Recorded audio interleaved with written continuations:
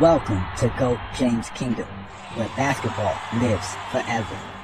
Here in GOAT James Kingdom, we attack the GOAT debate head on, where we challenge all Michael Jordan fans and all LeBron detractors to who is the GOAT of basketball.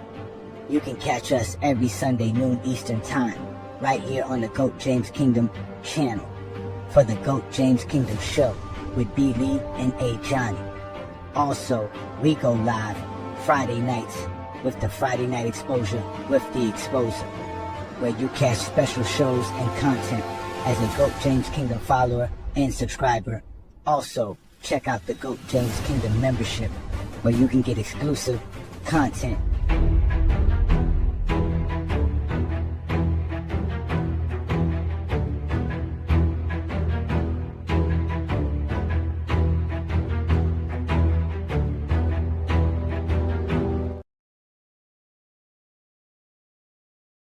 Breaking news this morning, GJK and FYF has taken over TikTok. Last Saturday's live has Zesty Jeffries scrambling. This duo plans on doing more TikTok lives. Advisory warnings have been issued to all Zesty Jeffries.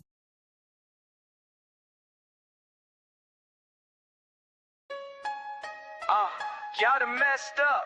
FYF and GJK is going live. Gather round, take a seat and take notes. FYF Sports with a new live debate show. GOAT James Kingdom in alliance, so it's a fire. TikTok takeover with two giants. That triumph got the Jordan fans fuming, trying to withstand the heat.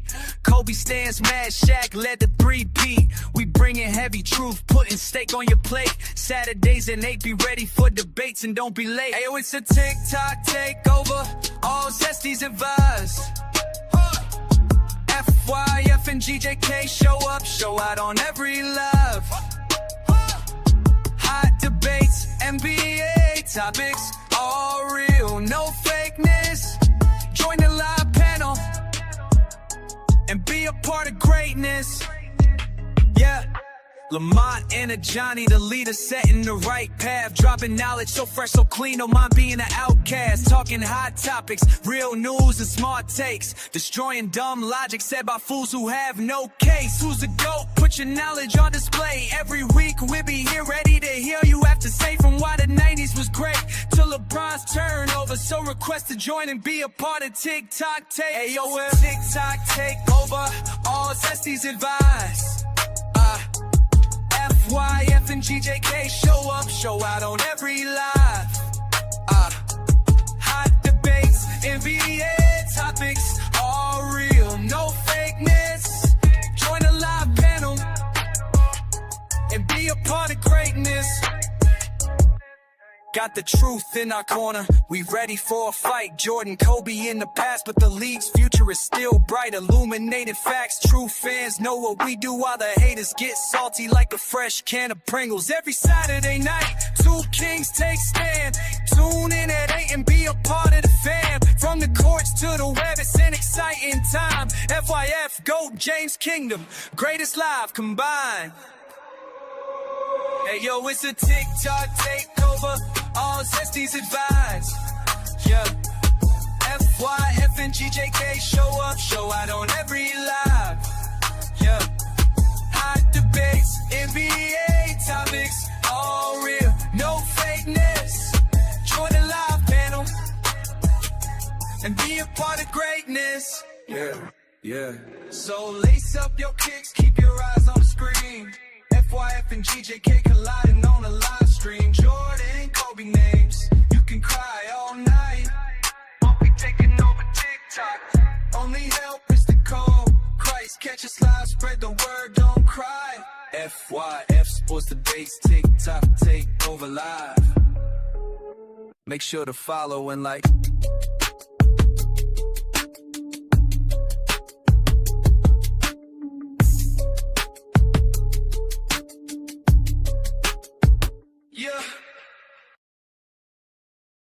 If you ain't gonna be don't get on the internet all tough and Twitter fingers and all that. If you're not gonna stand on, you ain't gonna stand on it. You ain't gonna stand by it. If you see the goddamn, if he see you, he gonna beat your ass. So I'm just like that. But anyway, I don't like guys, getting on. I mean, it's just for money. Don't try to kill kill guys' character and all that just for money, just so you can get up here and get some ratings. You know, if you're gonna be a journalistic and sit here and talk about the game, like y'all talking about the game in its purest form. Y'all debating it. My man right there sitting in that chair, he had all them stats about Jeff Malone, who's from who's my former teammate, and we went to the same high school, same neighborhood. Okay. Jeff Malone, that's my guy. But I was his bet. I mean, I'm talking about he was my bet, sorry. But I'm just saying, if you could talk about sports where y'all doing it in its purest form, I love that. That's why I said something. I usually just sit here and listen, but I love that. But don't get on here if you're an ex-player, mind you, and sit here and talk about guys, throw guys on the bus, talk about what they did.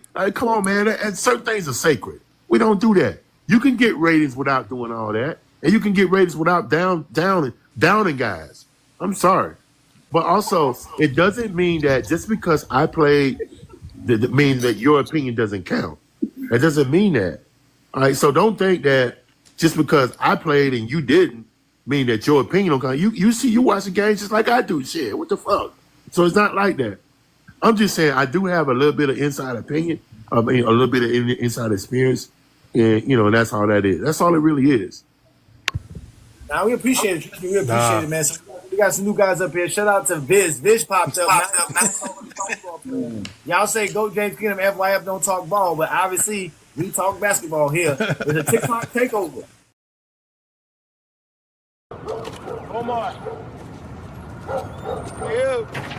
Omar coming, yo. Omar coming, yo. Omar coming. Come on. Get out of here. Omar coming. Put that shit down. Omar coming. Yeah. Yeah. Peace and blessings, y'all. Welcome to Friday Night Exposure. It's your boy, Johnny the Exposer. Bringing all the noise, best show on YouTube. The Zesty's light frontin', but y'all know what to do. Just hit that like button. Check out GJK membership, by the way. And check in every Friday, I got a lot to say. Too many lies needing to be exposed. Too many guys needed to be disposed. Stacking up the foes, I know how I treat them. Friday night after Friday night, just another master teaching. Providing stats, accolades, and achievements. Real information that be having Zesty Jeffries tweaking. If they decide they wanna bug out, no worries. That's why we had a 94 dugout. That's what you get, coming up with nonsense. Zesty Jeffrey logic, it's safe in the comments. Friday night, just tap in. The best show live is happening. We start at 9 o'clock, so be cool. It's Friday, you don't have a job and you don't have shit to do. And I'm challenging it. It is the challenge. I want this 20v1. Shout out to GJK members and FYF. You know what that means? Fuck your feelings for those who can't read. The most dangerous collaboration on the net. Ain't no exaggeration on LeBron is no longer a flex. Shutting down all Zesty Jeffries, they fear the exposer. We go live every Friday, none of them show up. So run and tell them all, GJK is live. And we'll show you an exposed Zesty Jeffrey every time. Y'all know what to do. Hit that like button. Subscribe and become a GJK member where Zesty Jeffrey Cemetery resides. Friday night, just tap in. The best show live is happening. We start at 9 o'clock, so be cool. It's Friday, you don't have a job and you don't have shit to do. Sorry, bro. Who the hell is this? I'm the type of nigga stand on business, nigga. One man arm and get 50, nigga. Welcome to GOAT James Kingdom. Welcome. I am a Johnny the Exposer, and y'all have now been exposed by the Exposer. I appreciate it. Peace and blessings, y'all. Welcome to the Friday Night Exposure with the Exposer. Y'all know who I am, a Johnny the Exposer, the Zesty Jeffrey Nightmare. Hopefully they can wake up from this because, again, I do this every Friday night right here on the GOAT James Kingdom platform. So y'all make sure to hit that like button, hit that subscribe button. Don't be afraid to become a member of the channel and support what we do here in GOAT James Kingdom. Also, shout out to everybody who's watching us on FYF Sports Debate and all the other platforms that we're streaming on at the same time. Again, you guys know to find us on Facebook, Instagram, Like I said, even on TikTok, it's a TikTok takeover. As you clearly see, we're doing big things even on TikTok. So again, support what we do here in GOAT James Kingdom. I'm A. Johnny the Exposer. Thank you for joining me on another beautiful Friday night. As we got a lot of beautiful people in the comments, man. Let's give some shout out to some GOAT James Kingdom members. Shout out to Olo, who became a GJK member. Peace and blessings, brother. I like that. LeBron James. Yes, sir. We definitely doing it. We got Twin Man up in here, Twain Gant, Sante, peace and blessings, man. The usual gangs here. We even got my boy Chiron Wright, peace and blessings, brother. Thank you for joining me again on a Friday night. As tonight's show is about, obviously, the conversation we had with Mr. Chiron Wright. Peace and blessings to Rap God, another GJK member. All right, Apocalypse is in the building. Shout out to you. Adrian, I see you here. Again, Adrian, you might not want to listen to tonight's show. It may not be the type of program for you, sir, as we will be talking and discussing the 90s and Michael Jordan in particular. It's not my fault. It's not my fault. But peace and blessings, y'all, man. Let's have some fun here. Again, I see all y'all in the comments. Juan Boy, yeah, Juan Boy.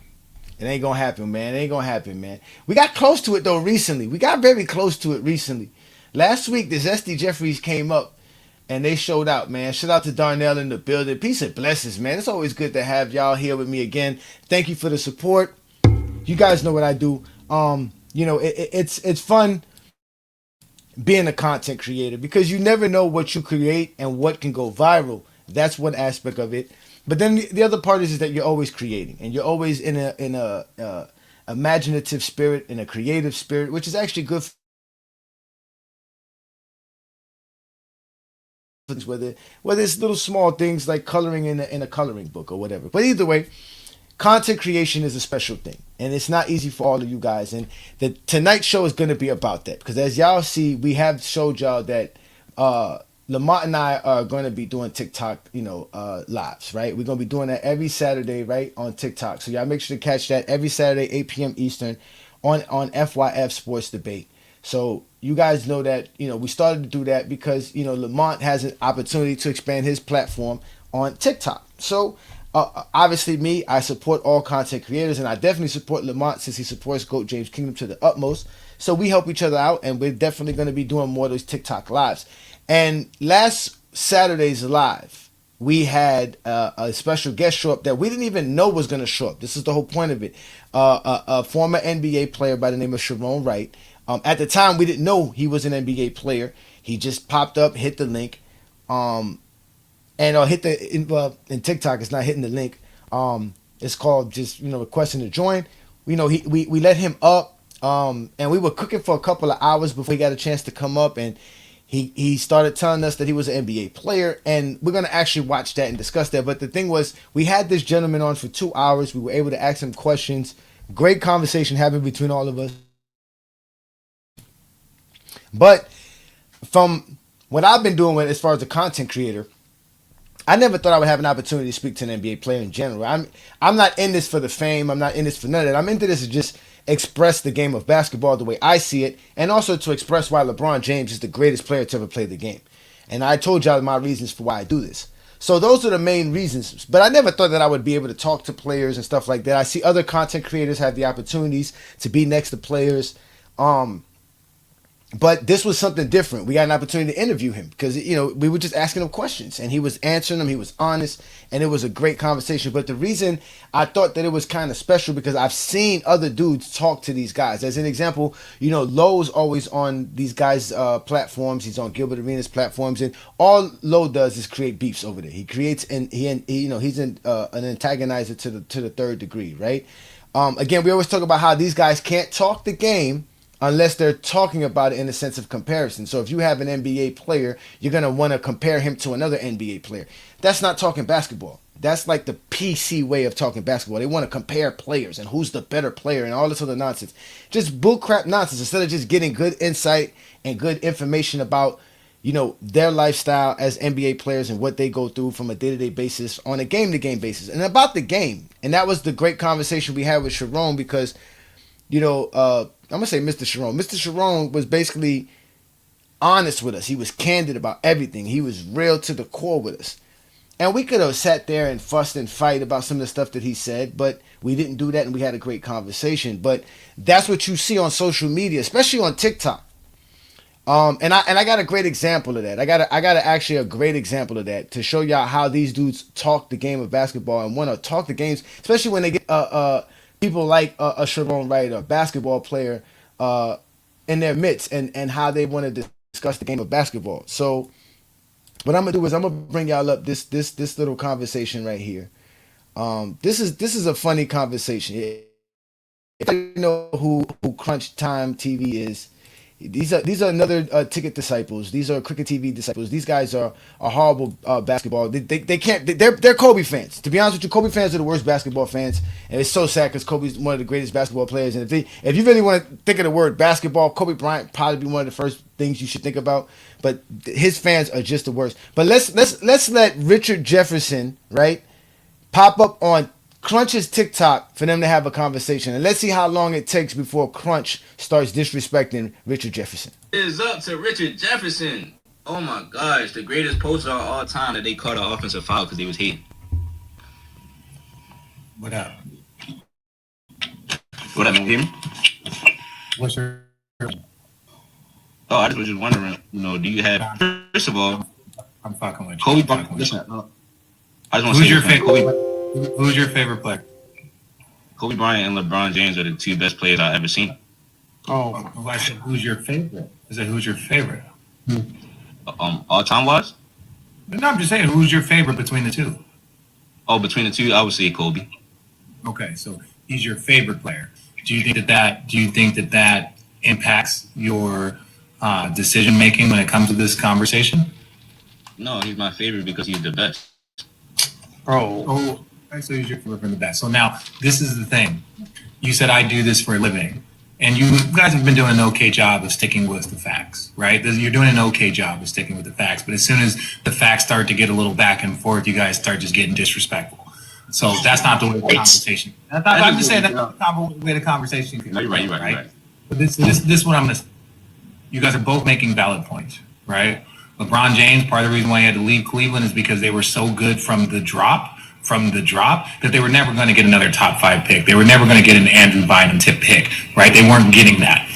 Secondly, Kobe did have the luxury of playing with 3 All-Stars. Don't forget, at one point in time, the Lakers had Van Exel, Eddie Jones, and Shaq. All 4 of them made the All-Star game, right? It's very, very different. So when you're trying to compare those, understanding the situations are different. No different than Charles Barkley into the league with Maurice Lucas, Dr. J, and Moses Malone. Where you go can impact your situation and how you're talked about.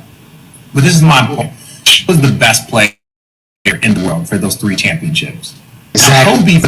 But Richard Jefferson, you said they were the facts, respectfully though. But didn't Shaquille O'Neal say that Kobe was the best player on all 9 planets? No, but you have to understand the NBA culture. You have to understand the NBA culture. Let me explain the NBA culture.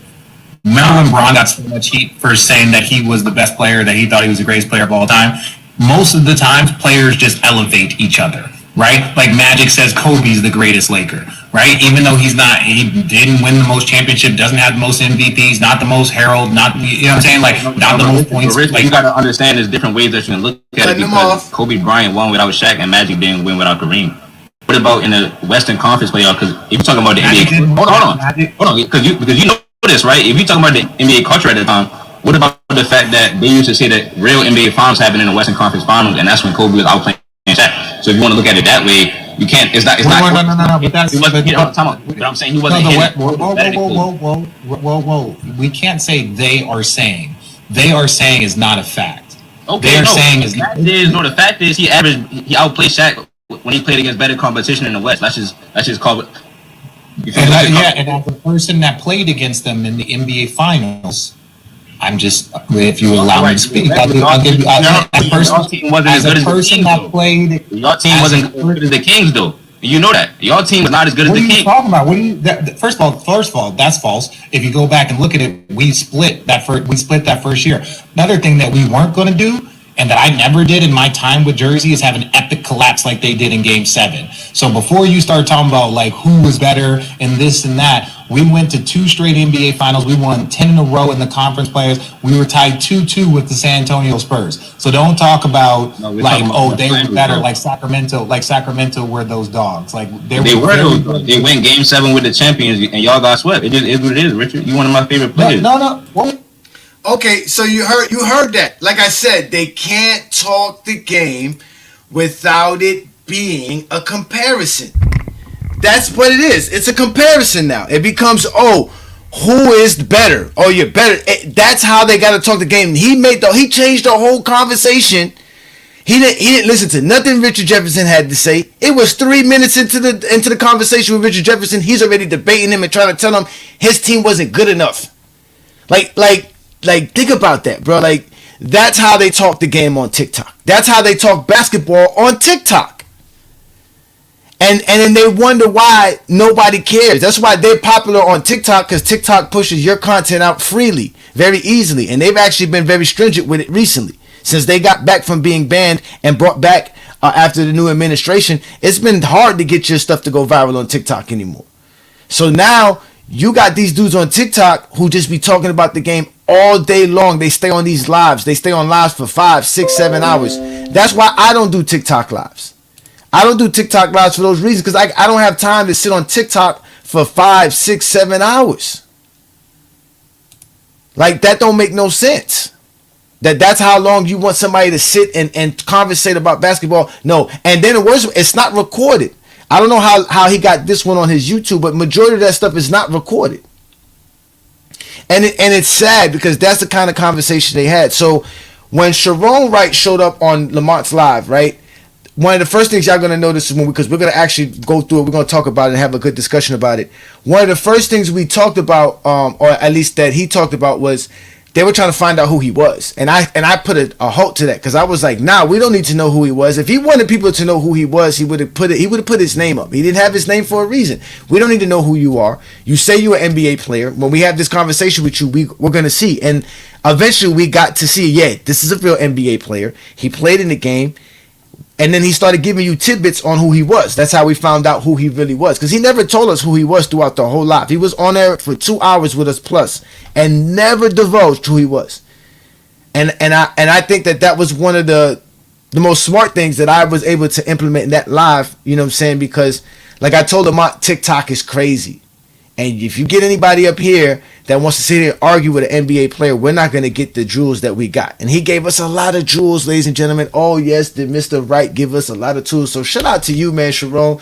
That was great by you, man. You gave us some great stuff, man. So again, welcome to the Friday Night Exposure with the Exposer. Y'all know what to do. Hit that like button. Hit that subscribe button. Again, y'all, it is a TikTok takeover. Lamont and FYF Sports Debate with GOAT James Kingdom is going to take over TikTok every Saturday night.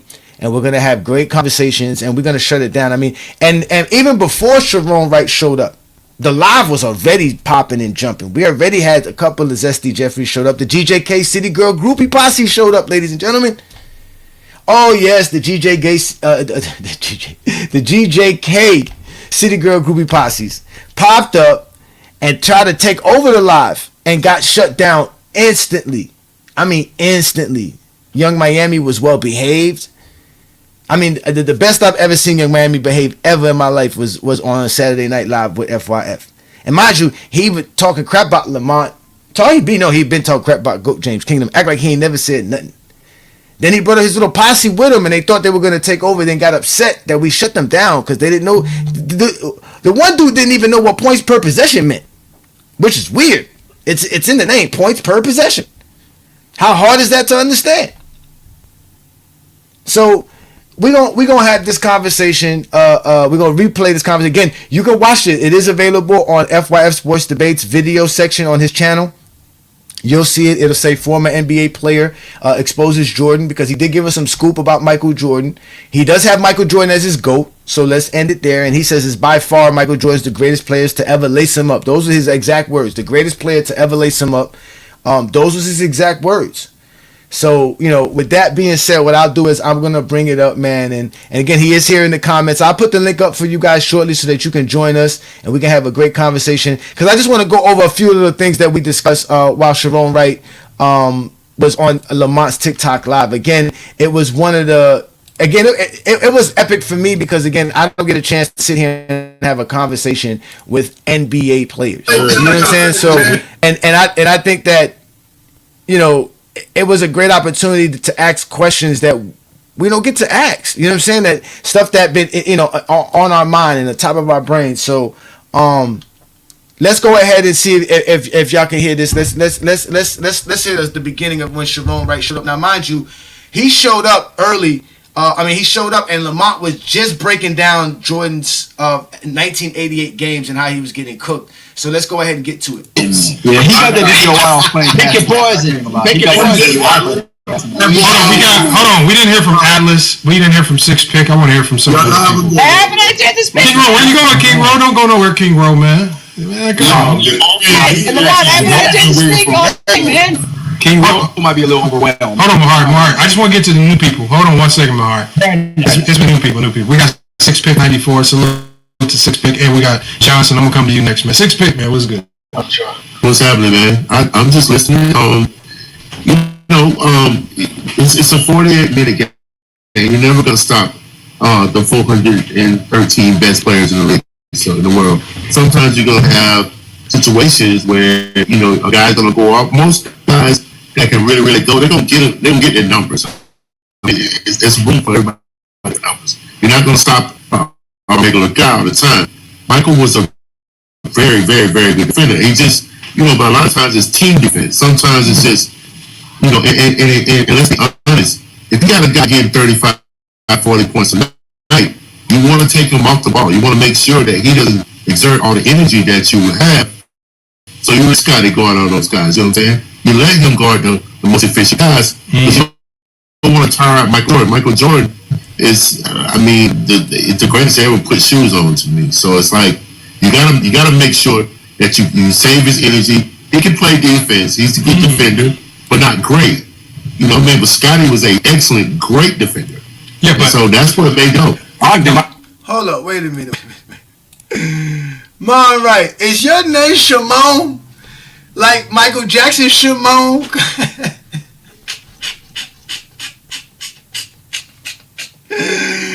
Oh my God, brother, that is hilarious. Shimon, bro, that is hilarious, bro. That's hilarious. Let's get back to tonight's program. I can't be messing with you fools, man. Every Friday night is something special with you dudes, bro. Now, Six Pick, I agree, but the problem is we have to critique his defense on a different level. No, I'm saying we have to look at his defense on a different level, and we have to study it because they said he was DPOY this year. Yeah, that was cap. Yeah. Well, we did it. What? How many times did he do it? The stats that I'm giving you are from the 1988 season. Bro, let the people speak, bro. He's having a conversation with Sick Pick.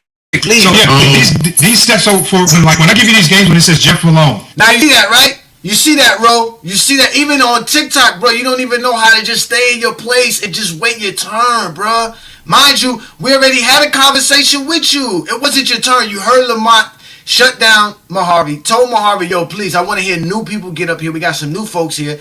It was Six Pick time to speak with Lamont. And here you go, jumping in. This is what we keep telling y'all, have no show etiquette, bro. Y'all always want to interrupt, be disruptive and disrespectful.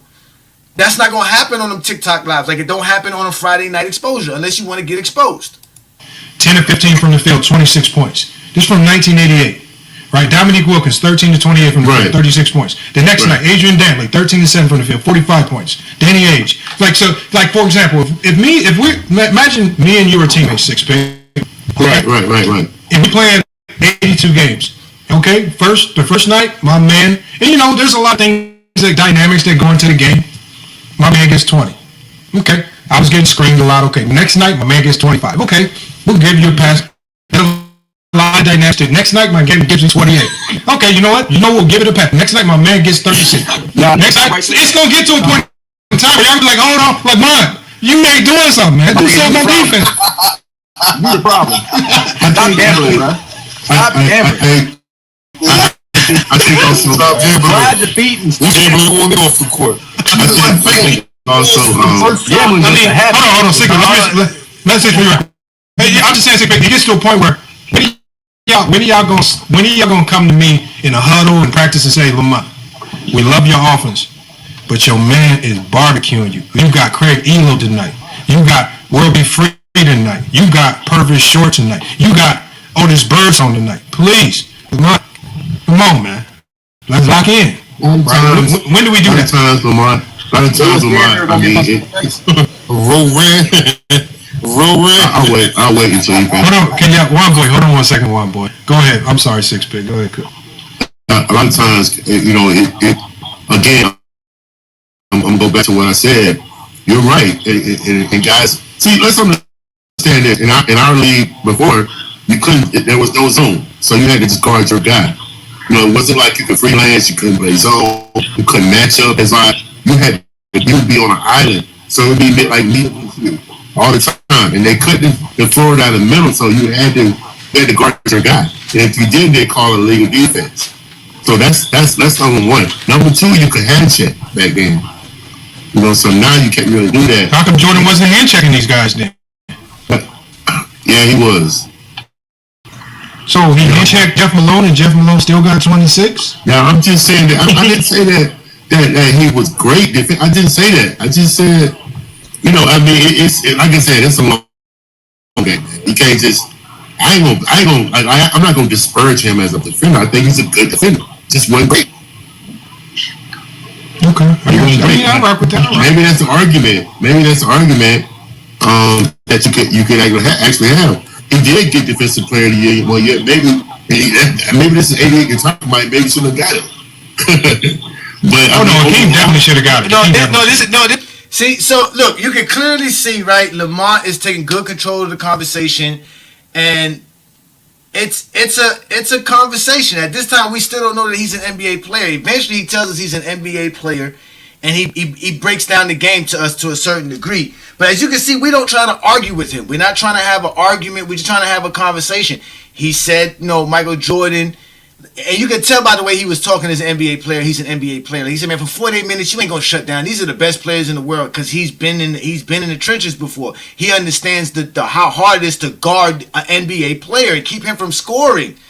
That's why when y'all be bringing up stuff about stat padding, Lamont even asked him about that, about stat padding. Y'all don't be knowing the game, man. So let's move forward a little bit forward into the conversation here because there's some good tidbits that he gives to us.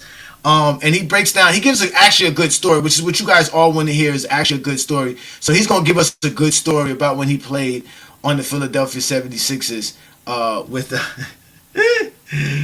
Oh my God, with Stackhouse. This is a funny story here. And back then there was no internet, so you had to kind of have what was called beat writers. Beat writers came in and they would get some quote from you before the game and all that. And so so the guy that was a beat writer for the Sixers, his name was Phil Jasner.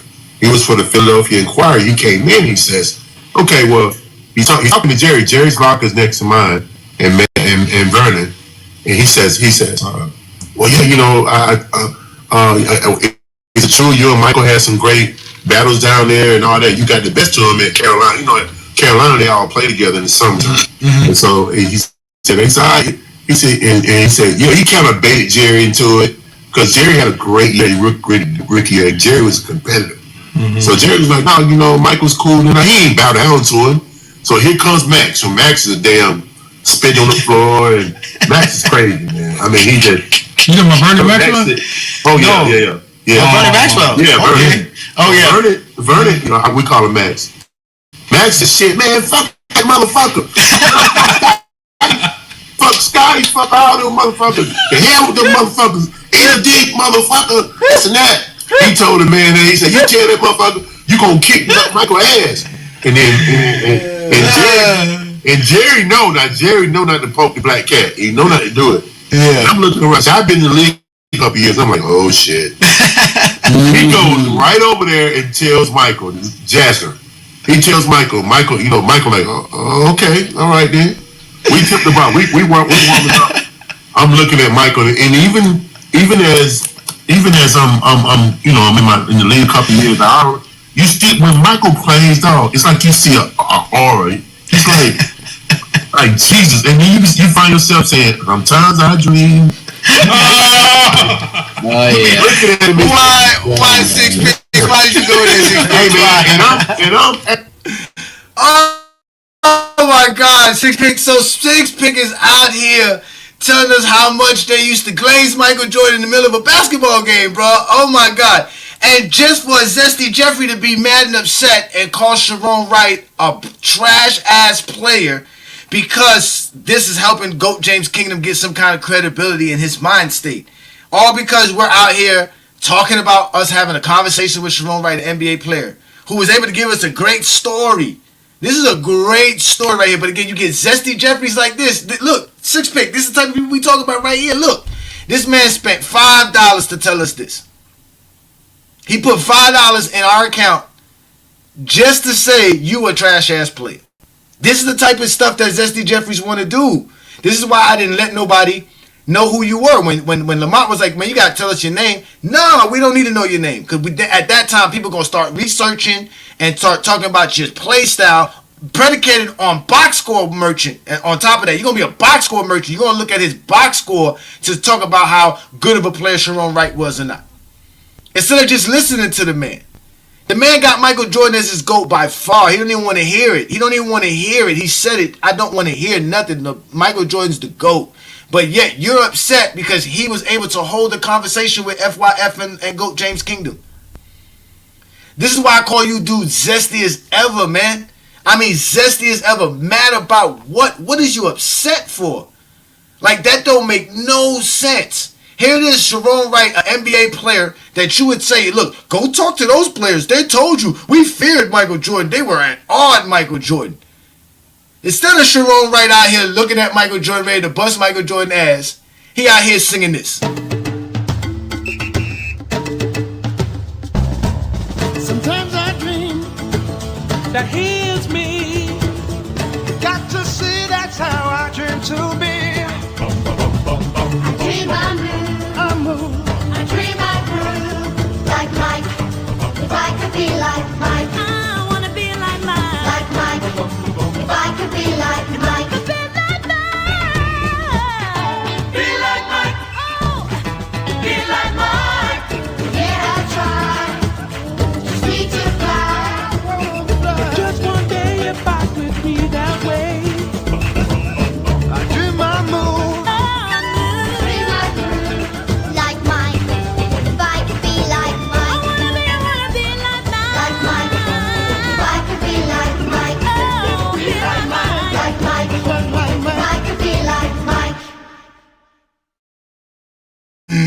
Bruh, and again, it doesn't stop. Check this out. Look, check this out, Mr. Chiron. Look, check him out. Check him out.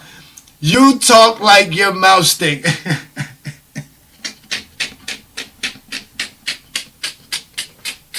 This is how upset they be.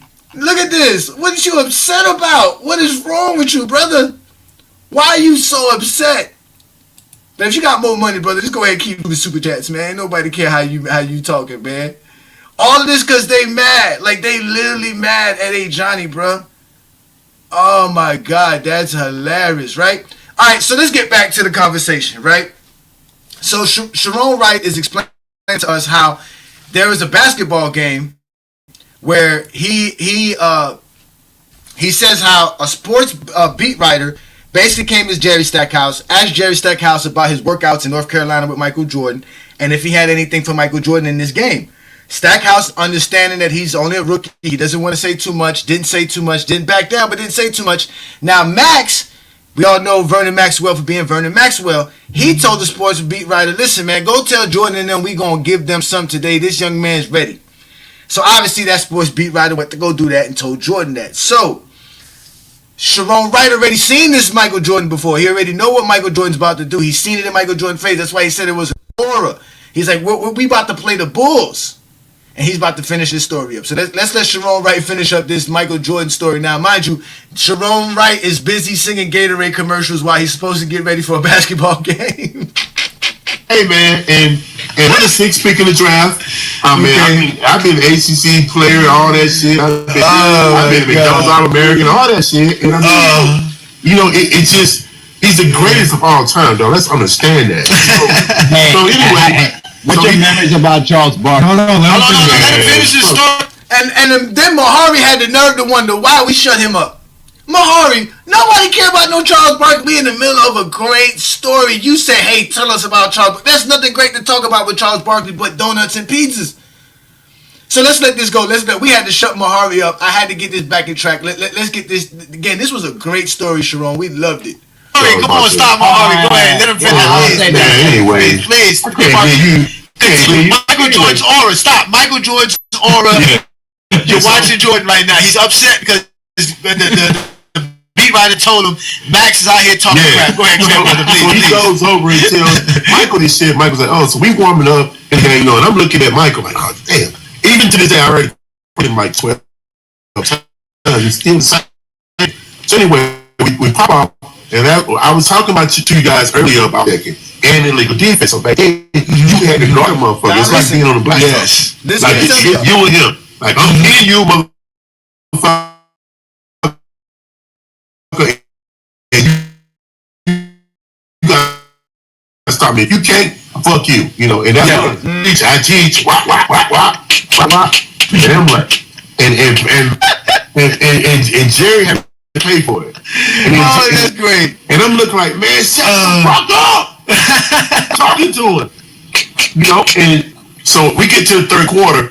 He's got 49. Damn. Third quarter. We got 10 minutes to go in the third. if Phil had to be 8, and all of them were like ISO plays. They weren't like he can stick. They were like, no, fuck all that. ISO, you reach out, and let me just say here, Jerry was an excellent defender. Not good. Jerry was a great, and when he was younger, Jerry was a dog now.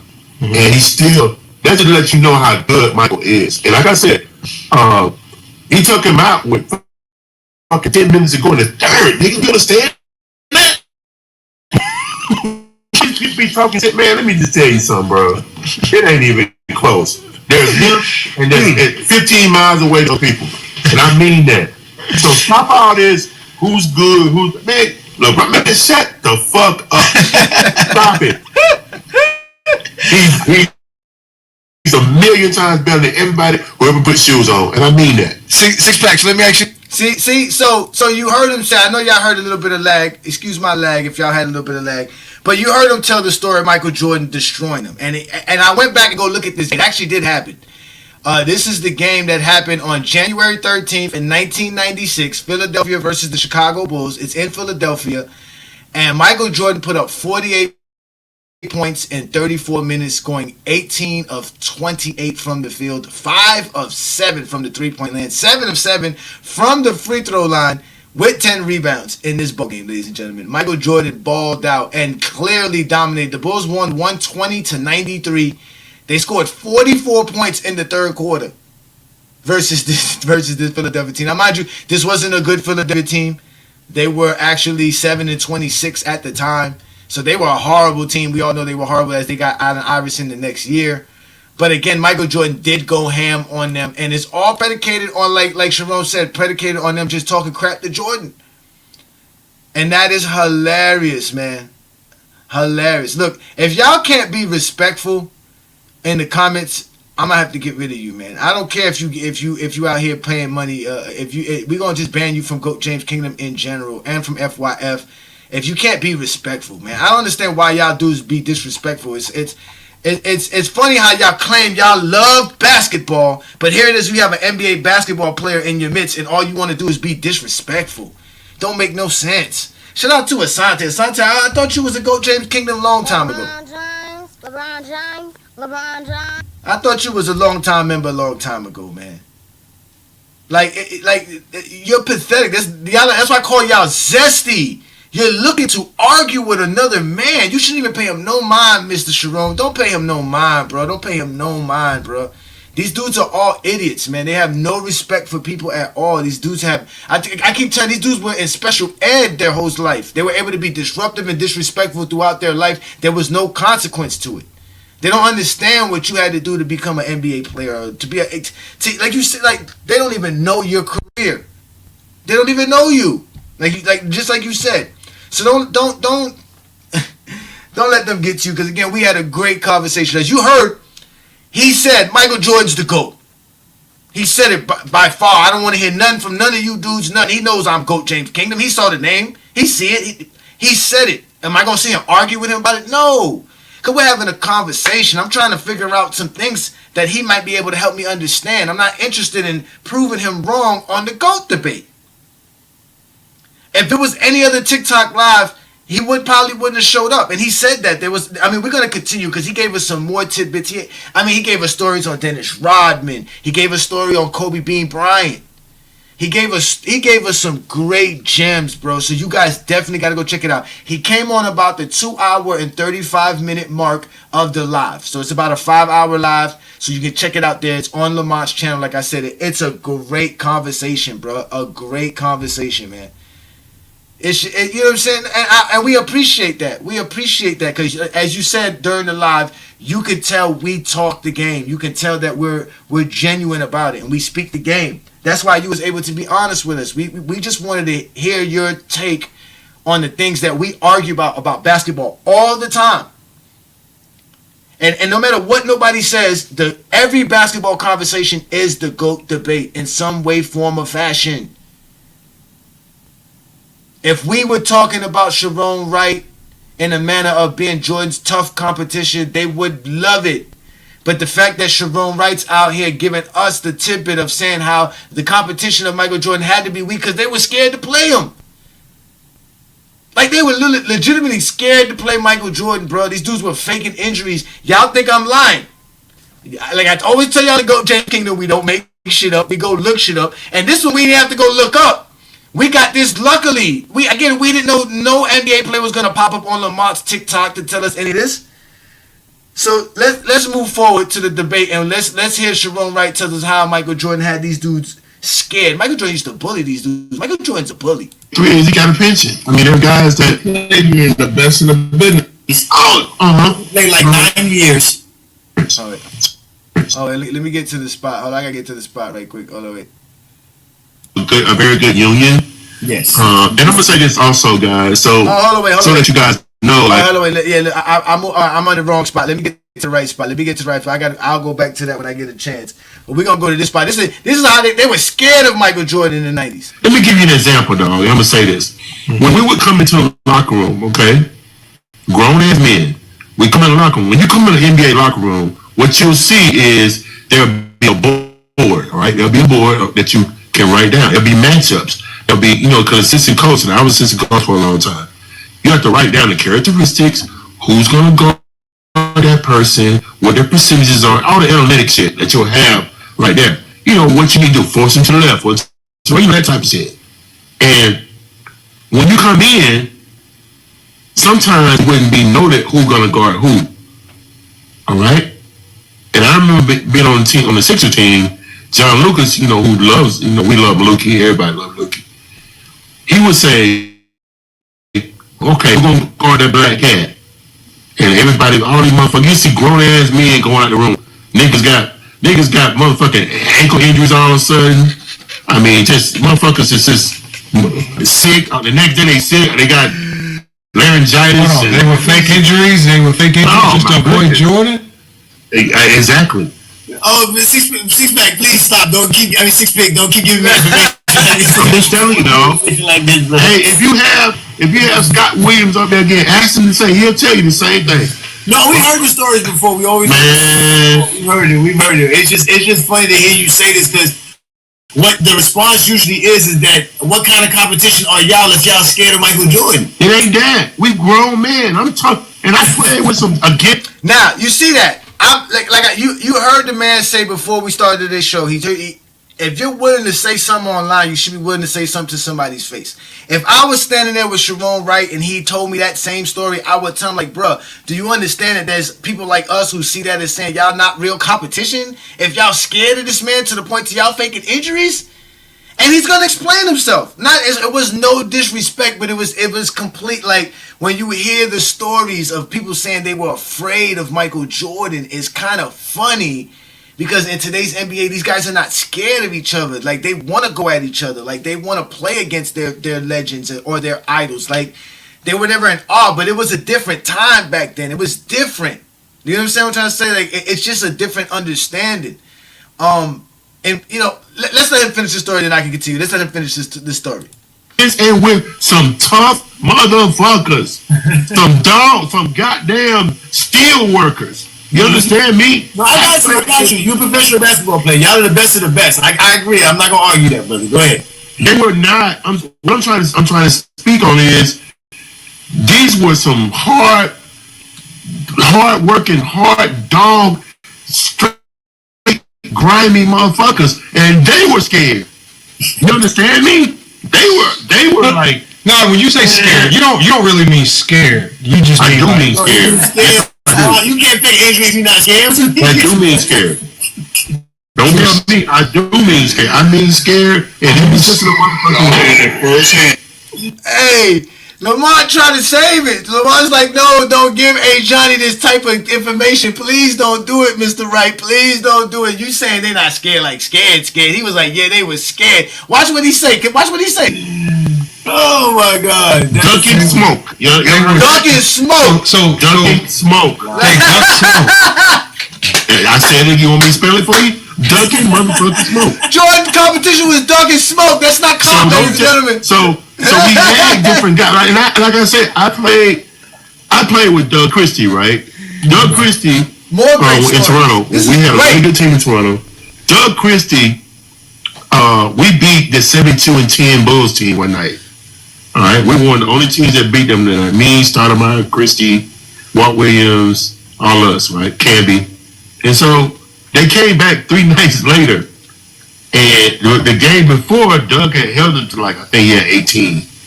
I said, shit. So when I read the box score that night, I said, oh, shit. When he comes back, oh, my God. And let me tell you something, man. He came back to the Skydome. Jesus Christ. No, we went there. Oh my goodness, man. Oh, this is. And it was just like, hey, bro. All it was sometimes I dream and he and me. Oh man, that shit crazy.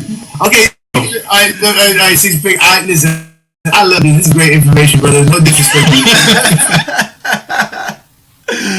So 6 Big out here giving us, I mean, like I said, gem after gem after gem, just breaking down stuff.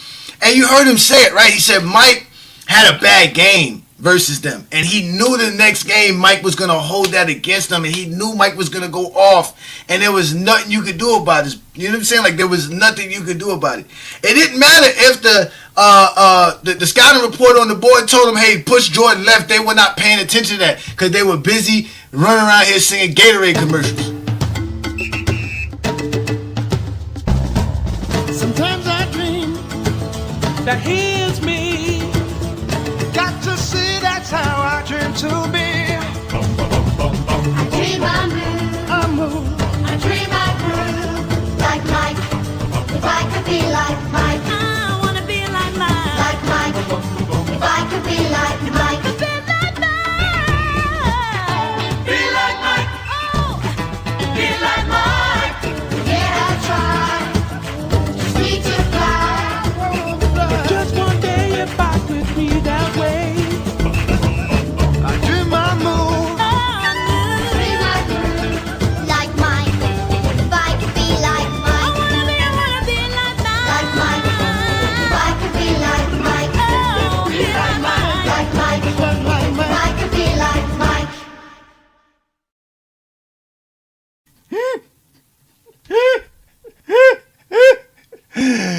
Oh my God, bro. That was great, man. Shout out to, again, he gave us a lot of gems, bro. He gave us a lot of gems, man. It was so great to have that conversation with him. I mean, we talked about hand checking. We talked about zone defenses. We talked about so many different aspects of the game. It was really a great conversation. He told us about, like I said, he talked about how Kobe Bryant came in as a high school player and was cooking them in practice. He talked about Dennis Rodman. He mentioned how he spent the whole game trying to prevent Rodman from getting 1 rebound, and Rodman ended up with 20 rebounds. And mind you, Chiron Wright was a center, big man, 6'10", 6'11". Again, I put the link up. You can hit the link again, Sharon, Mr. Sharon. When you hit the link, it'll send you to a platform called StreamYard. From there, it'll ask you to put your name in. You don't have to put your camera on. You don't have to put nothing. You can just pop up. Once you hit enter, I'll pop you up on the screen here, and we'll have a conversation if you want to pop up. I got my boy Olo. Olo's in the building, a GJK member. Peace and blessings, brother. Thank you for becoming a member. What's good, man? What's good, man? Can you hear me? I can hear you. Go ahead, brother. You know, it's crazy about the guy, respect to the NBA player that was on the TikTok stream, but it's crazy how he mentions the competition, Jordan's competition, I may add, being scared, taking injuries, not wanting to play him, singing, I want to be like Mike and all this bullshit. But we always hear about, I don't know if you remember a time, I think this was like during the time where Jokic was starting to win his first couple MVPs. And during the regular season, everybody was saying that Joel Embiid was ducking Jokic because every time they played against each other, either Jokic would fake an injury or Joel Embiid would fake an injury, according to them.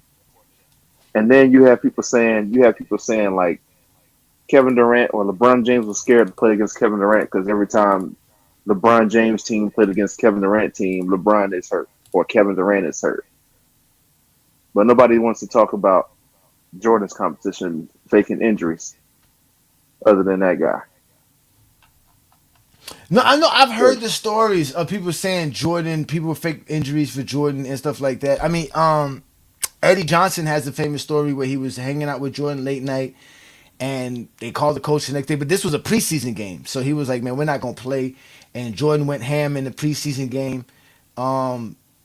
Again, like he said, everything is one-on-one, man. So if you can't guard Jordan, how you gonna stop him? Like nobody, you know what I'm saying? Like there wasn't too many people who can guard Jordan one-on-one. He was that good in that era. That's why he was so good. But that's why he was able to dominate because he was able to just play one-on-one majority of the time. Right. Like today's players would dominate in that era because of that. LeBron James has not seen one-on-one basketball for over 20 years. Probably he's ever. barely seen it. He barely see it because in high school he doesn't see it in high school. No, they play a lot you of see what I'm saying? So exactly. So when he joins the NBA, you see what I'm saying? Shout out to you, man, Mr. Wright. Thank you again so much. I don't know if you're still watching, but it was a pleasure, man. Hopefully you didn't feel disrespected by anybody in the comments or definitely anything by us. Again, we appreciate your conversation, man. It was great. It was, like I said, it's just funny to hear you say how y'all were terrified of Mike. That's how good Mike was in y'all era. Like he was really that dude. Like it. Again, I will put the link. If you look in the chat, you'll see it say join the exposer. It'll have a link. I don't know if you're on your phone because I think if you're on your phone, I don't know if you can hit the link on your phone. I think you have to do it from a desktop. How did you guys get on from your phone? Is it the link is in the chat, right? Yep. Okay, yeah, the link should be in the chat. It should pop up. It should be a blue link, and as you see it, it should say join the exposer. Hit that link. It'll send you to another platform. That platform will allow you to put your name in, whatever name you want to put in, and once you hit enter the backstage, I'll be able to bring you up. It'll show you being here. So if you want to show up here, we appreciate it, Mr. Wright. We'll have a great conversation again, man. It was a great conversation. Like I said, we talked so much about more than just Michael Jordan. He talked about eventually we got other guys to ask him questions. Roe tried to ask him about Glenn Robinson and Grant Hill. Again, it was just a great conversation. You were there, Juan Boy. How did you experience the conversation we had with Mr. Chiron Wright? Hello? We hear, brother. We hear you. Peace and blessings. Chiron Wright just joined us. What's good? Peace and blessings, brother. What's up, my guy? Let me bring everybody up. Here we go. That's perfect. Go ahead, Juan Boy. Man, What's up, Juan? What's going on, man? Don't be shouting me out. You know they're gonna start hating me once you start. Hey, Juan, I made some new friends, man. That's my boy right there. Shit. Yeah, but just like I was telling Johnny, man, when you came up on Saturday, it was, you know what I mean? Not only was it good for us to, you know, get a personal experience from a former player. It was just good to speak with you as a basketball fan, man. And yeah, you respectful. too.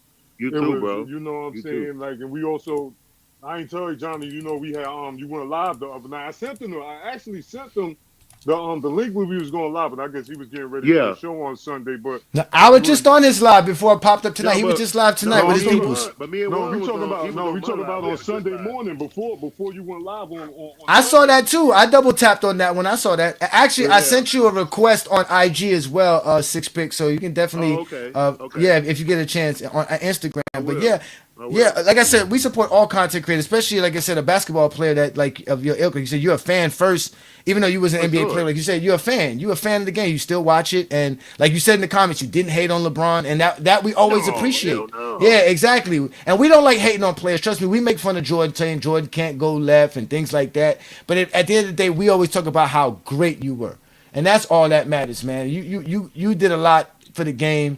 As far as being Michael Jordan or LeBron James, there's so much that they both did to the game that we just gotta appreciate both of them. So, but again, it is a I always war. say, It's a war, though. I tell you all the time, it is a war. I don't care what nobody say. There's two sides of this, though. There is definitely a fine line.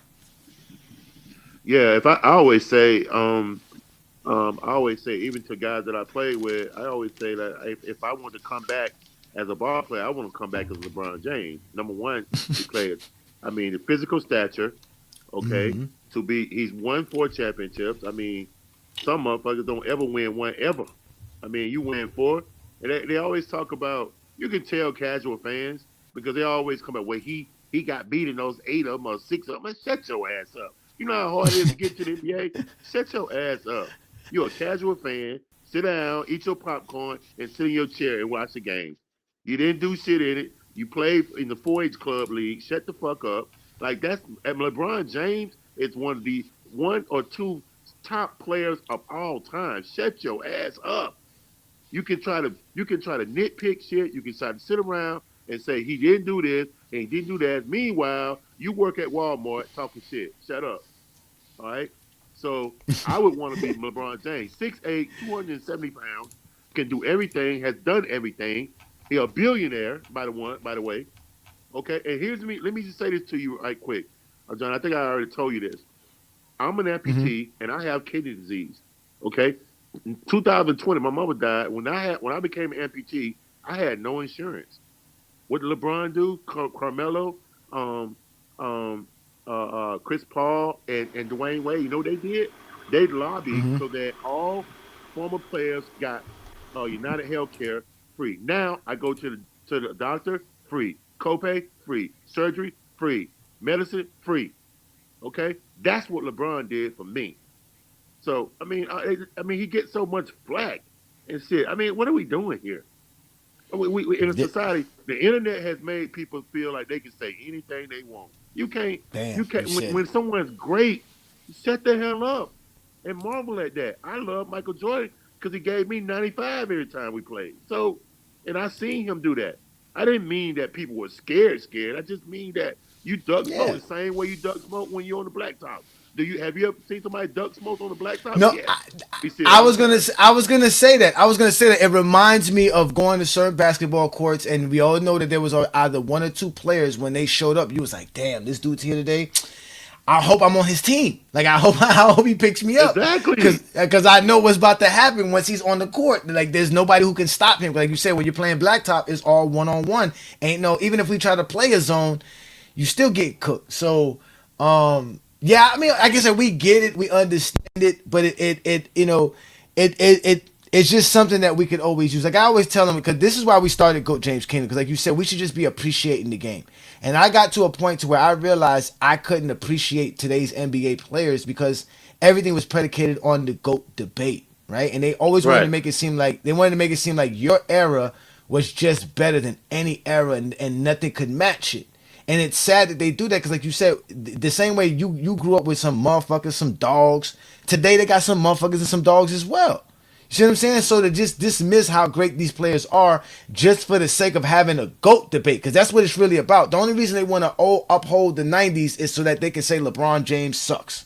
They don't really care about the 90s. They don't care about you. As you can see in the comments, they're ready to go in on you if you're not in line with how they want everything to be talked about. So it became a problem for me because I was like, damn, I can't even talk basketball Because we have these fans, that's why I call them Zesty Jeffries. All they want to do is argue with you. They can't just accept greatness. They can't talk about the game. They can't break the game down for you. They can't explain to you what they see. And they lie all the time about the game. So to hear you tell us your side and your truth, it hurt them. Because it's like, you know what I'm saying? Like, damn, you why are you talking to Goat James Kingdom and giving them the truth? Because they wouldn't even know how to get that from you. They wouldn't even know how to have that conversation with you, because they would be busy arguing with you about why you think LeBron's great. Yeah, there was a guy in the comment, and I was like, dude, like, I'm right here. You sit here talking, you don't even know me. You know what I mean? And did I average 30 points a game in the NBA? No. You know, but I was All-American high school. You still played. You know, so, I mean, it is what it is. But, like, you know, man, I don't care nothing about that shit. I support my guy. This is my guy right here. I'm supporting him. Appreciate it, man. Friends last week. Juan was there. My boy Juan came on my Boy, live. yeah, man. Come on, dog. Man, Yeah, Juan Boy's a real basketball fan. But Juan Boy is a real basketball fan. He likes basketball. He watches it all the time. But you know, I wanted to ask you that, right? Because you know, people people look at your stats, right? They see that you average like 10 points per game for your career, and they'll say, "Oh, you wasn't really a good player, a good scorer." Right. Can you help them understand how much sacrifices NBA players do from scoring just to be able to play in the NBA? Because it's not like you can't score. It's not like you can't put up a bucket. It's not like you can, you know what I'm saying, score. It's just that you had to play a role, right? There's a role, and not everybody can be a scorer. Mm-hmm. These niggas should know that though, Johnny. Let him break it down. Mm-hmm. I'm gonna tell you like this right here. I look at it in two ways. One, I look at it like say when like I was looking at a game, Angel Reese had 20 rebounds. She had 15 and 20. All right, that's a double-double. I don't give a fuck who you playing. 15 and 20 is that's a double-double. A double-double is hard. It's hard to do. If you ever played, you know that. Now, if you're a casual fan and you worked at Lowe's and you think you just watch it, you just start playing, you're not gonna get it. You're gonna think, well, I need to be like Caitlin Clark and shoot from the logo. That's basketball. That is not basketball. A double-double, a triple-double, you know what I'm saying? Being tough out there on the boards. Like I came along, I played, and I knew one way to play. Okay? If I'm playing with Iverson and I don't set that screen, they gonna sit my ass down. I don't give a fuck about none of that. I got to get him the ball. He got to get his 30. I got to get my 10. And that's what it is. They paying you to do that. Set your ass up or you going to sit down. You understand me? So, I mean, it's just like that. I mean, but you can tell a casual fan, someone who, and I ain't saying you got to be a super fan. I ain't saying you got to play the game you got on a high level. I'm saying shut the fuck up if you just start watching the game or you just on the sideline and you throw the ball up behind your back somewhere. I mean, it's like, okay. But don't sit here and try to act like you know more than people that played or been around. You got your opinion, but opinions are like assholes. Everybody got one. Stay in your lane. And we always tell them that we don't care about your opinions. We be like, yo, we don't care about your opinions. We don't care. We want to know what you know about the game. Don't tell us your opinion. What do you know? You see what I'm saying? But they can't do that. We don't care that you played in the church against Brother Johnson. We don't care. No one cares. I mean, you had 25 points against a 70-year-old man. You know, it's like, come on, man. You played in the rec league. Okay, all right. But that's why a double-double, it's hard to play in the league. But in the NBA, dog, you got your role to play. There are role players. There are about 7 or 8 or 9 superstars in the league at every point. And everybody else is just, it's work. Everybody else is a job. Yo, man, you got some semi-superstars. You got some guys that are budding superstars. But listen, there are 400 and something people in our league. All of them can't be superstars. Somebody got to set a screen. Somebody got to rebound. Somebody got to play defense. Somebody got to do something. And those guys that do that, they getting paid to do that, but they're not getting paid to chuck up shots. They're not getting paid to be on ESPN. So there are guys that you don't see on ESPN. You don't see on the commercial. You don't see with the shoe commercial. You don't see getting that money out the side. But they still got a motherfucking job. They go to work like you go to work at the steel mill, nigga. So stop it. Just enjoy the game and shut the fuck up.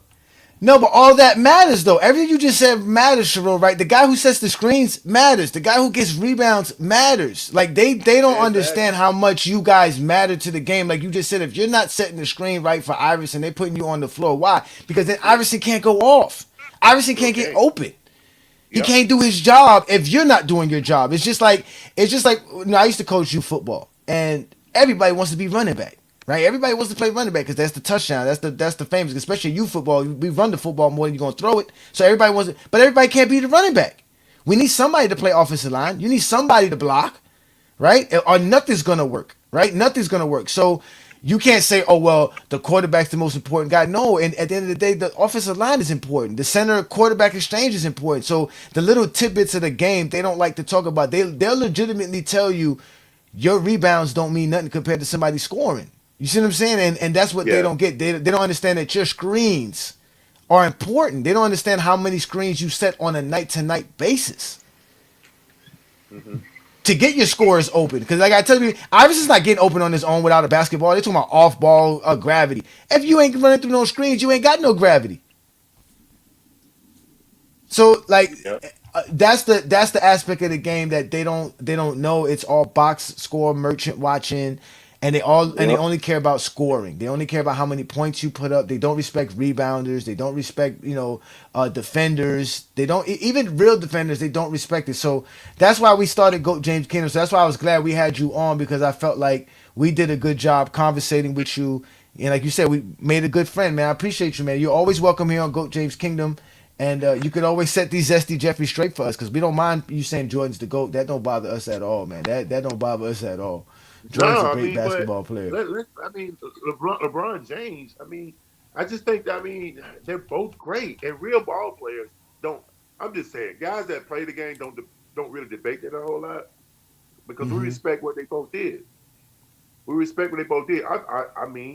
So a lot of people, if you line up 10 people, 5 of them gonna say LeBron's the greatest ever. 5 of them gonna say Jordan. I get it. I played against Jordan. I was around. That's my era. So of course I'm gonna say, because I saw what I saw. But that don't mean LeBron is a fucking piece of trash. LeBron is a dog, and he's won. I just think people make up their own narrative about it. They make their own narrative about, okay, he can't do this, or he got mad at Mario Chalmers, or it's like, shut up, man. Shut up, man, and just watch the game. Or he and you be on TikTok. On TikTok, you hear it all, because you be on TikTok, so you hear it all on TikTok, boy. Yeah, cut it out, bro. Let me see it. Oh no, you want to ask Mr. Wright anything? Since you here, y'all want to ask him anything? Y'all there? Can you hear me? Y'all not there? Yeah, I can hear you. Go ahead, Olo.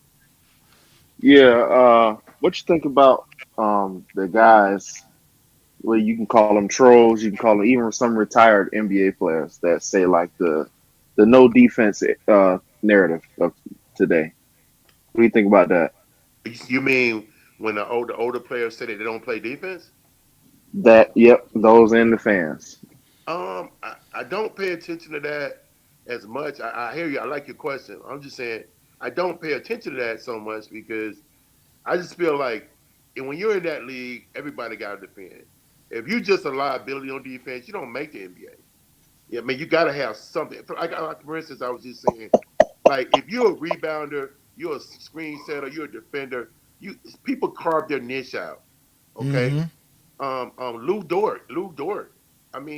We're not paying Lou Dort coming up on a deal. They're not going to pay him because he can put the ball in the open, in the rim. They're going to put it up because he's one of the best defenders in the league. That's it. Everybody has their own situation, their own that they add to the game. Everybody do. I was a defender. I was versatile, so I could play forward and center. Okay, I came into the league. That's why I got drafted high. I got drafted high not because I was at Clemson. I averaged 90 a game. I was at Clemson. I got drafted that way because I was versatile. I'm 6'10". I could play forward and center. I led the conference and country in block shots. Okay, my years. I led the conference in 3 categories every year. So, I'm valuable and I'm big. I'm strong. So they need that. They need that because I was going to be on a team with Sean Bradley, 7'6", Sean Bradley. And Clarence Weatherspoon was playing out of position. So they drafted me to play the forward. And I did. I played well. My point to you is that everybody got their own role to play. And I think sometimes, there are some guys that give up buckets. There are some guys that are not good defensively. You're going to have them. But I guarantee you they add something to the game. I don't believe that you should have anything negative to say about guys. I just don't, because it's hard to be one of those 450 in the world. All right, that's true. That's true. But let me ask you this though. To be honest with you, you guys are more NBA fans than anything, right? You guys still watch the game. You guys still Oh yeah, appreciate the game, right? When yeah, I you do. when you talk to your ex teammates, y'all talk about the games and break the games down and do you see the evolution beyond the actual like athletic ability and skill? Like, is there an evolution in like play calling and how teams strategically put things together? Do you see that in the game as well? Like everybody talks about it. Yeah, I see plays that I used to run. You know why? Because Mm-hmm. I mean, it's a revolving door, and the NBA is a family. I'll tell you why. Mike Malone, okay? Mike Malone was in our locker room all the time. You know why? Because his dad, Brendan Malone, rest in peace, was our head coach. I used to Mm-hmm. sit around with him. Now, and who knew that Mike was going to be a championship coach? But yeah, he was. You understand? I used to Yeah. be, I used to go into locker rooms when we played Charlotte. Guess who playing cards in the locker room? Steph and Steph Curry. They're there. You understand? So we see things. I was talking to Damon Stoudemire the other day. That's one of my best friends, and Tracy Murray, one of my best friends. They were my teammates, and we were talking about like flare screens. We were talking about the Iverson cut Mm-hmm. that people run now. People run the Iverson cut, but no one ran it before. It's the Sixers have run it. That's why they call it the Iverson cut. We see things. It's just over and over and over. We see the same things. The game is still pick and roll. It still is. Mm. Yeah, it's still a lot of pick and roll, and it was like that back in the days. And I gotta tell people they still run a lot of plays. A lot of people act like it's all isolations, 5 out offense. You still see teams run a lot of great offensive sets. Still, teams like Boston run great sets. Like you said, Mike Malone in Denver, they used to run a lot of great sets. And it's also easier to do that when you have great playmakers like a Joker, right? Like guys like Derek White and Jason Tatum who are willing passers. It kind of helps out to be able to see how they run those. Even in Miami, because I'm a big time Miami Heat fan. We run a lot of different sets. People don't understand that, and people only know the triangle. They always tell you it's the triangle. Even recently, I know how you say you don't like these NBA players talking, and they had Tracy McGrady and Gilbert Arenas show, and they were talking about Kobe Bryant and Tracy and the opportunities to win championships. And then they brought up the conversation about the triangle offense and if LeBron played in the triangle offense. And they Right. make it seem like there's no other offenses ran in basketball. LeBron could not play in the triangle. That's hilarious. Okay, here you go. This is one of the best Zesty Jeffries we got here. So Brandon Katz, you've been very patient. Go ahead, get your take in. Yeah, no, I was going to say I listened to Chiron and others, and I think that what many people miss, and it's interesting, like Johnny, when you talk about how the Jordan people don't talk basketball, to me the LeBron people don't talk basketball. They talk narratives, because what's interesting is LeBron James got pushed out of high school. LeBron was on the cover of Sports Illustrated as a teenager. When LeBron came out of high school, he got drafted. He was already being pushed as one of the best players of all time. And so the media has pushed LeBron, and they pushed the idea that LeBron is an incredible and generational talent, a great player his whole career. When Michael Jordan got drafted, he wasn't even the first or second pick.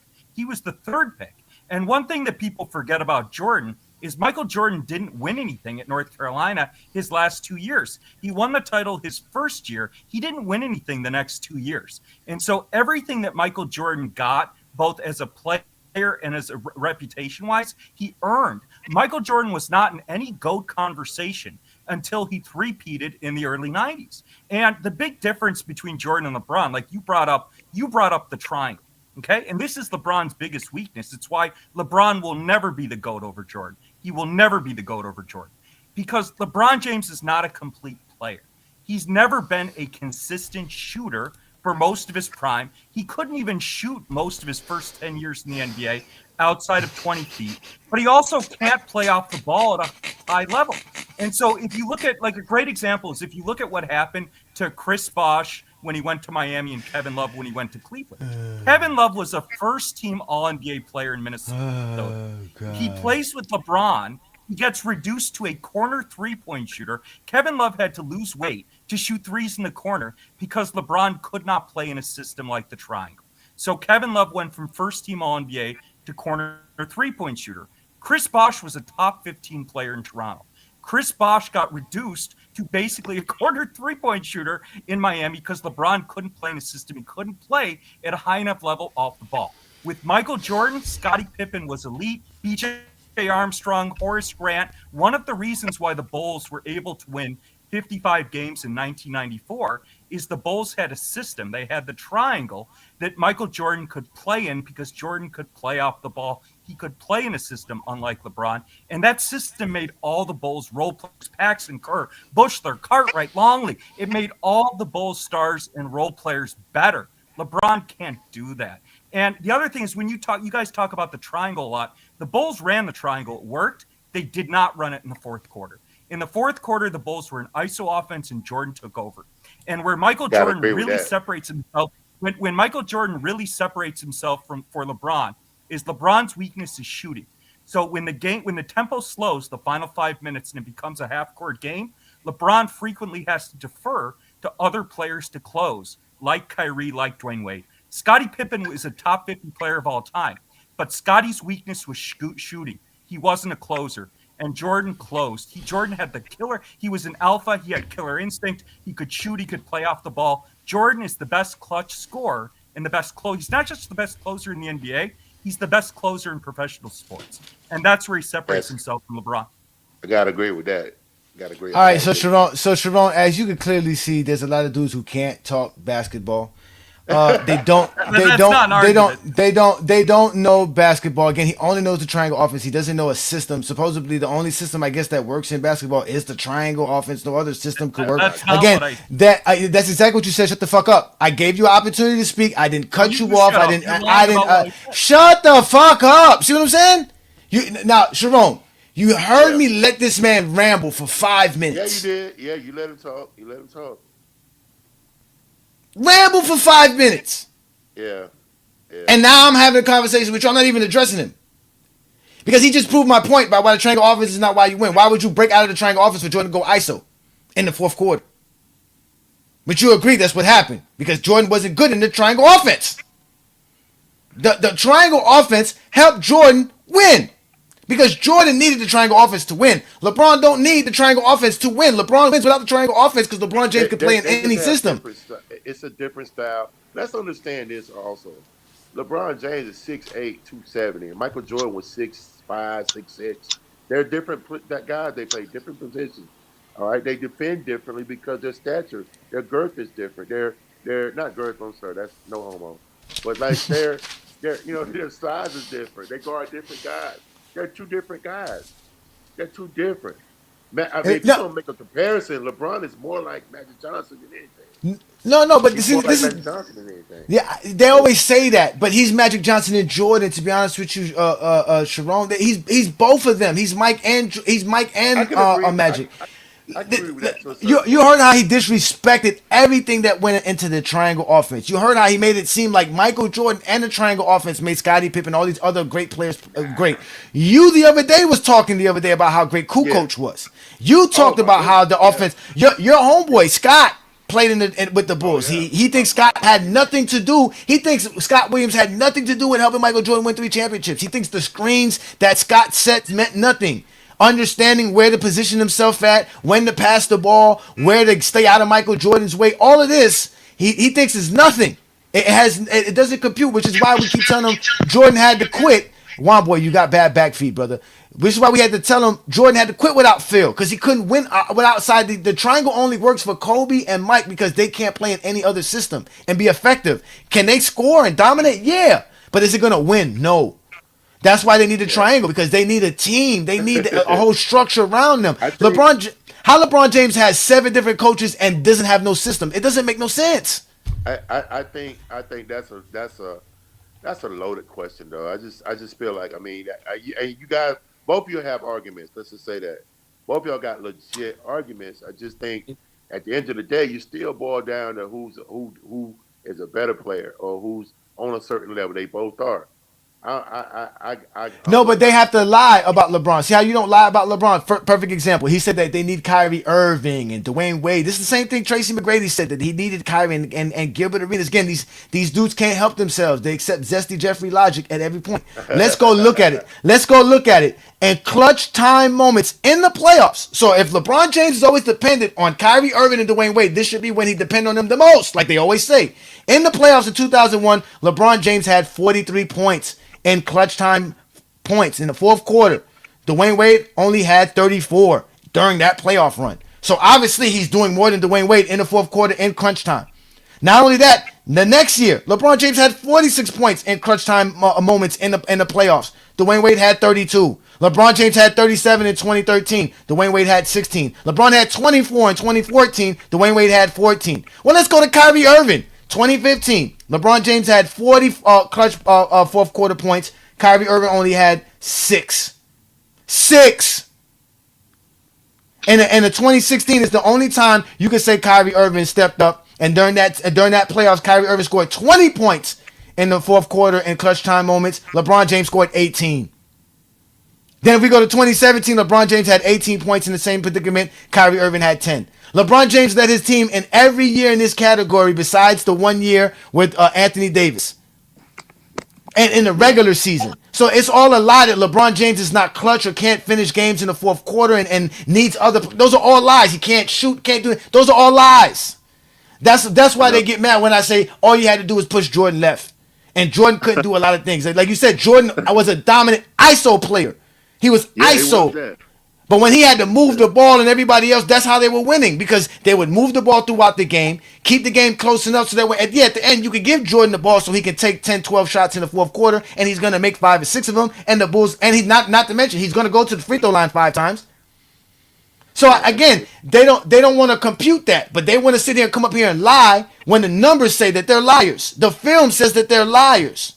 So yeah, Michael Jordan played in a triangle system, but that's not the only basketball system that exists. Plenty of other systems are winning systems, and it is the only system that Jordan could win with. LeBron James didn't need it to win. LeBron James won in 4 different systems. Yeah. And LeBron James has more finals losses than any player in NBA history. You see what I'm saying? Who cares about that? Nobody cares about finals losses. We have Chiron right here who said he would rather be in the finals than lose in the first round. He played in the NBA. I'm comparing LeBron to Jordan, not someone else. Again, nobody cares what you have to say here, Brandon. Again, if you really want to have a conversation with somebody about what happens when you show up on GOAT James Kingdom, I got a perfect place for you to call. Have you been exposed by the exposer? Then you may be eligible for emotional damage compensation. Call 1-800-ZESTY now. Hey guys, I got his bounce. Appreciate you, Mr. Wright. Hey, Juan, I hate you. I see you, man. We'll see you on TikTok, brother. We'll see you. Appreciate you. Hey, thanks for having me on, bro. Hey. No, always, brother. It's always great, man. Keep doing what you're doing. I love it, man. To everybody in the comments, man, hey, love y'all, man. Hey, man, be good to yourself. God grant me the serenity to accept the things I cannot change, the courage to change the things I can, and the wisdom to know the difference. Good night, guys. Peace. Amen. Appreciate you, brother. Have a great night. Yep. Salute. All right, let the Zesties back up. Go ahead, Atlas. What's your take for tonight's, brother? When I came in, I was hearing Brandon, yap as usual about LeBron and his teammates and the roster around him. He specifically Ty said LeBron was too tired to take the fight. Brandon, you have to let people talk, man. Go ahead. Ty Lue said Kyrie had to take the shot. No, LeBron gave him the shot. LeBron told him, take that shot. Go to Kyrie, because I've been doing everything else. I've been doing everything. Scoring, rebounding, assisting, blocking shots, steals, stunting down Stephen Curry. I'm doing everything on the basketball court. I'm exhausted right now. Yes, don't give it to me because I don't have enough energy to do anything right now. Give it to Kyrie, and if Kyrie can get this basket off, we're good. That's called being a good basketball player, you idiot. Go ahead, Atlas. Yeah, he made the point that LeBron is turning like these all-NBA caliber players into lesser than versions of themselves. He's turned them to spot-up shooters. That's objectively wrong, right? Exactly. Kevin Love, before joining the Cleveland Cavaliers, averaged the same amount of three-point attempts in Minnesota as he did with Cleveland. Chris Bosh averaged less than one more three-point attempt Sorry, if I said free throw attempt for Kevin Love, I meant 3-point attempt. But Chris Bosh averaged less than one more 3-point attempt with LeBron than he did without LeBron. So he didn't turn them into spot-up shooters. That's Exactly. objectively wrong. Facts. And mind you, we just had Chiron Wright up here explain how certain players get paid to do a certain thing. They didn't bring Chris Bosh to Miami to be the leading scorer and average 25 points per game. They didn't bring Kevin Love to the Cleveland Cavaliers to average 25 points per game. That's not his job. His job is to do other things. Set screens, rebounds, hit the spot-up three-pointer. That's what we need you to do. That's why he won a championship. And he won more in his career with LeBron James than he won with anybody else because he is able to play a role that's winning basketball because LeBron James plays winning basketball anywhere he goes. But also, I don't think they really know Kevin Love's game in Minnesota. Remember, when he got there, he was also playing with Rick. I think he was playing with Ricky Rubio. Kevin Love was shooting a lot of spot-up threes in Minnesota before he even got to Cleveland. He was. You know what I'm saying? So they don't even know his game. They be lying. They just be liars. I don't know what they think Kevin Love was doing if he was all post work and jump shots and mid-range jumpers. No, that he was definitely shooting spot-up threes in Minnesota. He was the best player on the team. That's why he got a lot more look. Yeah, and the players that they quote to make it seem like LeBron is making it worse. One, they're going from first options to third options, but also like they themselves have came out and said that LeBron made them better. He made them a better player. He made them he led them to more success than they would have gotten without him. You're just denying facts at this point. Yeah, because they don't know basketball. Like I said, they don't know basketball. They just sit here and make up narratives, and they don't think people are going to go do their research to go find out the truth. Also, like that's their problem. Like when they put a lot of emphasis on Bosh, like this guy had Vince Carter as a rookie, and this guy only played in 11 playoff games before he went to Miami.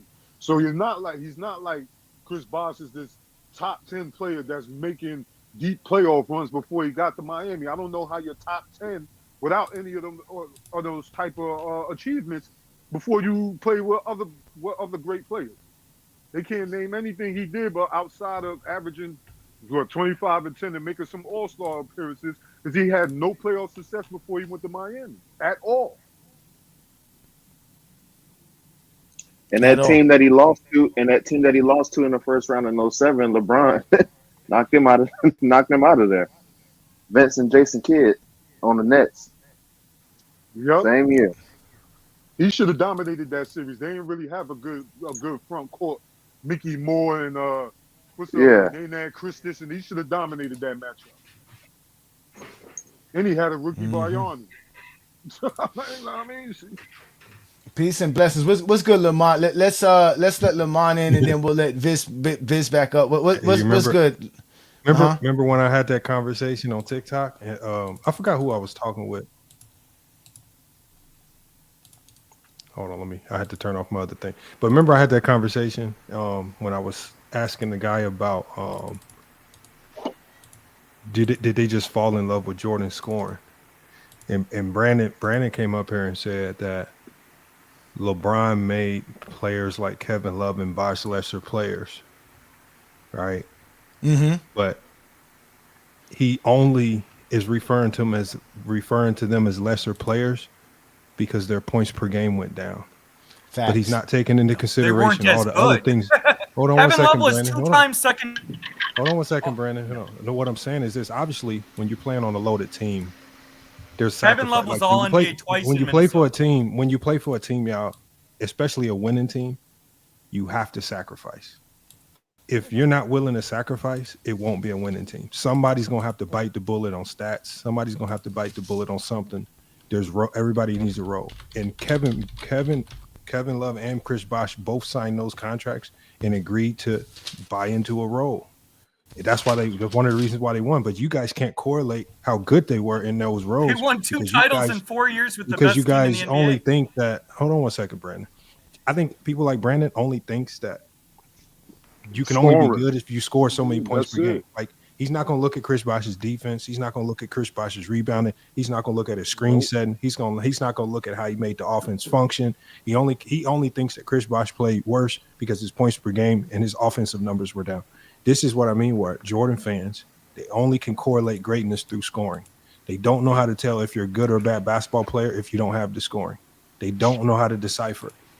And that's one of the biggest problems. They care so much about. This is why they have a hard time trying to understand Bill Russell or anybody that's defensively great. And to me, that's one of the saddest parts about it. And then for Brandon to come up here and act as if LeBron hasn't played in a system. I mean, I don't. What player doesn't play like in the system? first of all, there's just not a lot of coaches that like the triangle, right? First, like to even be in the triangle, you have to play under a coach that actually wants to run the triangle. Right? If Ty Lue's not a triangle coach, is LeBron supposed to come in and be like, yeah, I'm forcing you, Ty Lue, to run the triangle because Jordan won under the triangle? No, he's going to run the offense that Ty Lue has. He's going to run the offense that Mike Brown has and all these other coaches. Like, these are all systems. Like, I don't get why like people think the triangle is the only winning system in basketball. There's been a whole bunch of because it's the only winning system that Jordan could win in. That's why they think of that. They only know it because that's the only system Jordan and Kobe could ever win in. It's the only one that works for them because they can't play system basketball. They only could play ISO basketball. So if you don't have a system to help them be effective, they're useless in the game of basketball because ISO basketball is not going to get you enough. ISO basketball didn't work for Charles Barkley. ISO basketball didn't work for Patrick Ewing. ISO basketball didn't work for Karl Malone. None of that stuff worked for anybody else. Exactly. Jordan had the team because of a system. When Jordan had the team, ISO ball didn't work in 88, 89, and 90. Because, again, you have to be able to play team basketball. Bird didn't have a problem playing team basketball. Bird could play in any system. Magic Johnson could play in any system. They played multiple systems while Magic Johnson was there. They were playing multiple systems. That's why he didn't like West Paul, because West Paul used to slow him down. But he could still play in it. Okay, hold on. I want to ask Lamont a question. So when you say that a third option has to make significant sacrifices, okay? We saw Robert Parrish was the third option in Boston. He was very good. He was a critical player. He was a Hall of Fame player in Boston. We saw James Worthy as the third option in LA, cooked Hall of Fame player. When Chris Bosh and Kevin Love played with LeBron, they were reduced to role players. Because LeBron cannot play in a cohesive system, he can't play off the ball. So shut up. How does it change from? I gotta shut you up. Where did James Worthy play great? No. Where did James Worthy play great? Where as a third option? When? James Worthy was great from his first year in LA. And when was his third option? What was his average? What was he doing as a third option? I don't care what his. See, and it's ironic because. Well, that's what you have to say that because you can't just say he did something great, but they don't know what he did. That's what I'm saying. All you do is lie. I have to mute you because when I give you 5 minutes to speak, you don't let nobody address you. So I'm going to address you right now. What did James Worthy do as a third option? What was his numbers? What was his accolades? Anything. Give me anything. Anything. What I'm saying is that when the Lakers were winning. What you're saying is not answering my question. You said the Lakers. I need you to answer James Worthy. What was his stats? What was his accolades when he was a third option?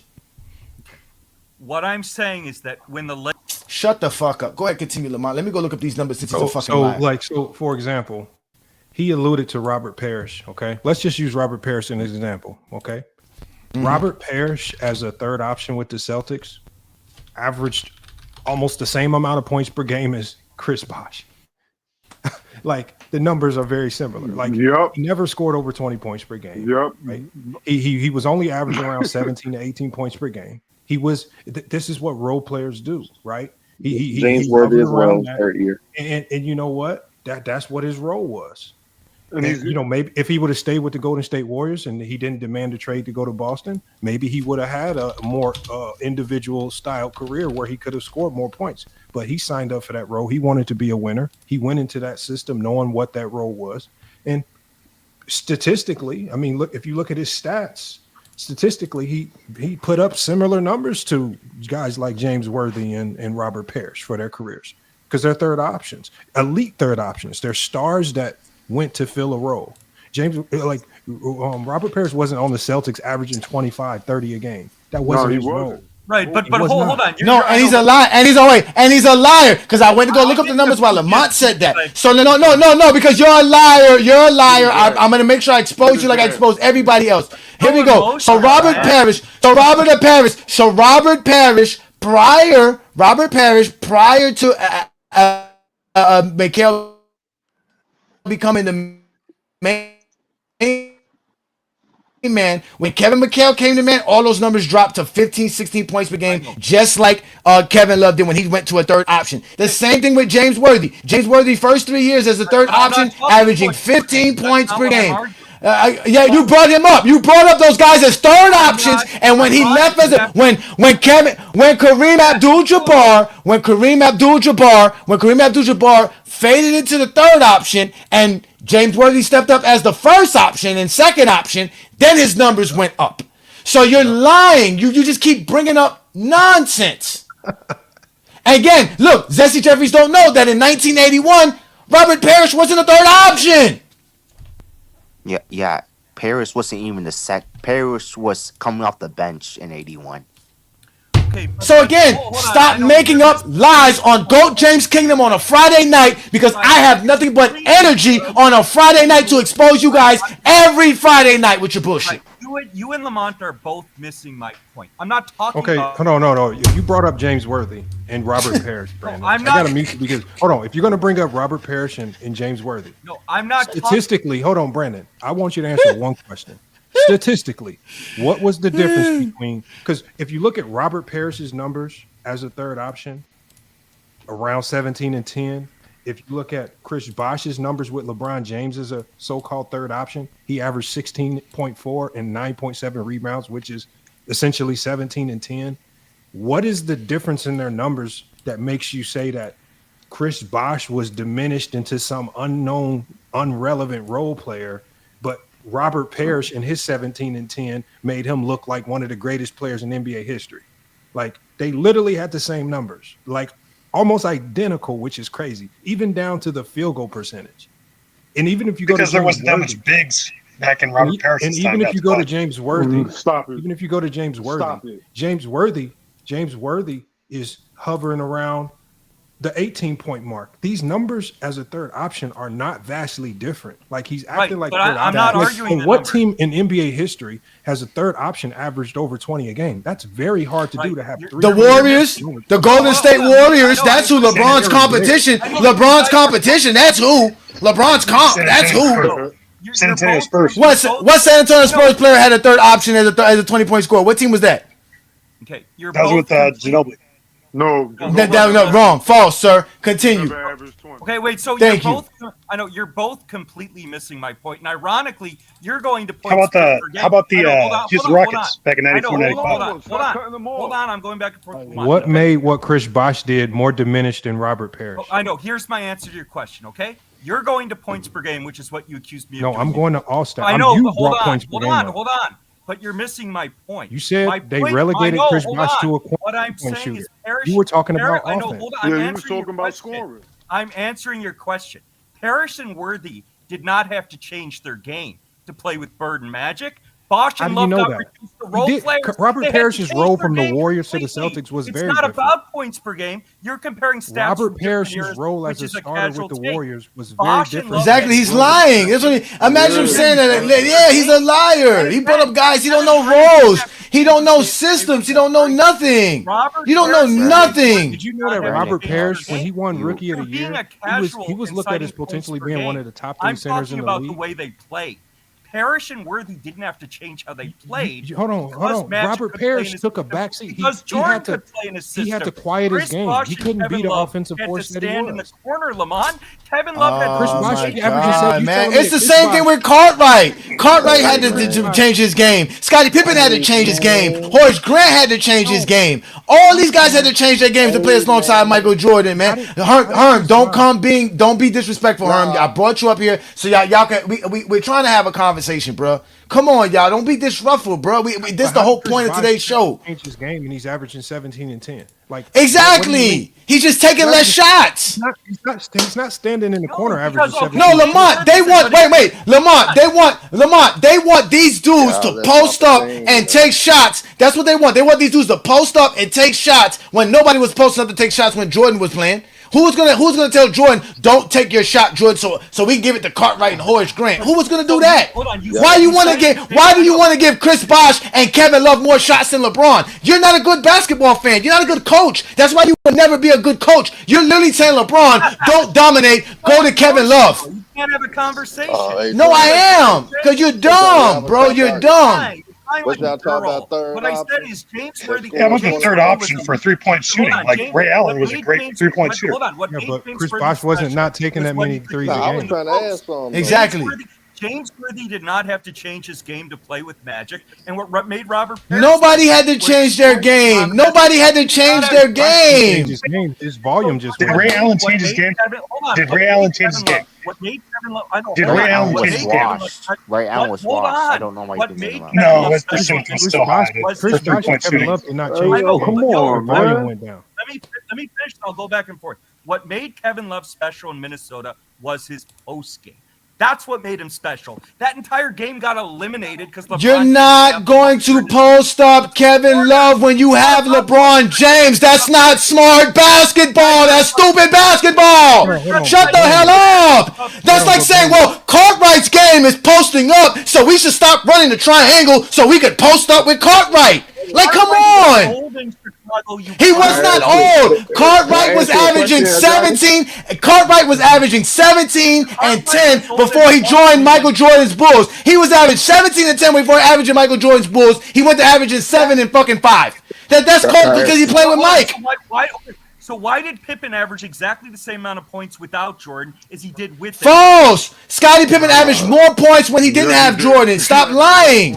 He averaged more points. No, he averaged more points than that. He averaged 22 points per game without Michael Jordan. He averaged 19 with Jordan. 21 with them. You're lying now. Again. No, he averaged less than that. He did not average 21 with Jordan. Still, I'm saying you're just lying. That's why we're going to send you to the... Let's let Viz ask my question. Viz, go ahead, ask... I don't really care about this topic. I just want to... What you mean you don't care about this topic? Then you have to wait. No, well, I was going to ask you a question, but I'm saying I was on mute because, y'all was letting y'all have it. But you said one thing that made me say something. So just because Love game was predicated on his post game. He was an elite post player. So you're saying just because God. Let's go look at these numbers. Let's go. Relax. Because y'all are liars. Because you was a motherfucking liar. When I go look up these numbers, I guarantee you none of his fucking game's going to be on the post. I guarantee it. I fucking guarantee it. Brother, like y'all just be lying. I'm not even. How am I lying? You don't even know what I'm about to ask you. He's gonna put himself in a trap. Go ahead. I'm asking y'all a question. On Minnesota, his game was he had more post play in Minnesota, right? Can we agree to that? No, he didn't. No. Just get to your point. He wasn't a post player. No. Got nothing to do with that. Just get to your point, Viz. What's the point you're trying to make? Okay. I mean, if we say he's not a post player, it don't matter. All right, Viz. I'm gonna help you, Viz. I'm gonna help you, Viz. I'm gonna help you, Viz. I'm gonna fucking help you, Viz. He took wait. No. I'm gonna answer your fucking question. I need you to help me. I'm gonna let you. Because you lied. Here we go. I didn't even say If he took 18 shots per game and 6 of them were 3-pointers, how many times did he go to the post? Brother. God, dog. Brother, I was asking you, was he a post player in Minnesota? I'm asking you a question as if I don't know. Y'all said no. I said, okay, then there's no need for me to go on. That's all I asked. My point was, okay, you said, go. Hold on. You said that because Cash was saying that it took away his post game, and you said, why would you post up if you're playing with LeBron? You don't need to post up. So I wanted to ask, will that apply to Shaq? If let's say, if hypothetically, if he played with Shaq, wouldn't you need to post up Shaq? If LeBron played with Shaq? Shaq would not. Lamont, let me get. Shaq would not work in a zone defense. That's why zone defense was created to help stop Shaq. No, I'm saying with LeBron. Playing with LeBron, would that work? And against LeBron is against the zone. Nigga, stop acting stupid. It's the zone. I'm asking you a question. LeBron never played one-on-one basketball for his 4 It's impossible. He will cook you every time. You have to play zone versus LeBron James. Not because he can't shoot, because he can fucking pass. Go ahead, Lamont. No, Brother, I was going to tell you Oh this. my God. Hold on, Herm. This is what I'm going to tell y'all right now. Y'all niggas be tripping. This, Vis, I want y'all to listen because, Vis, you say you are a coach. I want you to understand this right here. If you are a coach, you understand this. You understand this principle. When you have, I don't care what Kevin Love or Chris, I don't care if Kevin Love could be the greatest post player in the world, but if the head coach, let's say, for example, if Ty Lue does not create an offense that calls for Kevin Love to get to the post and get certain touches, he's just not going to be in the post. This is not something that LeBron James dictates. This is not something that Kevin Love dictates. This is not something that D-Wade dictates. This is something that the coaching staff and the offense that they implement dictates. The coaching staff is going to look at the team. They're going to say, okay, what is going to give us our best ability to score the basketball and win? And they're going to build an offense around that.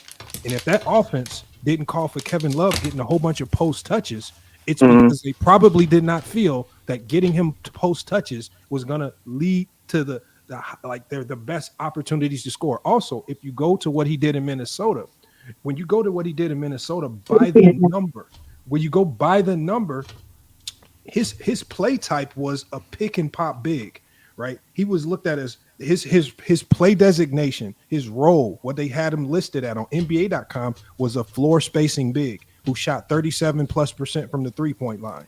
So if he's a floor spacing big and a pick and pop big, this is probably not a guy who's not going to be living in the post. Yes, did he get some post? Lamar, this was Lamar. That was never my question. I was just asking a question. Hold on. The question is, there's no really question to answer.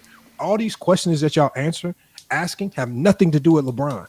These questions need to be going to coaches because the coaches set the offense. If the coaches don't put these guys in the post, then there's no way for them to just run to the post and go randomly post up like y'all want them to. That's just not how basketball works. I wasn't saying that. I was only saying it. Hold on, brother. I'll stay here for 30 minutes and then say a word. Lamont, I was only saying that based on the Johnny where he said that why would you post up if you got LeBron? That's when I stepped in. I'm saying, well, hold on now. So he can't play with no. The impression that I get when I hear that is that LeBron can't play with no post up player. No, what we're saying is LeBron. First of all, like if LeBron James, we all know that if LeBron James played with a prime Shaquille O'Neal, of course. Okay, that's all I was asking. That's not what they saying. That's all I asked, brother. Y'all didn't say nothing yet for me to go off. That's all. Hold on, y'all. All y'all do is ramble and just create dysfunction and try to because your points are going into the garbage can. Again.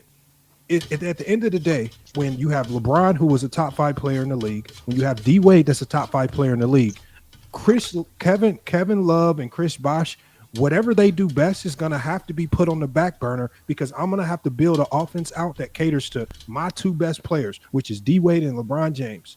The unfortunate, and in a 24-second shot clock game where you don't have that much time to score, unfortunately, you don't create much of your offense built around your third option. It just does not happen in a shot clock game. As much as y'all want these third options to go out and score 30, the game is just not designed that way. Right? Yeah. I don't care what his strengths are. D-Wade was always going to be the first or second leading scorer. Brown was always going to be the first or second leading scorer because the offense was going to be built around those 2 guys.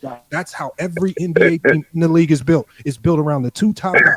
The third option has to pick up the pieces where they can. Yeah, and Lamar, a lot of LeBron fans always like the bad third options, like people like we could say like D'Angelo Russell, and I always used to tell them like, what do y'all expect? Or even Westbrook, for instance, like what do y'all expect the third option to get? The third option is probably coming from. They didn't bash him. Fans, they definitely bashed Westbrook. I'm a big Westbrook fan. I've seen it. But anyway, back to what I was saying. Hold on, Lamont. Dumb. I didn't bash Russell Westbrook. So he lying, Lamont. He lying. Let me tell you why he lying because this is how they say we bash him. They say we bash him when they throw those guys in our face and say, "Well, LeBron should win." I'm not saying y'all. When we say, no, you said LeBron fans. That's including me. I'm the leader. I'm the number one guy. Again, it doesn't matter. What you're saying is predicated on the lie that Westbrook and LeBron should be winning championships together. That's it. That's all it is, brother.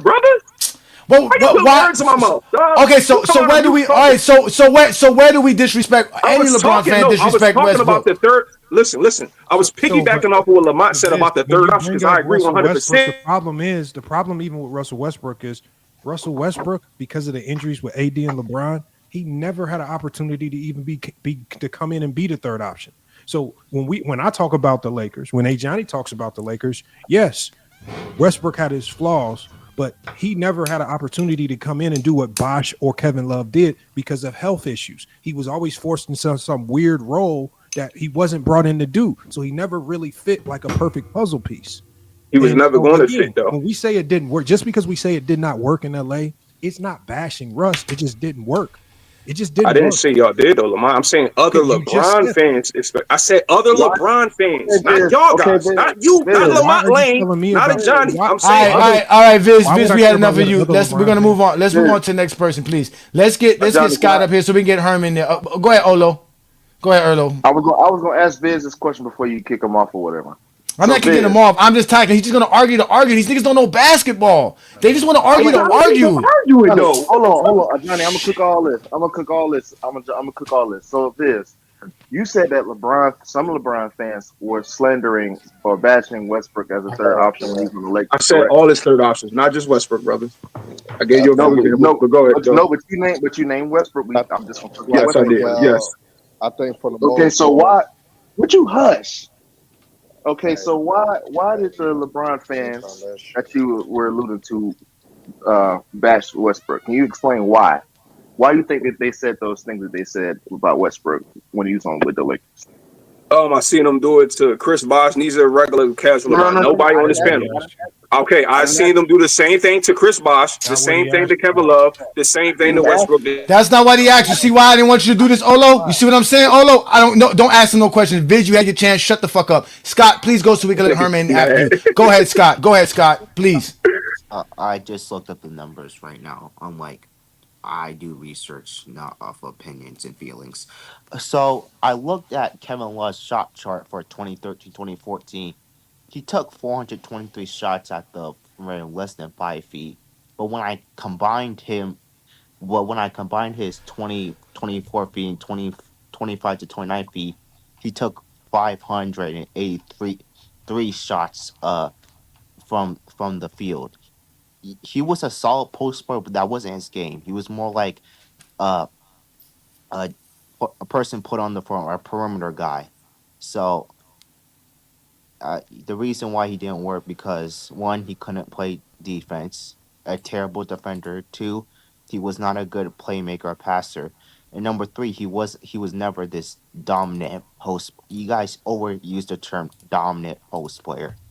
And also saying LeBron can't work with a post player when I seen him work with AD when AD had one of his the best playoff performances in his career with LeBron. That's debunked right there. And number two, if we go to Kyrie stats, because the Jordan fans love the stats, so don't call me the stats guy.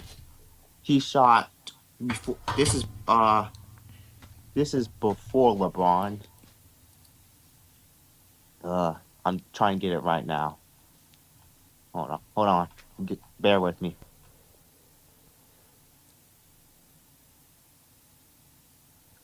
All right, while you get that, let's let Herman, because I know Herm got to go yell back at his employees. He's a supervisor at Milwaukee, in Kentucky. So go ahead, Herm, get your take in, bro. Go ahead, get your take in, bro. No, but I just believe, salute to everybody. I just believe that guys got the wrong thought process when it comes to how players change their games and how they had to adapt. They're supposed to change and adapt to the franchise, got to the best.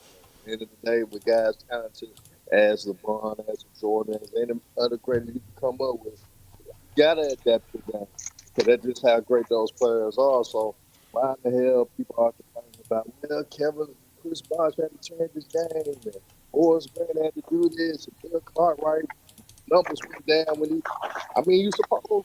You playing with all time greats like them because at the end of the day, those guys gonna bring you home. Those guys are gonna come through when you need it. So yeah, if you gotta dumb down your role, if you gotta change your game a little bit, if you gotta use a different skill that you typically use, and that's what's needed to help you succeed with that talented all-time great player. That's what needs to get done. So that it always happens throughout the history of basketball. So why people making a big deal about this shit? So what? Kevin Love was primarily turned into a spot-up shooter. So what? You playing with LeBron? You supposed to. If you playing with somebody that great, you know what I'm saying? So same thing with Bill Cartwright. You ain't finna get that 17-10 fight, but we need you to do the smaller things. Yeah, we gonna need you to hit that elbow jumper here and there, but you ain't gonna get as many touches in that post though. We just need you to do the small things. So that's just how I always been. So y'all chill out with that shit. Stop trying to argue just to argue, but just understand the game, how the game always been. Simple as that. And also, I believe Kevin Love won the 3-point contest. What 3-point contest winner isn't a great spot up shooter? Lamont, look, this is how they want to argue. Look, now Brandon Katz is going to say AD was not a good post up player because we know that LeBron James did what he was supposed to do versus Anthony. You see what I'm saying? Let's let King Shy in. What up, King Shy? And we'll let Johnny in, and then we'll let Kirk in. Go ahead, King Shy. What you got to say for tonight's topic? We supposed to be talking about why TikTokers are crazy and why Lamont and I are going to take over TikTok, but we can continue the conversation. Oh, I just wanted to ask, like, LeBron fans like saying that LeBron kind of like he makes everyone better, right? Which I agree with. But Here we the go. issue is like we can't act like LeBron makes everyone better, but then we change the narrative that when LeBron leaves a team, they get worse. You know what I mean? So like if he got them better, doesn't that mean like the team should still be good enough? You know No, what I mean? When he leaves? nobody makes a player better like 2K where okay he was on my team and now he got the ratings up so when he goes to another team his ratings stay the same. That's not how it works, sir. The way it works is that LeBron makes his team better because he's playing on the court with them while they're on the court together. Not because he makes them a better basketball player. He makes their skill and attribute more pronounced on the basketball court while he's with them because he can literally use their strengths to the team's advantage. That's the difference. Go, James. I got the Kyrie stats if you want it. All right, let one boy say this and then you can get the stats and go. Oh, you want? All right. So, now you mentioned that he really just said like, oh, the teams get worse when LeBron. That's what happens. And what happens when he goes to the teams that he left the team for? They play better. They go to the finals and all that. So go ahead, Scott, man. No, great players, y'all. King Shot. Oh, I forgot. I didn't hear who said that. That was King Shot. That was King Shot. King Shot. Great. What great players do, and so I think when they use the term "makes them better" is probably the wrong terminology to use, and that's what's confusing you. I think the terminology that should be used is he makes the game easier for everybody on the floor. And so when you are a role player, right, when you're playing a role in this league, the best thing the best thing you can have in the world is to have a superstar on the floor that just makes the game easier for everybody. That's why Magic was so valuable because he made life so easy for James Worthy and Kareem and those guys. Byron Scott, who was having some really good years. LeBron is just one of them guys that just makes the game easier. This is why we saw Boobie Gibson shine. Guys that we never thought would shine in the NBA were shining. Right? It's not that they're bums. It's just this is who you are in the league. And LeBron had these guys, like Larry Bird said, playing out of their mind. Right? And so because he makes the game so like remember Boobie Gibson was talking about how LeBron James was study where guys like the pass to be received in their shot pocket. He would study where your shot pocket was. So in game, he can throw it to you right to your shot pocket so you get the highest percentage shot off. Other players ain't doing that. There's other players in this league just going to throw you the ball anywhere, at your feet, above your head, all types of places, and expect you to still make the shot. Brian cares about making the game easier for everybody around him. And did LeBron make Kyle Korver better? He did. An unknown guy. No, it's not about like Johnny. I just said take out the term better. What I'm saying is he makes the game easier for guys, right? The game becomes more simple for you when you're playing with a LeBron James. Thus, it's going to be your stats are going to look a little bit more productive. So if you think more productive stats equal better player, you can have that. But LeBron makes it easier, and that's been proven. LeBron does make the game easier for a lot of the role guys around. It makes life easier. Did Michael Jordan make Ron Harper better? No. Ron Harper had an injury because they're two different types of players. With the Cavs. Because they're two different types of players. So when you're talking about a player that's a facilitator, it's his job to make the game easier for everybody else. When you're just talking about an all-out onslaught scorer like Michael Jordan, his job is to go score by any means necessary. Yes, the scoring can make their job easier on the defensive end, but offensively, they still got to be able to get into their bag. And so they're two different players. And y'all expect LeBron to do the scoring that Jordan does, but y'all never expect Jordan to do the playmaking that LeBron does. See, and so that's just where LeBron shines. That's where LeBron shines. That's no, but hold on. Before you interrupt, Johnny. See, look, you messed up. See, you messed up right there, Johnny. Because see, this is what we were saying when I was talking to Chiron right here, Lamont, about how they don't know how to explain the game. Because in reality, Jordan did make the game easier for Ron Harper. Why do you think Ron Harper became almost an all defensive type of player while he was in Chicago? Because that was his role. That was his job, his responsibility. He didn't have to worry about putting up 20 points per game like he did in Cleveland. He didn't have to worry about exerting offensive energy, finding out how he was going to get a shot, when he was going to get a shot. He understood that, hey, he would get a shot when he get it. It didn't matter. At the end of the day, I got to play defense. I got a lot of energy on defense. I can focus on that. So he made the game easier for Ron Harper. That's why Ron Harper loved Jordan. I didn't have to score 20 points per game to win a championship. All I had to do was play solid defense. And he was one of the best defenders in the NBA at that time.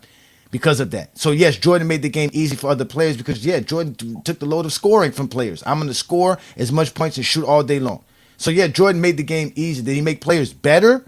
That's a different discussion. Again, the reason we say LeBron James makes players better is because they could actually use their skill and talent on the basketball court. LeBron James, just like Bill Russell, doesn't affect your players. He can play with a Kyrie Irving. Kyrie Irving doesn't have to lose points playing alongside LeBron James. Dwayne Wade doesn't have to lose points playing alongside LeBron James. Scotty had to lose points. A lot of players had to lose points playing alongside Michael Jordan. LeBron James can play with anybody. Jordan can't. He can't play alongside anyone. He needs, just like Kobe. Kobe needs rebounders. You need to put Kobe. You need to put defenders and rebounders around Michael Jordan and Kobe, because all they can really do for you at an effective level is shoot the basketball.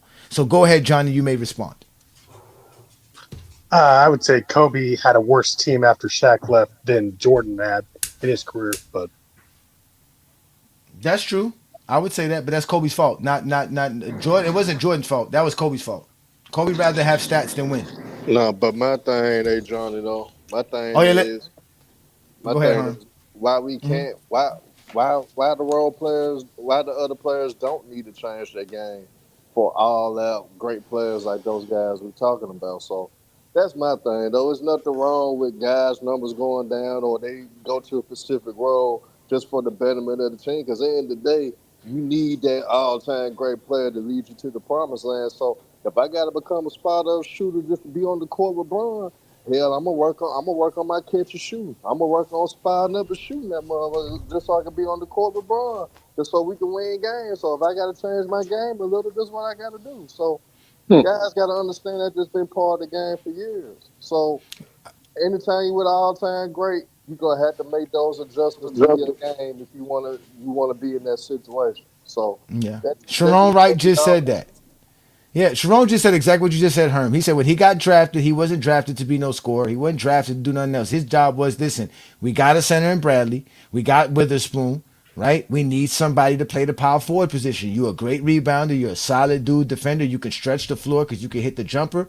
So we're going to draft you. And that's what they paid him to do. They didn't ask him to do no more, no less. Not because he can't do no more, no less. That's his role. That's what they needed him to do. He needs to set screen for Iverson. We need you to set screens for Iverson. Like he said, if I don't set the right screens for Iverson, I'm not getting on the floor. Somebody has to set a screen for Iverson. Somebody has to do it. Somebody has to block for Barry Sanders. Somebody has to block for Tom Brady. Somebody has to run a route. Somebody has to catch the ball. Like at the end of the day, every ad. That's why I tell you guys, if you just look at the points per game, you are losing out on basketball. There's a way to score in basketball. So y'all that's why FYF and GOAT James Keenum is taking over TikTok, because that's the last destination. We already took over YouTube. It's a wrap for all year. Y'all already know all those YouTubers running from us. The Hungry Man, the Grand Wizard of the Ku Klux Klan ain't never stepping up on GOAT James Kingdom. Zesty Fitness and Rants. What? They are Zesty running. Fitness and Rants. They're in their own. They're in their own circle with their own people. They're never outside. They don't stay. They're never outside. What about Dreamers Pro? Dreamers Pro.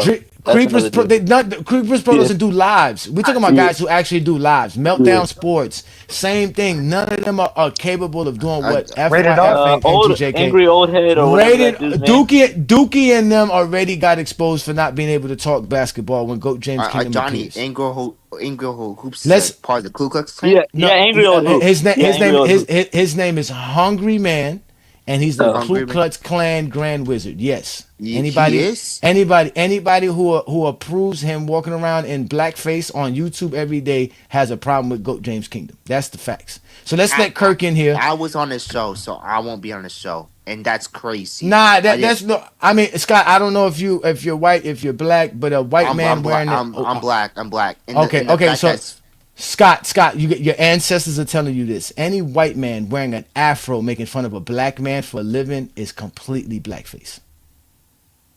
okay. That's minstrel shows. Go look it up. Go look it up in history. Just go look it up. That's what they make fun of Drake for. That's what they do all the time. They are ruthless, wicked individuals when it comes to this. They have no again HBCUs today. HBCUs are being threatened for some reason. I don't know why. Because white men have a problem with black men standing up for themselves. Huh? Go ahead. Okay.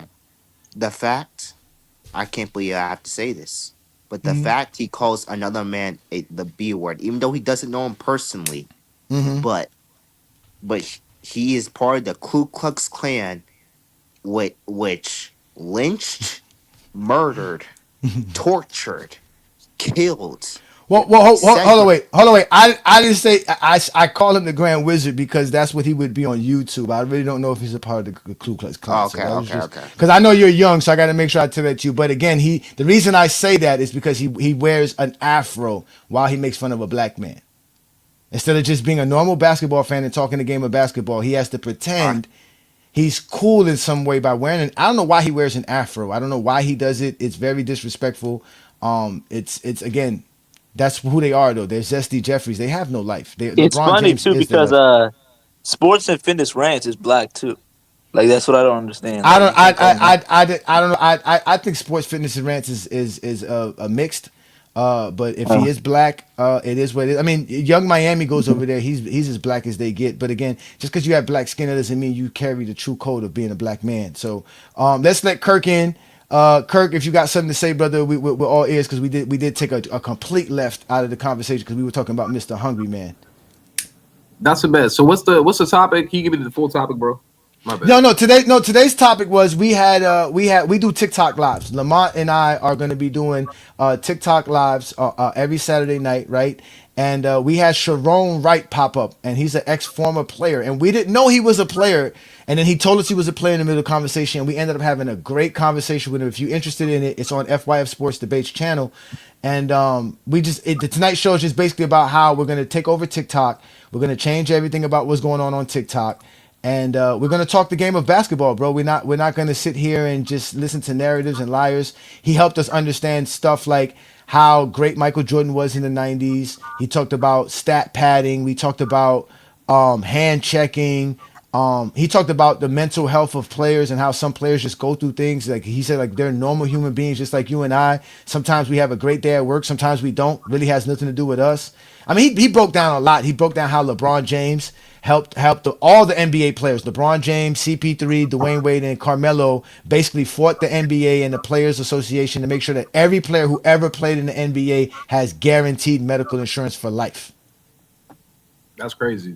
Full medical insurance, literally. Yeah, I didn't know that. I thought y'all was talking. Okay, I did not know that. Of course, obviously the conversation veers left once we get into opening up the panel. Zesty Jeffries can't help themselves, but that's the show topics, brother.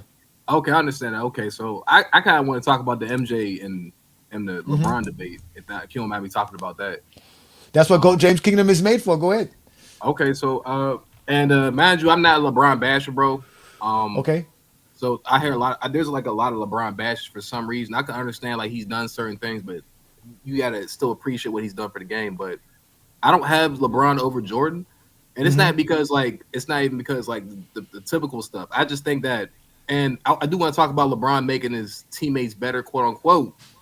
Not saying he hasn't made no one better, but I feel like LeBron is the type player to make to make your overall team better, if that makes any sense. I don't know if anyone said that or if y'all know what I mean. I think he makes your team better. Like when he leaves the team, obviously the team's like bad. Like I feel like the team that LeBron goes to is like orchestrated around LeBron, which is why I think he makes your overall team. Now the players that he plays with, I feel like the players that LeBron has played with, other like the players that he's played with after his first like years in Cleveland, I feel like they're already established players like D Wade, Chris Bosh, all those other players around him. Even in Cleveland, like Kyrie and Kevin Love, they was already established players. But the players that he played with before them, I feel like he made some players better. I'm not going to sit here and say LeBron has not made a player better. I feel like people don't give LeBron credit for anything LeBron's done, because a lot of people say that LeBron, how could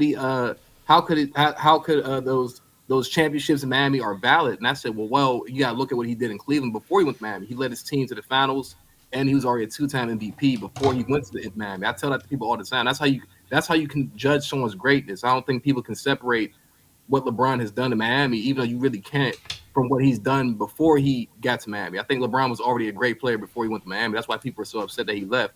But like LeBron and Jordan debate, I just feel like Jordan has done like what LeBron has done in less time. That's number one. That's how I feel. Number two, I think that Jordan, like just the 2 3-peats alone that we haven't even seen from any player since Bill Russell, honestly. It's just his dominance was like just a little more dominant than LeBron. But I think LeBron doesn't get enough credit for what he's done, though. I'll say that. I'm not saying LeBron's not top 5, because I think LeBron's top 5. I just have Jordan over him. And plus Jordan, he was the first one of the first guards to win multiple championships without a center too. That's pretty much why I think Jordan has done things that the NBA has never seen.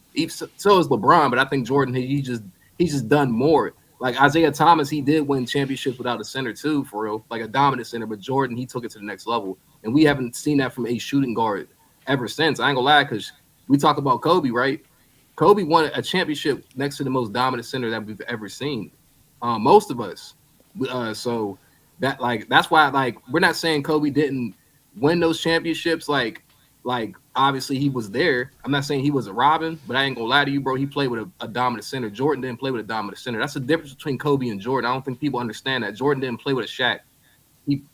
Kobe played with a Shaq, and then he won 2 championships. You know, obviously like him being the best player for sure. But we gotta understand, like before that trade, that Paul Gasol trade, Kobe would I ain't gonna lie to you, bro. Like it wasn't looking too good for the Lakers.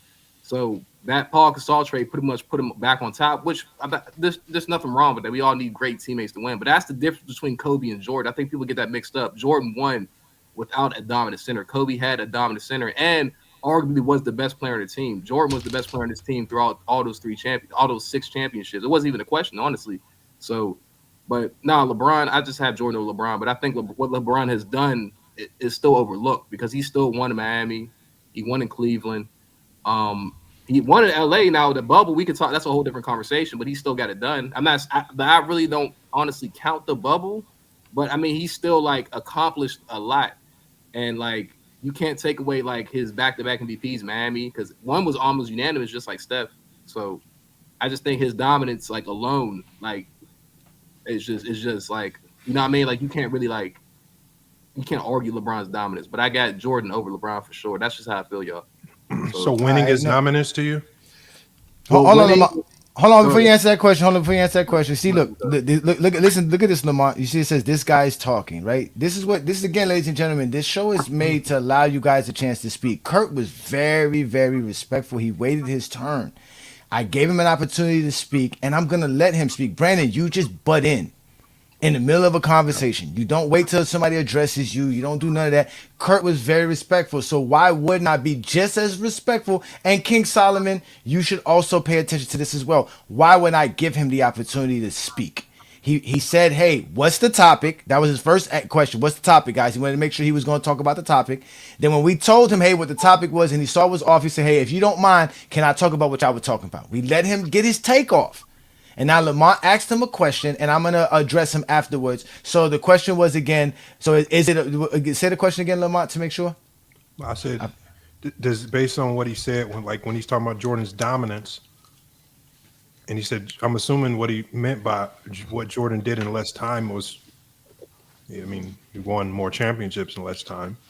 It's not gonna. So No, it's more than that. You know, it's more I than was gonna say, championships. I was definitely gonna say it was more than that, but Yeah, I'm gonna let but you go. go ahead, Kirk. Go ahead, answer that because Okay, so obviously the it's more thing than is, championships. right, Uh-huh. right. I mean, people going crazy me on the comments. I don't know why. I just spoke what I Welcome don't to know. Go James Kingdom. Welcome to the Friday Night Exposure I with see, the but Exposer, you know sir. what's crazy? Like I got like I ain't gonna lie, bro. Like I think a lot. Like, I got like a lot of my information, bro, from like different people. So I hear people out. But I will say this: what like, of course, winning matters. That's number one. But with Jordan, I'm talking about like statistically, because what Jordan did in those last years, we gotta understand. Jordan is the he has the highest average for a score all time, right next to Wilt is 30 points per game. So that's what I'm talking about. He did that in less time. He actually he actually was shooting over 50% from his career before he went to the Wizards.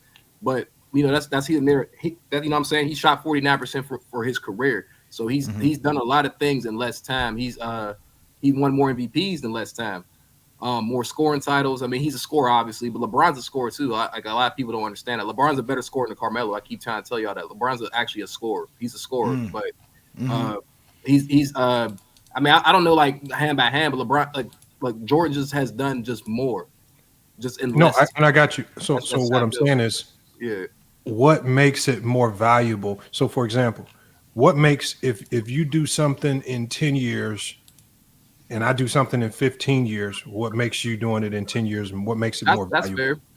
Okay, so this is what makes it more valuable to me. I think that what Jordan has done, which makes it more valuable, is because LeBron has still have yet to reach some of his accolades. He played in more time. That's why so if Jordan didn't have Boom. LeBron's accolades, Boom. right, and he's done it in less time, then wouldn't matter. But Jordan has more than LeBron, and he's done it in less time. That's what I'm saying. So it went. It's all what Okay, matters. hold on, Lamar. I'm gonna segue. What I gotta say, I'm gonna segue because I want to respond to what he was saying, right? And I'm gonna, at the end, it's gonna be able to segue in right into for Lamont to be able to go in and address it. Because, all right, let's first start off with the first Cleveland stint. A lot of people, like you said, misunderstand what he did because people don't understand his first year there. He gets there with Carlos Boozer, Ricky Davis, Darius Miles. They lose those guys that next season, and the Cavaliers go above 500 and win 42 games.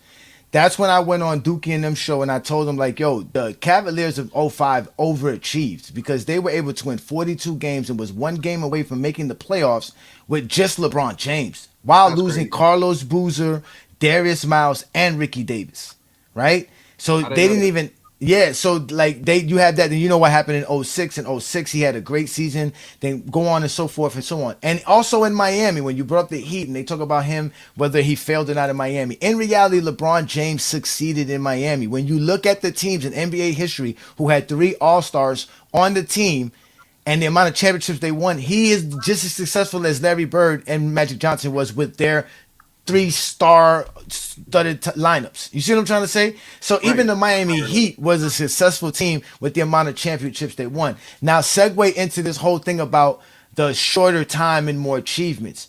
I come to just realize here, Lamont, that's why the LeBron James and Jordan debate is so important to Jordan fans is because it is the only debate that forces them to create a narrative. It's very easy to say why Jordan's better than everybody else, than Wilt, Kareem, Bill Russell, Magic, Bird, Kobe. These things he could explain it where anybody can kind of understand it. But for LeBron, it requires more of a creative narrative because, like he said, yeah, okay, that's cool. Let's just say Jordan did achieve more in less time, but that doesn't make Jordan the GOAT then. Because if that is a criteria that we apply across the board, it no longer fits. He loses to Bill Russell. Bill Russell did actually achieve more than Jordan in less time. That's a fair point. That's a fair point. So Lamont, segue into that. What value are you placing on that? Because you have the reason that does have value is because you can use it against LeBron. Because LeBron is so great and so universal in what he does. You guys need something more than what you use for everybody else. LeBron is really it's not just LeBron is the nightmare for Zesty Jeffries. He really threatens the idea of Jordan because it's like we have to think of different ways, whether it's you, Kirk, coming with the less achievements, more achievements in less time, or it's the 6-0. It has to be something creative and tailor-made. Lamont will tell you this from people's criteria, tailor-made to go against LeBron James. Now, what I was going to say was Mm-hmm. And similar to what you were saying, I believe is people's way of trying to counter longevity, right? Okay. Because then they try to make your accomplishments in a condensed amount of time. Because we heard Chiron Wright talk about longevity. Mm-hmm. We we talked about that as well. Yeah. Mm-hmm. and when he talked about longevity, he talked about how hard it is to always come back year after year and be great. And so so what they have to do is they have to now convince us that doing X, Y, and Z in a condensed amount of time, which really me and you both know, Johnny, that a lot of that is luck. Because if you're born into the right era, sometimes you get lucky enough to do a lot in a short amount of time, just because maybe competition, a lot of things just might be in your favor. So you have to try to convince people that doing these things in a small window of time is more valuable than the longevity of LeBron. And that's why people try to use longevity against LeBron. It's been warped into a negative, which has been very weird. But I just think that, if you want to play, I just think that if you're going to use doing more in less time, then use it fairly across the board for everybody and just go ahead and make Bill Russell your GOAT. Don't just use it for the Jordan LeBron conversation. Use it for everybody. And if you're not, that's what it should be, though. That's what it should be. That's what it should. But I'm saying if you don't use it for everybody across the board, then it's not real criteria. It's just your way of trying to finesse a way to put somebody. I do got a response to that, though. Go ahead, Kurt. Go ahead. Okay, so here's my thing. So I should have said that's one of my points, but that's not like my number one point of why he's better. I probably should have said that, because the thing about LeBron's longevity, I actually respect what he's doing, and he's actually still he's still borderline a great player, but I don't think he's as great as what he once was. But the thing about LeBron's longevity is, I don't really look at it too much because of what happened in his longevity, because I could see what happened after that bubble. I could see that he lost to the Suns 4-1. I could see that he lost to the Nuggets 4-0, and I could see that he lost to the Nuggets 4-1. And then guess what? What about his individual success? His individual success is amazing. But the thing about that is, it's like he's not You're really making it about winning. No. Well, that's what it kind of boils down to. But here's my thing. Here's my response to that. I'm not saying what he's doing. I'm not saying what he's doing at that age is amazing. It's not. It is actually. But I'm saying, for me, when you judge these two players, you have to judge them at their peaks, at their primes. Because LeBron's not in his peak no more. What he's doing is amazing. But I ain't gonna lie to you, bro. It's like you're doing this. Still a top 10 player in the league. Round. Say that one more time. The crazy thing about it is, we say he's not in his prime no more. That's how you know his prime was insane, because he's still a top 10 player in the league. Lamont, I got him top 5 due to injury. You take Jason Tatum's out of the scenario right now, he's top 5. Right, that's fair. That's fair. We say that he's not in his prime, but he's still what player in NBA history is top 10 in the league? But you're not going to. And guess what? You're not going to see that. You're not going to see that. But the thing about, you got to understand this. I would say peak. I guess you're right. He's not in his peak, Kurt, but he's still in his prime. He's in his prime. Yes. Let's be honest, bro. LeBron in his peak is getting past the first round easily. Not really. Winning, no, see, because that's what we try to say. Winning wasn't a factor. See, but that's where the line of where I say Zesty Jeffrey logic fall in at, because again, he's playing in a different era. LeBron James is not averaging that much different numbers than what he was doing while he was in Miami, but it's the fact that he's playing in a different era. There's tougher teams to play. His impact. That's not about his impact. His impact is different because the league is different. The teams he's playing against, it's no longer playing against the teams that just had one all-star or one good player and a bunch of good role players. Today's NBA is filled with star-studded athletes that are just playing their roles. I have to always tell people about how good Jaylen Brown is, how good guys like Julius Randle is, because these guys just play their roles. You guys want these guys to be 30-point-per-game scorers and killers like Kobe and Mike, when in reality, they're just smart basketball players. They're playing the game because they have a whole squad of guys that can do so much.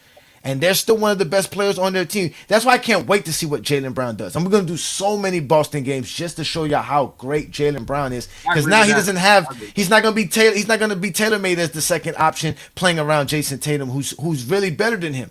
It's not his fault Jason Tatum's better than him. But he's just playing his role. He's not gonna fight that. He's not gonna do a Kobe and kick himself off the team or kick Jason Tatum off the team just to get his stats. Because he knows he can play the game. There's so much he can do besides score. There's a lot of guys where if they're not scoring, they don't think they're doing anything. on the basketball court. There's other guys like me. If I'm rebounding, if I'm getting blocks here, if I'm deflecting shots here, preventing this pass here, I'm doing my job. I know I'm doing my job. I see the fact this point guard didn't make this pass he wanted to make because he knows I'm gonna steal it or tip it away. So I just affected the game in a different manner. You guys don't see that aspect of the game. So even though LeBron James' stats are still as great as we say it is, and he's still the player that he is, he's not on a team that could affect winning enough. That's just the truth. Because winning is affected by your team, bro. It's your team. Johnny, all I'm Teams saying win. is that shouldn't matter because the first question I asked him was, "Is dominance winning?" He said, "No, You it's did more ask than him that." that. You did. You But did now, say that. but what did he just say specifically? He said after 2020.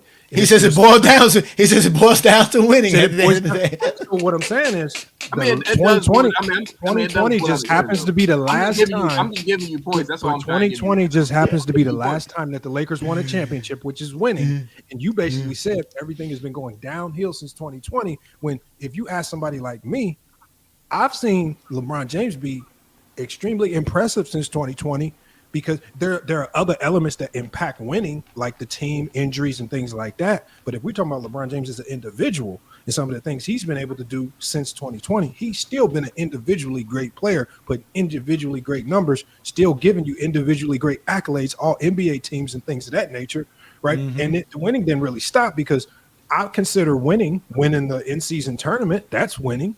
Right, the in-season tournament MVP, that's winning, but you guys don't like the new awards. So at the end of the day, you guys just don't like what you. If you're gonna say it's not attached to winning, then you have to look at them as an individual. Don't try to run the winning when it suits your argument, because that again takes us back to Bill Russell. But Bill Russell does you no good to speak. Bill of Russell's Bill Russell. top five, by the way, too. No, Bill And I Russell do should agree be your with you. GOAT if it's about Bill winning. Russell's top five, bro.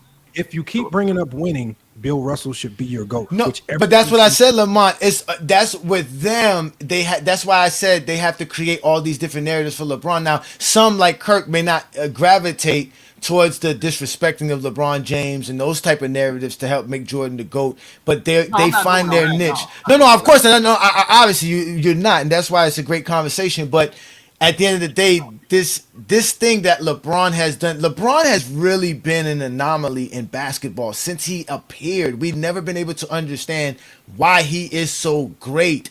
We didn't understand him while he was in high school. We didn't understand him when he first got drafted. We didn't understand it when he was at his peak, and we don't understand it when he's at this end. It's something that we've never thought that could happen, imagined that could happen, and it's in our face, so we can't really understand it.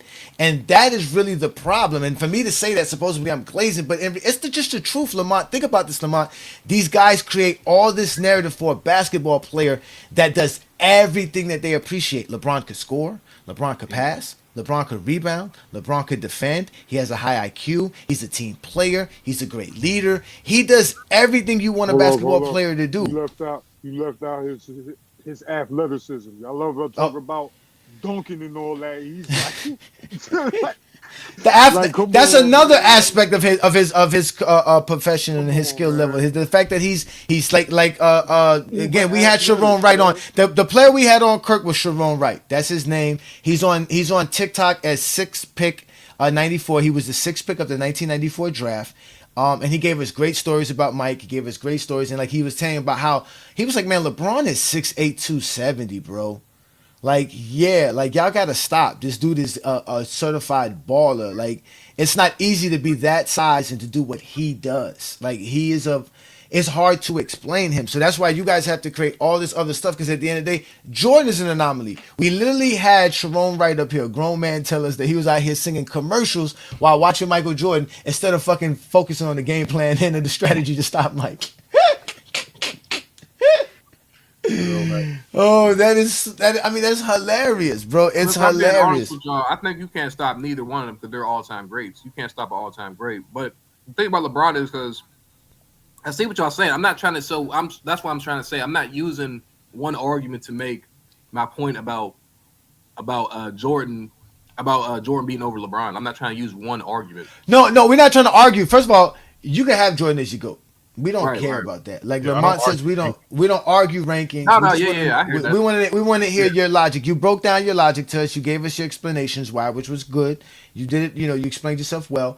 But at the end of the day, your logic really doesn't fit with what you really want. And we get it. It's just best to say, just like Chiron Wright said, man, Jordan's the GOAT. I don't care what y'all got to say. I don't care. He's just the GOAT. Like, I don't need to explain it.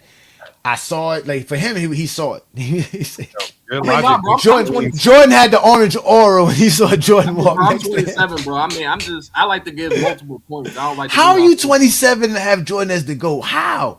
I watch a lot of from Michael Jordan. I watch a lot of. You did not watch a lot of Jordans. You watched a lot of Jordan highlights. You did not watch a lot of Jordan games. No, not a lot of Jordan games, bro. I ain't gonna lie. If you started watching Jordan games, the actual games, and forget just the Jordan games, go watch the games of that era, you would completely see something different. So of course you're just gonna see highlights. You're only gonna see the high. If I show you highlights of Draymond Green, you're gonna think Draymond Green's one of the greatest players that ever played the game. I don't know about that. No. If you see some Gerald Green highlights, I've had players trick me like that big time with the I won't even highlights. say I've never seen a Jordan game. It's not even that, bro. I just No, I'm quite sure you've seen some games. I'm just saying, but look at the games. Because we do it. We look at the games all that time. It's a different. Today's NBA is just better, man. Like, I've been watching basketball for a long time. I'm 44, just to let you know, Kurt. I'm 44, and I've been watching basketball since '91. All right, so I was there when Jordan did the hand reverse and the Magic and Jordan legacy and all that other stuff going on. So yeah, and I was still young then. It's not like I say I knew basketball, but I do remember the whole aura. And even like I said, the second three-peat, I wanted the Bulls to lose against Seattle. I thought Seattle was a better team. I didn't like how people were just glazing Jordan for no reason. I was like, yo, y'all just be glazed. I mean, it was y'all thought it was bad today. It was really bad in the 90s, man. Jordan was really, like, people really thought they could be Mike. Yo, they wow. No, I'm shit, bro. Yo,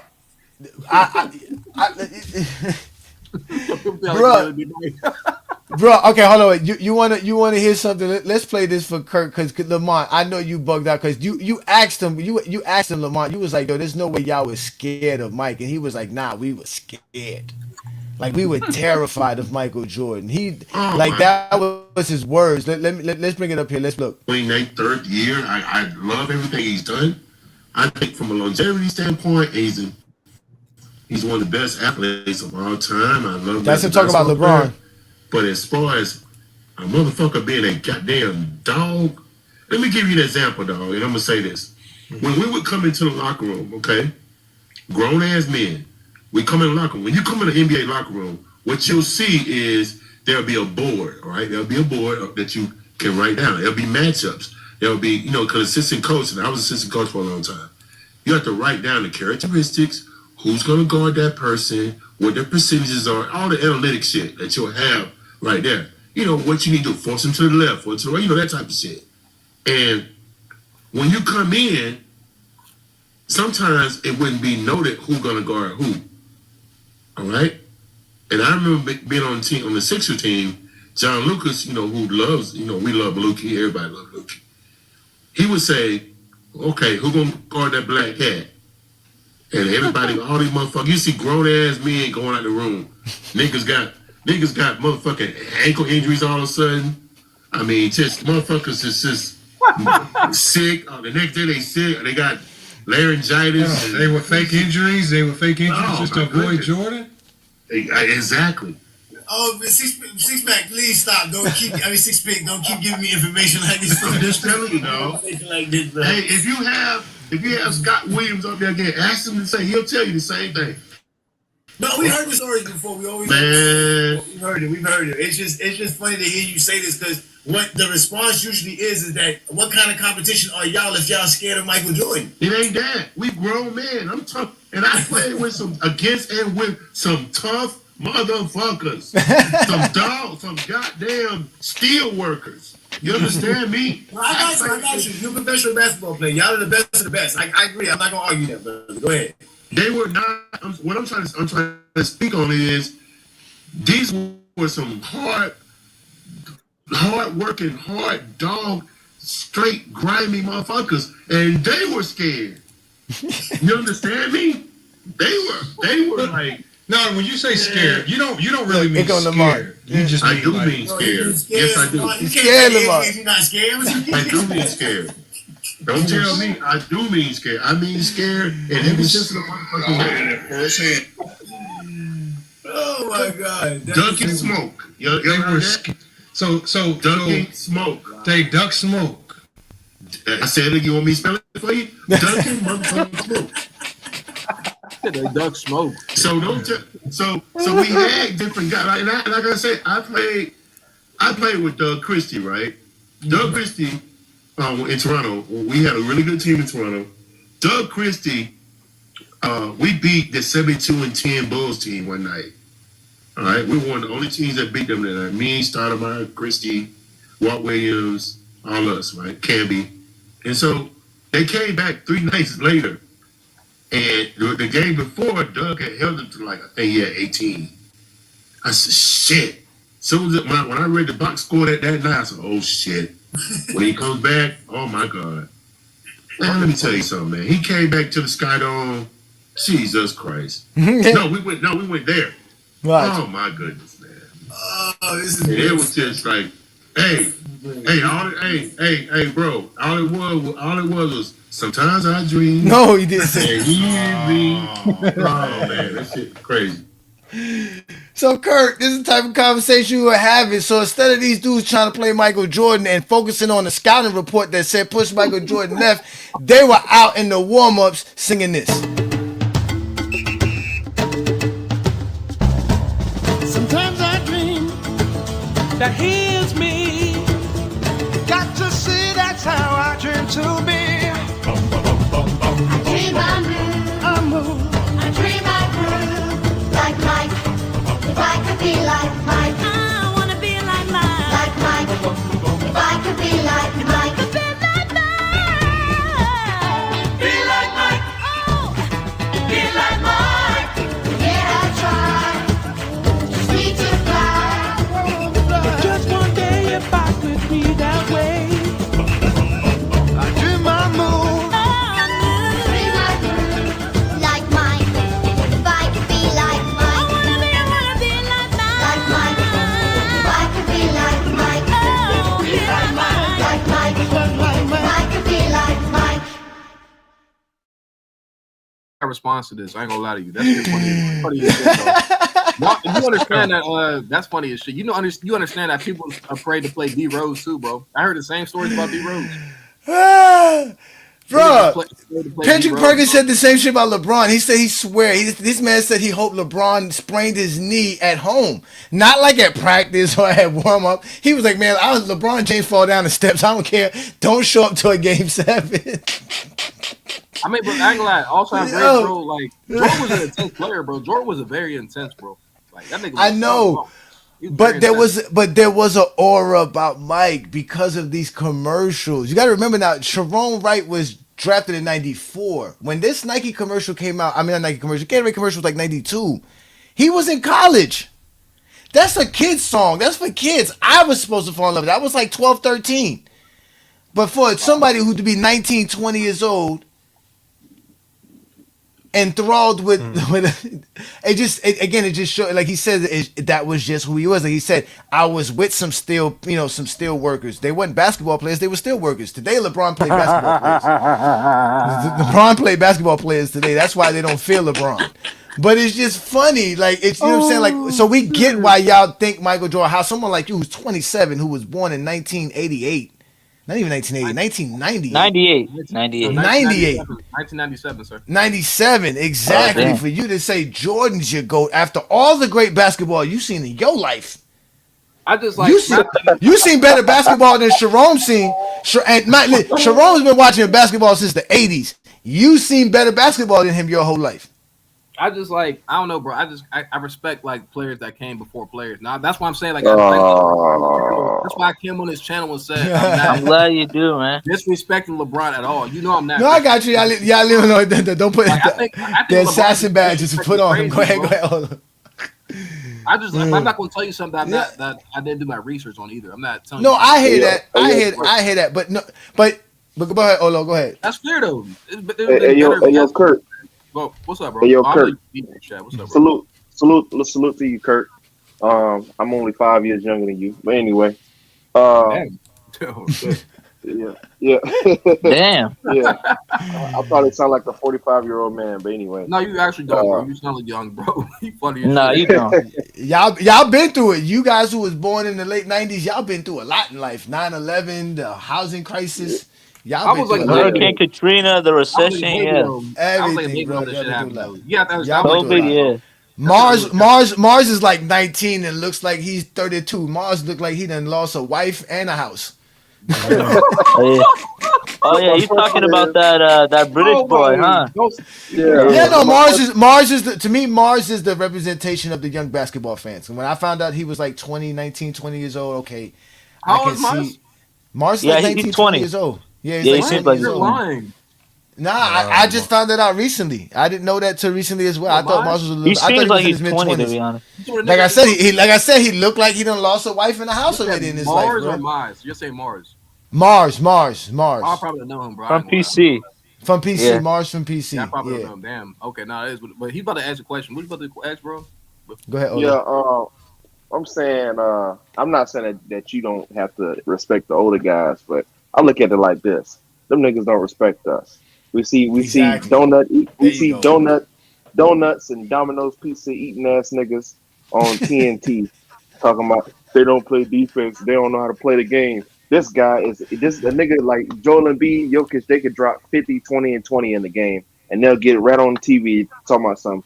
Oh, they suck because they're not playing on the block like we used to back 40 years ago. So I look at it like this: I'm not respecting no niggas that don't respect my circle. And so when I see the OGs disrespecting, saying shit like Paul Pierce would come into today's era and surpass Shea and Jokic and all these guys and average 40. That shit is disrespectful, bro. So I can't disrespect. I can't disrespect any nigga from the 80s and 90s and all that shit, and they don't respect my era. See what I'm saying? I mean, of Yeah. course, yeah. Hell no, I'm not about to. But my thing is, I ain't Yeah. about to There's no disrespect crying. There's nobody, no bro. crying. There's no crying in the GOAT debate. There's no crying in the GOAT Yeah, debate. no, we gotta be None. real possible, And bro. especially from LeBron's side, we take all the brunt of all the vitriol and all the nastiest things. Nobody's disrespected more than a LeBron fan. So to sit here and hear any other fan base cry about what be brought up for the GOAT debate purposes is you get, bruh, no crying. Ain't no crying here. Ain't no crying. No crying I at mean, all. but here's my thing though, bro. Before this guy go, bro, I'm just more like this. Like we can all be fans, bro. But at the end of the day, I put whoever I like aside. We can talk about real basketball. That's all I'm here to talk about. I'm not here to talk about LeBron's my favorite player or MJ because MJ's not my favorite player.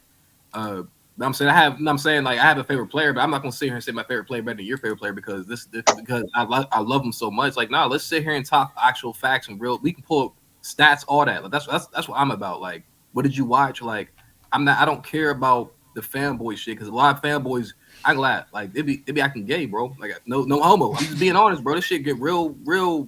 This shit get real weird, bro. I'm Well, like, damn, look, Kirk. mad, All you bro. gotta do, Kirk. The next time you find one of them dudes being zesty and acting like a zesty Jeffrey, tell them to call this Have you number. been exposed by the exposer? Then you may be eligible for emotional damage compensation. Call 1-800-ZESTY now. He funny as shit. That's all I'm saying. Bro. A lot of people get emotional about their player, like especially Kobe fans, bro. Oh my gosh. Oh my god. They're the They're worst. They're bad. probably worse than I Jordan said, fans, in damn, my like, opinion. we cannot have a conversation with you. Well, Kobe was the best player on those three piece. I said, no, the fuck he was not, bro. Like, stop They saying like that. to point Oh, out but Kobe's that's what. bad.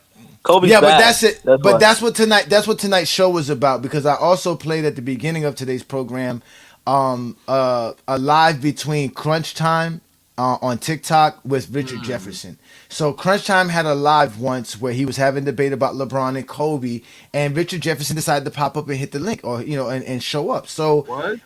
within like 3 minutes though of Richard Jefferson showing up, they got into an argument because Crunch Time couldn't handle what Richard Jefferson was trying to convey. And like you said, they just want to be zesty. They want to argue. They want to get back and forth. They don't want to. They only want to like and they only want to talk about their favorite player, like you were saying, because that was the first question Richard Jefferson asked him: "Who's your favorite player?" Then he said, "Well, LeBron and Kobe are the best players I've ever seen play." And he was like, "Okay, well, who's your?" But he was like, "Well, who's your favorite player?" And Crunch wouldn't answer the question because they never answer questions. They never answer questions. then he was like, "What do you mean?" He was like, "No, who's your favorite player between the two?" Because he was like, "Oh, you want to know who the best player is?" Because he was ready to talk about Mike afterwards. He already mentioned Kobe and LeBron, so it's time to mention Mike. But he didn't want to hear about Mike. He wanted to know about your favorite player. He was like, "No, who's your favorite player between the two, LeBron or Kobe?" He was like, "Oh, Kobe, of course." So then obviously he told him and said, "Wouldn't you have a bias towards Kobe to make Kobe better than LeBron because you like him?" And he was like, "Nah, because Kobe's just better, blah blah blah. Kobe's just the best player, blah blah blah blah." But then within like I said, within 3 minutes of the conversation, instead of them sitting there and listening to a professional player who went to the finals, played against Shaq, played against Kobe, who had to guard Kobe, who you think was guarding Kobe when the Nets was there? It was Won the Richard Jefferson. won the That is title. true. That is so true.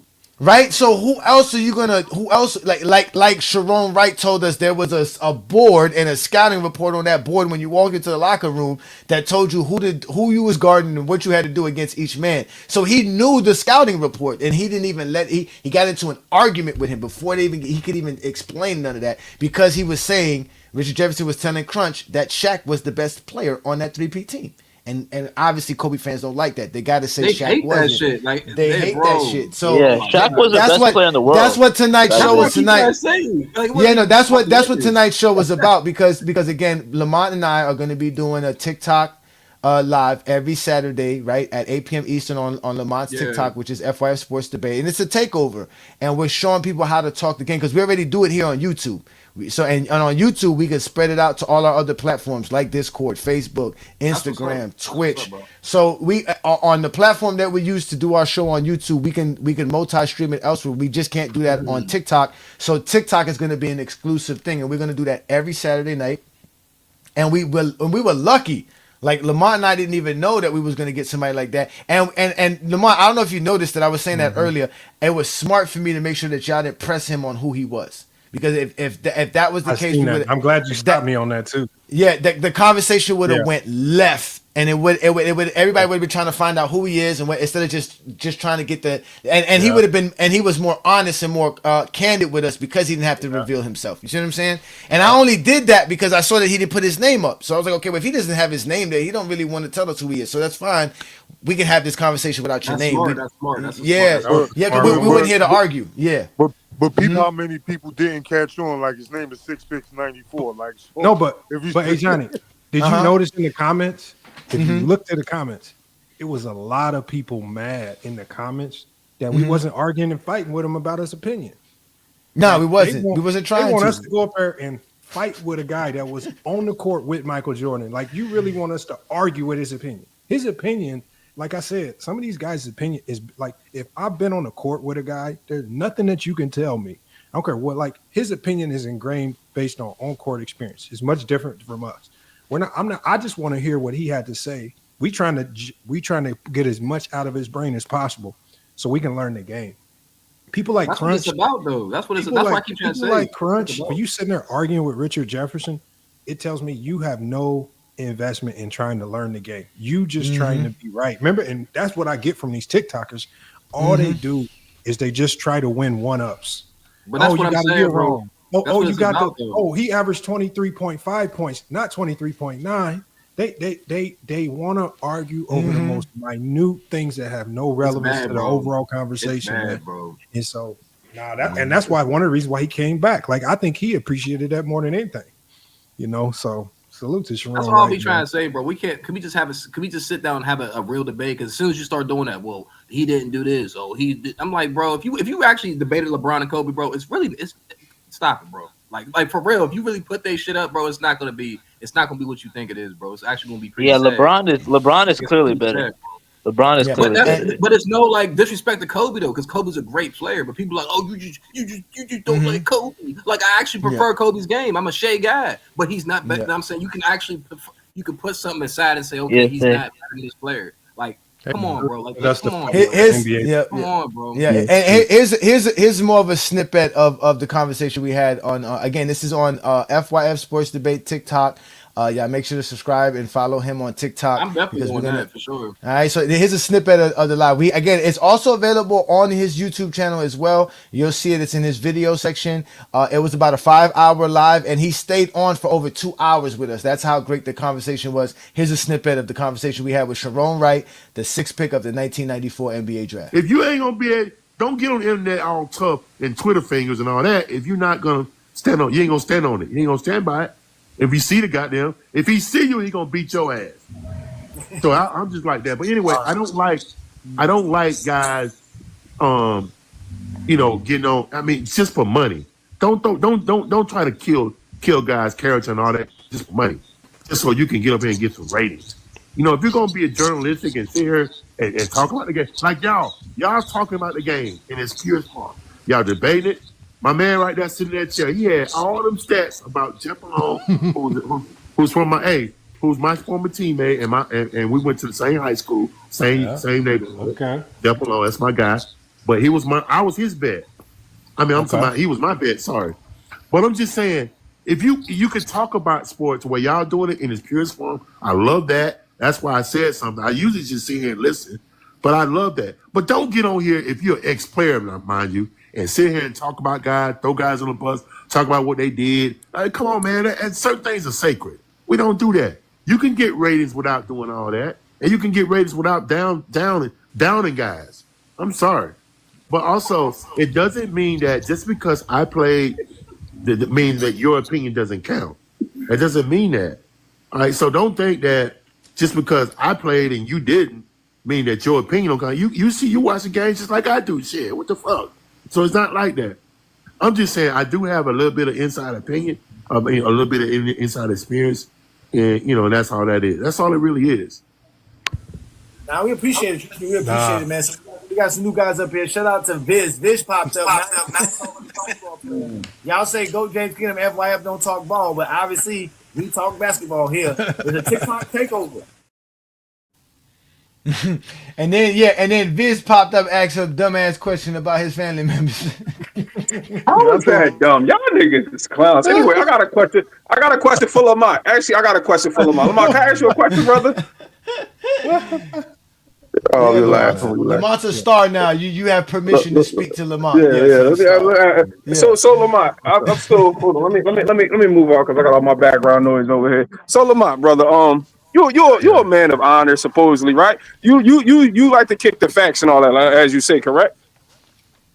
Okay. Yes. What? Yeah. Okay. Okay. Cool. Would you consider your book fact or fiction? Your book that you wrote, the Golden Encyclopedia. Facts. My bad. Do you consider it fiction or non-fiction or both? Okay. I just answered your question. It's a fiction or non-fiction? He said facts. It's facts. It's a non-fictional book. It's a non-fictional book. Okay, so Lamont, you gotta. So hold on. So let me help cross-reference it. The video was not the video. The book was also the book was nominated as background noise. Come on. The book was nominated as a top 50 book in sports encyclopedias. Oh, really? It was cross-referenced and is now ranked in educational books, sports books. Take that, now, sir. No problem. Hold on. I'm gonna go. So what Amazon does is, y'all, to get into educational books, they fact check your book. They cross-reference it. So now when you go to my book on Amazon, the hard copy book, it has a logo by it because now it's been fact checked. So it's not just me putting things out. So now it's in the educational section. So if you want, that's why I say it's an educational reference. So if you want to learn, you go to that book, and that's why we're getting so many sales. Okay. So Lamont, like we spoke in behind the scenes, you know what I pointed out, a plethora of inaccuracies and false information that you have in this book that you're selling to people. Correct? What's the inaccuracy? Okay, well, there's one. You said LeBron James is the only guy that start every game as a rookie and average 25 and 5. When that's not correct, you did not do your research because Tyreek Evans is also a guy that started every game. Hey, brother, this in your book. Hey, listen, it's your book. Oh yeah, bro, don't lie. The chapter was about a specific year. Learn to read. Lamont, what I got to lie for? Okay, you want another one? Okay, this you said in 2007. No, I'm saying don't mute me, Lamont. Let me go. Hold on. What I'm saying is, let's just stick with the first thing you said. Everybody, read what he's talking about. It's talking about a specific year. He was the only person of that rookie class to do that. They're not referencing because we all know, because it even says it in the book. It literally even mentions it in the book that there are only so many other players that accomplish that feat. And it even if you go to the end of the book, right, it even talks Johnny, about you got this book of Johnny? Who has the book in here? Okay, please, can you just listen? Because you got No, the book. no, he can't. That's why he got off the topic of the show. This is something. This is something that Viz can go at himself. Corny. All he has to do is just read it in context, as opposed. Remember, Johnny, he's reading it, looking for problems, as opposed to reading it in context. So as soon as I know, that's all he's doing. So y'all, Lamont, you wrong. One of the things that he was talking about, Johnny, was this. Because I try to be extremely accurate. So we was talking about one of those Detroit teams where I said the Detroit team had 4 All-Stars. So let me ask you this question, Johnny. I'll give you an example. Next season hasn't happened yet, correct? No, it right? hasn't. For the NBA, right? We haven't next season, we haven't played a game. We don't even have an All-Star game. Would I be accurate in saying that OKC has 2 All-Stars on that team? Even though the All-Star game hasn't happened? Why do you cut me off and ask questions I never asked? They do. No. So what I'm saying is we call you an All-Star based on the previous times when you make an All-Star, not if you made the All-Star game in that particular season. So he was, again, nitpicking one of those years where I said the Pistons had 4 All-Stars. By definition, they did, because Chris Webber was a former All-Star. Now, was he playing at an All-Star level at the time? No. But even by subjective and objective definition, they had 4 guys playing like an All-Star, but they also had 4 actual former All-Stars on that team.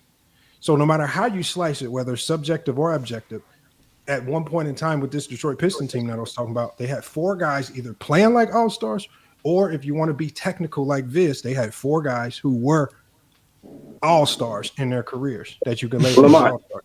You literally said Tayshaun Prince. Come on. At the end of the day, no, there were no names. At the end of the day, because if he reads the book, there were no names attached to it. He just attached the names that he wanted to attach. Lamont, why you keep muting me? Please. Why y'all can't wait y'all turn to speak? It doesn't make sense. You're gonna get a chance to respond, bro. Like, just wait. All I'm saying is, that's what I was like, bro. I'm telling you right now, John, this is so thirsty. He is so thirsty to be right that he just misses the most obvious things. But you know, Viz can have it. And you know what, Viz, I've even compelled Viz. Do videos on it. Do as many videos as you want on it. Give the book as much free promo as you want. Do whatever you got to do to build up a bigger reputation in this country. I'm not gonna be mad at the slightest. But I think it's sad because you know the one thing that tells me about Viz's knowledge of the game is Viz said something in the comments. He said sports and fitness rants cooked you, Johnny. When? First of all, but let's just stop right here. He said that a couple shows ago. Anybody with a brain knows that sports and fitness rants has never made any intelligent basketball discourse in his entire life.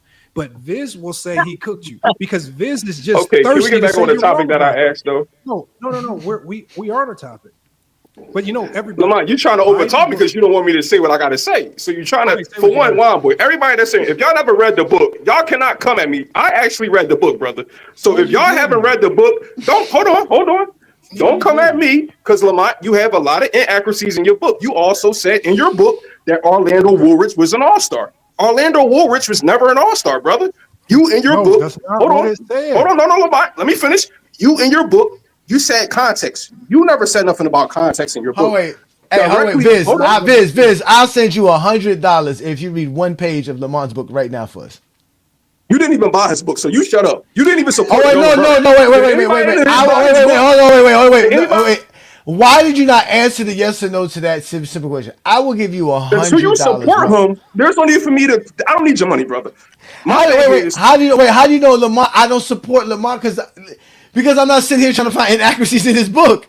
Brother, y'all trying to argue me? Y'all arguing with me about what this man wrote in a book. He is passing off inaccuracies, a lot of false information, and a lot of bullshit that he How do we know you actually read the book? How do we know that you even read the book? How do you know you even read the book? How do we know this? Lamont knows I know. He know I know. I got the book.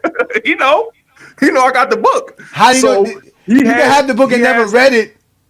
You have the book and never read it. You said it multiple times. You didn't even buy the book, so why you arguing with I somebody? know I have not bought the book yet. Still haven't bought it yet. Okay, hey, I Wombo, talked to Lamont on a consistent basis. I'm gonna read. Lamont don't need. I mean, Wombo don't need no books. He watch basketball. This is gonna try to be disruptive. So I have the book right here. We're gonna read about Orlando Woolridge.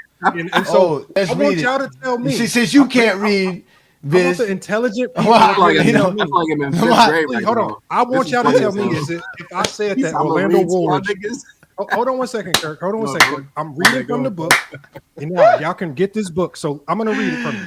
It says right here, in the 1980s, Orlando Woolridge briefly shined alongside young Michael Jordan, showing flashes of an all-star caliber player in Chicago. Drafted 6th overall in 1981, Woolridge quickly established himself as a high-flying scorer, averaging over 20 points per game in multiple seasons and dazzling crowds with his dunk contest appearances. For a short time, he gave the Bulls a second explosive option next to Jordan, even appearing in the 1985 All-Star Weekend. But while Jordan's rise transformed him into the league's ultimate force, Woolridge's impact never fully reached that same tier. His game leaned heavily on scoring and athleticism. Unlike Jordan, he did not elevate his teams to playoff success or carry them in clutch moments. Still, during those years, fans got a glimpse of what could have been. One powerful 1-2 punch of Jordan's dominance paired with Woolridge's all-star flashes. A partnership that burned brightly but faded just as Jordan's legend was beginning to take shape. Now, to the intelligent people on the panel, did I call Orlando Woolridge an all-star? You just said he sold flashes, man. He's an all-star caliber. Lamont, Lamont, you're not being honest, Lamont. First of all, hold on, Viz. Hold on. We're gonna let Viz get in, but it was my fault, Lamar. I should have never asked Zesty Jeffrey to read because we know damn sure Zesty Jeffries can't read. Yo, Kurt, you said don't even got the book, Johnny. Kurt, obviously you got the book and you still can't read the motherfucker. You still can't read. Lamar should make a dummy encyclopedia for people like you. Listen. One boy. I'll send you a free link to download the book right now. And you can read it to the people. All right, one boy. We don't even got to do all that, Lamont. Hey, Lamont. No. One boy. Is he trying to be disruptive? One boy. Put your email in the private chat. I'll send you a free book right now, just so one boy can cross-reference. Since Viz, all of a sudden has a learning disability, he no longer can read. We'll let one boy. One boy is good. One boy is really good at cross-reference. I ain't gonna lie. I want to hear his Let's let him go. Go ahead, Viz. Go ahead, Viz. While one boy do that, go ahead, Viz. You can respond. Nobody let Viz go. Go ahead, Viz.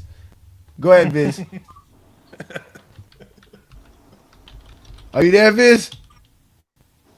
Where you at, Viz? Well, I'm trying to hear his point. Come on, bro. Yo. Come on, huh? He's about to come on, I think. Come on, bro. I want to hear the point. I can't believe he said, let me read to you like he's a fag. I think he saw the point about the great beard. I'm back. Hold on. All right. What happened to you, Viz? Oh, Viz is back. No. I was going to the chat because y'all kept kicking me out. For one, I don't have nothing to lie. My only thing I want is hold on. All I want is him to pass off the truth. If y'all guys want it, I'm not making none of this shit up. Guys can go to my page. I have a small channel. Lamont and both me and Lamont know. Go to my page. I did a video on this guy's book with his book. Screenshotted it, and y'all can see it because he's not reading off the part where he says that Orlando Woolridge was an all-star. Everybody that's in the stream, go to my channel. You will see I made a video about it. I just read from Lamont, you're just not being honest, Lamont. I literally just read from the book. You skipping shit in your book. Read the part that's in my video. Oh, God. What the fuck? Oh, no. Orlando Woolridge briefly shined alongside young Michael Jordan, showing flashes of an all-star caliber player in Chicago. That is very Lamont, clear. with your permission, can I post a link in your stream? If not, because y'all know people got their shit on certain ways. Go ahead, nobody can stop you from posting a link in the stream. Nobody's stopping you from doing that. But you just be lying. Again, this is Lamont's book. I'm not lying. It's from hold on. Why am I lying? It's from his book. Amazon. But it's from his book. How am I lying with his shit? So read it. So read the paragraph that states that Woolridge is an all-star. Can you read the paragraph? Just go to my video. I got screenshots. Me and Lamont both know. And another thing, Lamont, you said that they played. You said in 2007 he played 4 all-stars. That's what you said.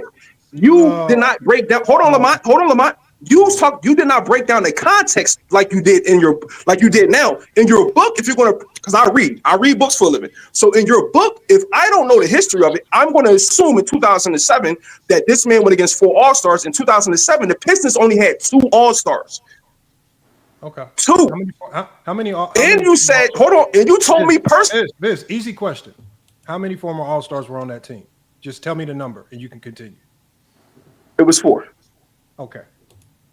Did you not tell me Tayshaun Prince was an All-Star? Yes or no?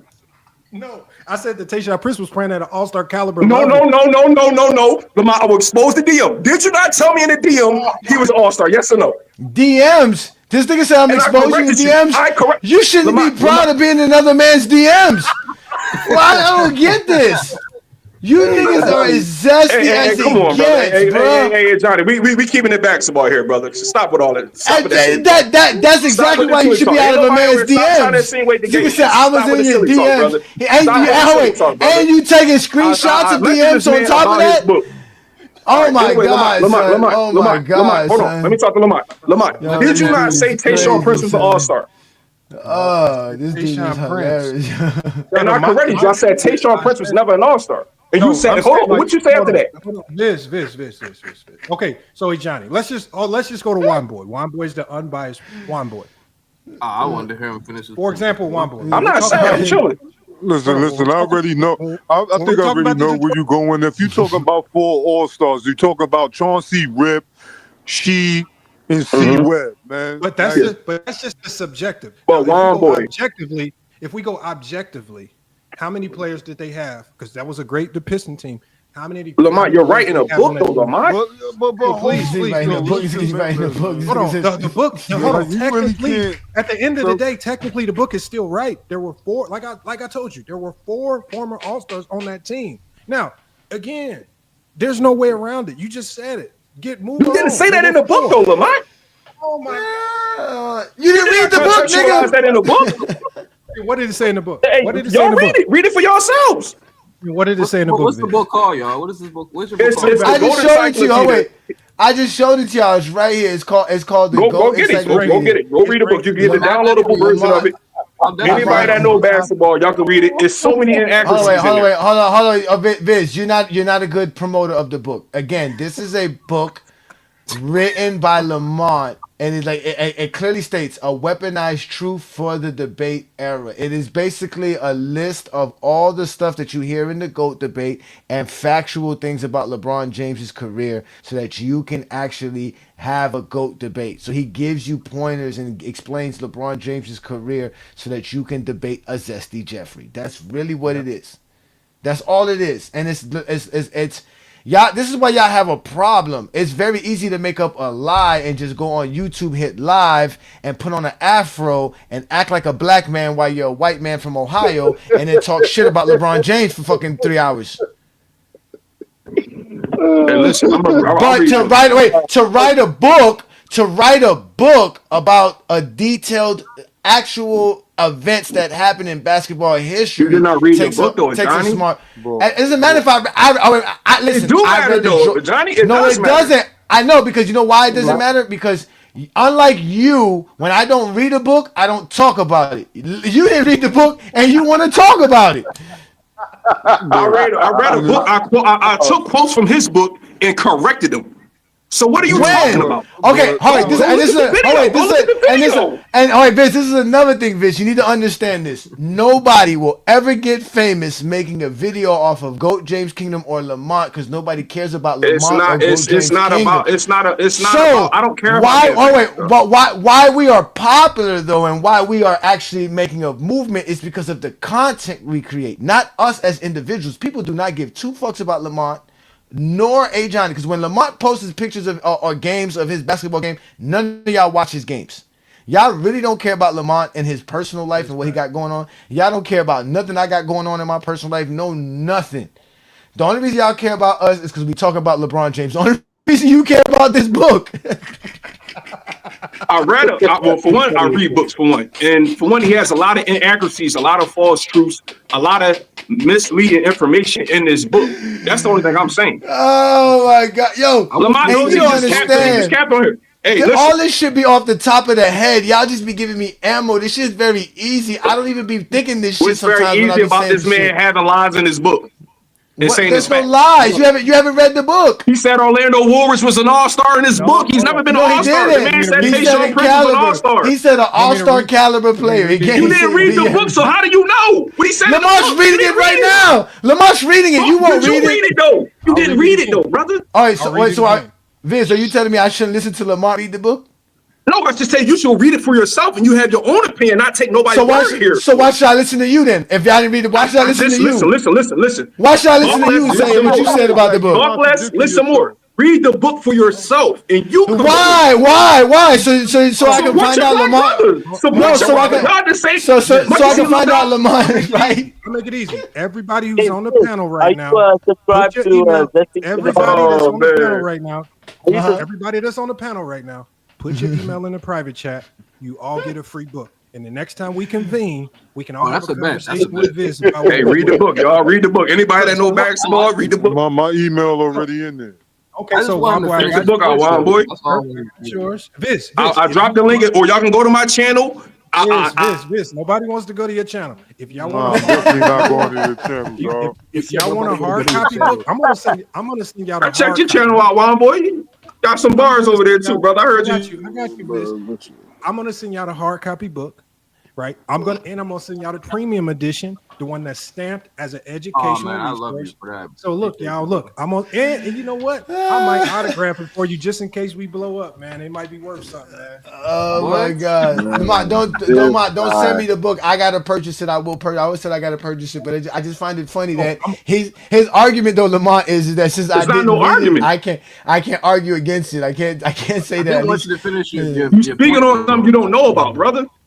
Hold on. You want me to read Orlando Lamar, Lamar, make sure you get these emails, Lamar. Get these emails, Lamar. You see what I showed you? These emails are there. These emails are there, Lamar. Make sure you get these emails. You said something here. Go James Kingdom. You got to follow through. Yeah, go ahead.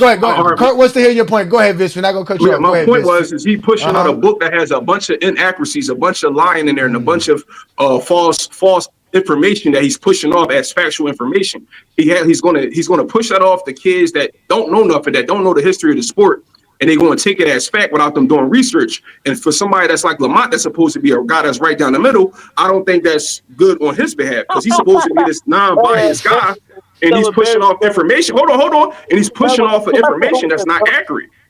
That's the only thing I'm saying. Okay, hold on. Okay, so hold on. Let me read another excerpt for y'all. I'm gonna read one more excerpt. Hey, go ahead, Lamar. Just read the book for yourselves. I ain't got nothing to say. Just read the book. Hold on. I'm gonna give everybody a book. Okay, we're gonna read another because remember, Viz literally just said this is not in the book. All right, y'all. So I want y'all to look. Remember, he just said this is not in the book. So I told y'all every section has a section in the back that you can correlate to. Let me read this to you guys. In 2007, the Detroit Pistons rolled out a lineup of 4 former All-Stars: Chauncey Billups, Rip Hamilton, Rasheed Wallace, and newly added Chris Webber, making them the East's most experienced and battle-tested team. But despite that firepower, they ran into 22-year-old LeBron James in the Eastern Conference Finals, where his legendary 48-point game 5 performance, scoring 25 straight down the stretch, dismantled Detroit's veteran core and signaled a shift in power from the Pistons dynasty to the rise of LeBron's Cavaliers. Now, he says that wasn't in the book. I just read it. This is something that you all can read. Viz, there's the context for you if you actually read the whole book. That's why I say. What is that insinuating, Lamont? What does that insinuate, Lamont? That he played 4 All-Stars that year, correct? Let's just read it one more time. Let's read it one more time. Let's read it one more time. In 2007, Detroit Pistons rolled out a lineup featuring 4. It literally says featuring 4 former All-Stars: Chauncey Billups, Rip Hamilton, Rasheed Wallace, and newly added Chris Webber, making them the East's most experienced and battle-tested team. What does that say, you guys? I'm not gonna lie. That's okay. I ain't gonna lie. Let me respond to that. That doesn't sound like he's saying this. He's just basically saying that team's experience as hell, though. Now I can see if he said that 4 All-Stars, but he said his former All-Stars. That's not to me. That's one thing. Okay, they named them all. To me, yeah, I'm brother. He's making the point that their experience. He's basically saying their experience. That's what it sounds like to me. I'm not gonna lie. It doesn't sound like he's capping about that. And what about the Tyreek Evans thing, Lamont? I want to hear. Okay, what about Tyreek Evans? I mean, not the Tyreek Evans. Listen, read the book. Only thing I gotta say, y'all read the book for No, yourselves. give me Y'all the go next with your one. own Give me the opinion. Don't next take my one. opinion. Don't take my opinion. Give me the next one. We can read it together. I can read it to you right now. Yes, we live right now. It's Friday night, CJ. You know that. It be live. Yes. Come up here, bro. Viz, come on with the next one, Viz. You said Yo, time. Okay, Viz, the one about because I have to get off. I have to get off the StreamYard to check my notes. The one about LeBron was the only guy to Checking start. notes. Yeah, the screenshots that I got, brother. Like I yeah. You got Hey, got Juan boy, but you why had you the always at book. me, Juan boy? Why you always at me? Because I fried you one time, brother. Because first of You all, saw with these niggas on. You dick ride these niggas on everything, brother. God damn, you be dick riding, brother. Now you I mad at actually Juan fuck boy. with you, but you be dick riding, my nigga. Anyway, Now you mad at Lamont, Juan boy. Now you be dick I just riding, side my with the guy. dudes that just Now want he to mad have at a Juan boy. Brother, I'm not mad at Juan boy. He just be at me on everything. Like I just be out here just we tripping. would have Kirk came on here. No, nobody Tell King came. John I got him. Tell Nobody King tonight. John I got him too. Nobody tonight came up here more disruptive than you and Brandon Katz. How am I being disrupted? I asked Lamont a question. Because you, I questioned first him of on all, his you book. came How is up that here. You disrupting? I didn't can't. say nothing about the topic of the show. None of that shit. That is about the topic of the show. Y'all saying y'all taking over it. Hey guys, Okay, all right, when you got your chance to speak, all right. Listen, when you the got thing your about chance you to said speak, He doesn't want to listen. You got to listen. Go ahead, Juan boy. You when you got your chance to speak, you immediately went at Lamont. You did the same thing to me when I said what I said about Pau Gasol. You just looked to have a reason to want to argue with a nigga and just be right for one time. And the one time when we checked you talking about, oh, Ray Allen had 50-point game in 2010. No, it was 2009. We left that shit alone, bro. I said I was wrong and I stood on business. Did I not? That's respect. I said I was wrong. I said, okay, I stand corrected. No, he didn't. You Kirk, said don't, Paul Gasol was the Kirk, best don't fall power for forward, it, nigga. Kirk. Just listening to Kirk, don't fall I for it, showed Kirk. up late. I showed up Kirk, at Kirk, 9:09. Nigga, I was listening to that. Kirk, That Kirk, you ever seen like a 15-year-old with dementia?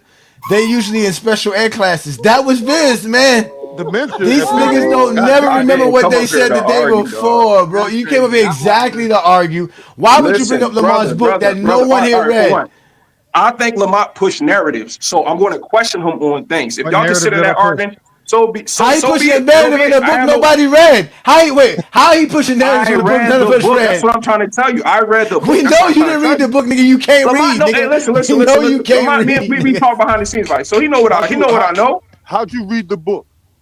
Okay, hold on. What other section do you want me to read He for the probably people? read the book. I ain't gonna lie. He probably read the book. No, Well, Viz, okay, Lamont, wait, no, I guarantee you. What? Name one chapter. Name one chapter. Name one chapter. Just name one chapter. What was one chapter title? A title of a chapter. One chapter You don't got title, the book, so please. don't talk to me. You don't got the book. Why So you don't can't talk. never answer the book? You See, don't you can got the always book. lie about the See, book, but he can't name a chapter title, nigga. Can you name? All right, can you name a chapter? God damn, Can you name a man. chapter? We Can didn't you name a claim to chapter? read In a book that I Nobody read, claimed to read the if I book read but a you. book, I can tell you a Come chapter on. in the book that I read. Come on. Like there's a chapter in the book for the Jordan rules called February of 1991, and it Oh, you explains knew it's talking Jordan. about Jordan. Yeah, of course, because I read up on Jordan. Unlike you read up on shit that we don't even know if you're reading up on. But I'm reading, right? So here we go. Hey, Lamont, I found out. I found out. Wait, no. I found out Jordan. Remember, I said in 1991, right? I found out Jordan was so upset. He was like, "Why can't I have better players on my team?" This is an excerpt from a book that I read. You told me, did I read the book? I got an excerpt from a book that I read. You have no excerpt. You lied. The excerpt you brought up, Lamont read. You can't read it. You can't tell us a chapter. You can't tell us nothing. Again, February 1991 is actually the actual chapter name. And it talks about Michael Jordan in February complaining to the team about why Scottie Pippen and them is still on the team. Why can't we trade Bill Cartwright? Why can't we make our team better? Not to so again, sir. I read. I love to read. Reading is fundamental. Lamont. All right. But arguing This is what you said, fundamental Lamont. to you. This is what you said in your book. You said only rookie in NBA history to start all games averaging 20 to a 25-5. That is not true.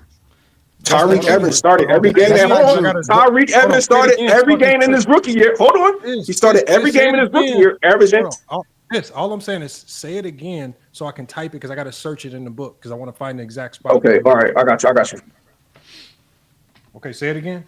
Only rookie in NBA history to average. Well, the only rookie in NBA, because I gotta keep flipping on other He screens. can't read. Nigga can't read. The nigga can't read. The nigga can't read. Brother. In order for me to stay, listen. I gotta keep doing that because I'm not on the app. I'm on the website of StreamYard, brother. Only rookie in NBA history. Only rookie in NBA history to average 25 and 5 while starting every game. No, he don't.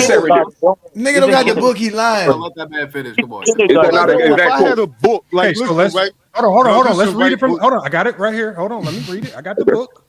So we're gonna enlighten the people. So we're gonna read. So again, we preface it. Hold on. Okay, so it says right here in 2003-2004 season, LeBron James became the only rookie in NBA history to average 20.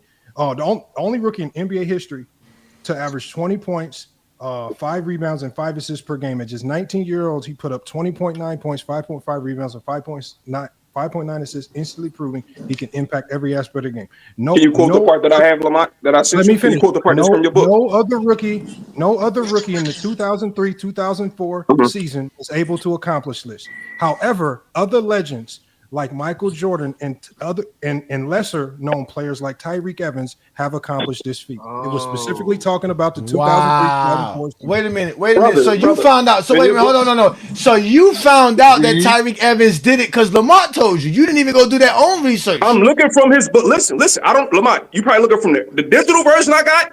You only rookie in NBA history. How you got a special book that nobody else? He got the Chat GPT. He got the Chat GPT version. I'm so confused right What now. I got a lie for? It's from his book. What you mean? Well, I didn't write this shit. Only rookie in NBA history to average 25 and 5 while starting every game. That's what your book say. Oh my god, bro, this guy. That's what your book say, Lamont. We gotta read this book. Am I lying, Lamont? We gotta Okay, read so there's Oh, another this section guy's about this as Hold well. on, Let me Lamont. read Hold on. So they're not looking at me like I'm stupid. Am I lying, it. Lamont? I'm just gonna read the book. I'm just gonna read the book. You answer the question yes or no. Am I lying? Yes, you are. You haven't read the book. Shut up. If I say I got a book, I'm going to the book. If I say Hold on. If I say But brother, y'all not going to make me look. But y'all not going to make me look stupid, Lamont. Yes or no? Did you not say that? What I just quoted is that not in the book? I could go show. Oh, chill, wild boy. Hold on. Because let me have this right here. You know what I'm saying? I'm not credit. Tell Lamont to answer yes or no. Then Lamont, did that? I'm just gonna read the. There's 2 sections that mention this. So I'm gonna But go Lamont, can you answer that question though? You got me looking stupid out here. He blaming Lamont for looking stupid, son. This is unbelievable, bro. Can I read this, please? Hold on, let me read this, y'all. Oh my God, y'all niggas crazy. Hold on 1 second, y'all. There's another section that mentions this briefly, so I'm gonna read it, and I want you guys to tell me if it maybe I did make a mistake. Let's read it. In the That's probably what it is. Okay, in the 2003-2004 season, LeBron James stood alone as the only rookie to average 20 points, 5 rebounds, and 5 assists per game. His final stat line was 20.9 points, 5.5 rebounds, 5.9 assists. At just 19 years old, showed a level of all-around production that no other rookie from his class came close to matching, immediately separating himself from his peers, proving why he was the most hyped prospect of the generation. You guys tell me what y'all got from that. He said that LeBron from his class from that year alone, he stood alone, not from NBA history. Okay, Lamont, I'm not disagreeing with that, brother. It's in your book. What I have from the book that I got, it said only rookie in NBA history to average 25 and 5 while starting all games. Is that not in your book? Yes or no? Oh my God! He won't answer the question. He won't answer the question. This is his book. I literally just read the 2 excerpts. Lamont. Okay, so we both reading 2 different books. Oh wow, what is going on? Okay, so what does your book say, Viz? Verbatim. I just read it. You want me to? You know it. I sent you what you wrote in your book. Okay, read it. Only rookie in NBA. Hold on. Only rookie in NBA. It is in bold letters too, y'all. Bold letters. Only rookie in NBA history from your notes? to average 25 and 5 while starting every game. Is that only rookie? Is that from your notes? It's not a notes. It's from your book. Okay. Did you write that down? No, it's from your book. Did you write it down incorrectly? It's from your book. I screenshotted your book. It literally says right here, LeBron James stood alone. So you got 2 different books? No. He has 2 different sayings though. He said he hold has on, 2 hold on. Yes. Hold on. He has a book for adults that can read, and he has a coloring book that you bought. So he's selling color. Hey, so you make my point even more stronger. Hey Johnny. So you laughing at this nigga? If you look at the book, y'all, there's a section of the book that breaks things down into very quick bullet points, but it also tells you. But Lamont, what does this? But Lamont, hold on, y'all, because remember, y'all, you got to have. This guy. To read this book, y'all, you have to have at least a 6th grade education. So what I mean by that is this: the section that he's referring to, y'all, is this right here. Let me explain it. Hold on one second, y'all. Let me explain it. Go, bro. The section that he's referring to. There's a section with just all bullet points of stats where it mentions LeBron James in this stat line. What you have to do then is next to that, it tells you where you go and correlate what those stats mean. And so when you correlate it, it literally prefaces these 2 sections and it talks about what these stats mean. So it says in index 1 in 2003, 2004, LeBron James, it was the first excerpt that I read, y'all, where it says that he was one of 3 rookies in NBA history to do it. But then in the second section, it talks about in the 2003-04 section, what I just read to you guys, how he stood alone as the only rookie in the 2003-2004 season to have that stat line. And that's what gave everybody an indication that he was going to be a great player going forward.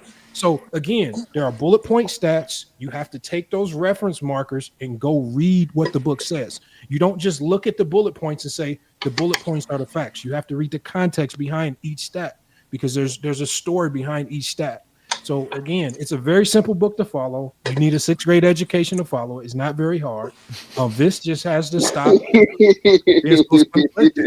I compel Vis to put your email in the chat. I'll send you the hard copy. It might be easier to follow because the letters are bigger. I got you. I'm not gonna lie, bro. Wait, Viz, before you go, Viz, this shot is for you, bro. Cause no. What you drinking on, bro? What you drinking on, brother? I'm a black man. Only Hennessy going my shots, Hennessy, bro. Salute. Hey, Lamont. Show him the picture, then, Lamont, from your book. My bus script, man. This shit loud as hell, though. I'm not gonna lie. Show them, Lamont. Show him. Wait, Kurt. Exactly. Nigga capping. Nigga's captain of. Kurt, this is only crazy because we let people like Brandon Katz and Biz up. Like these I just want the truth, brother.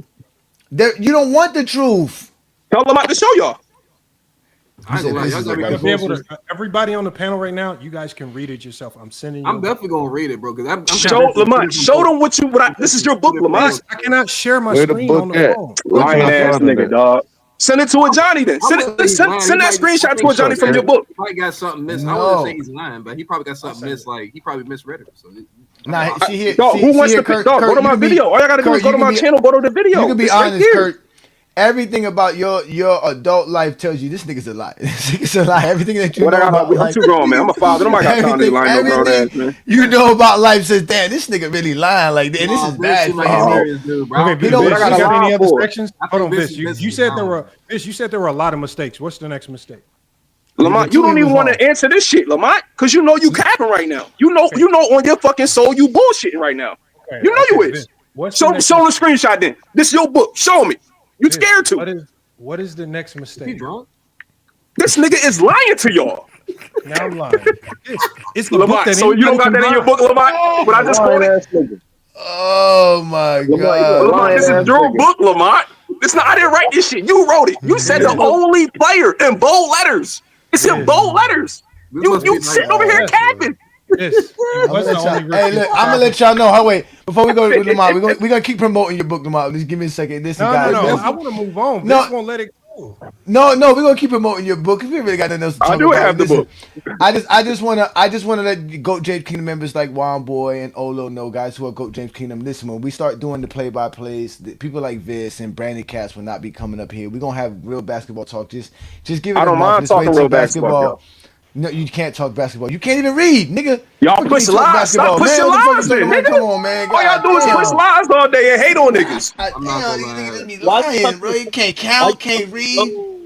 Hey, Kurt. See, Kurt, you didn't come from my era. See, there was a point in time in my era, right? I don't know if this happened when y'all was born in the 2000s. Can't read. Niggas grown men. Listen, in my era, there was a class of students that went to lunch before everybody else. They went to PE before everybody else.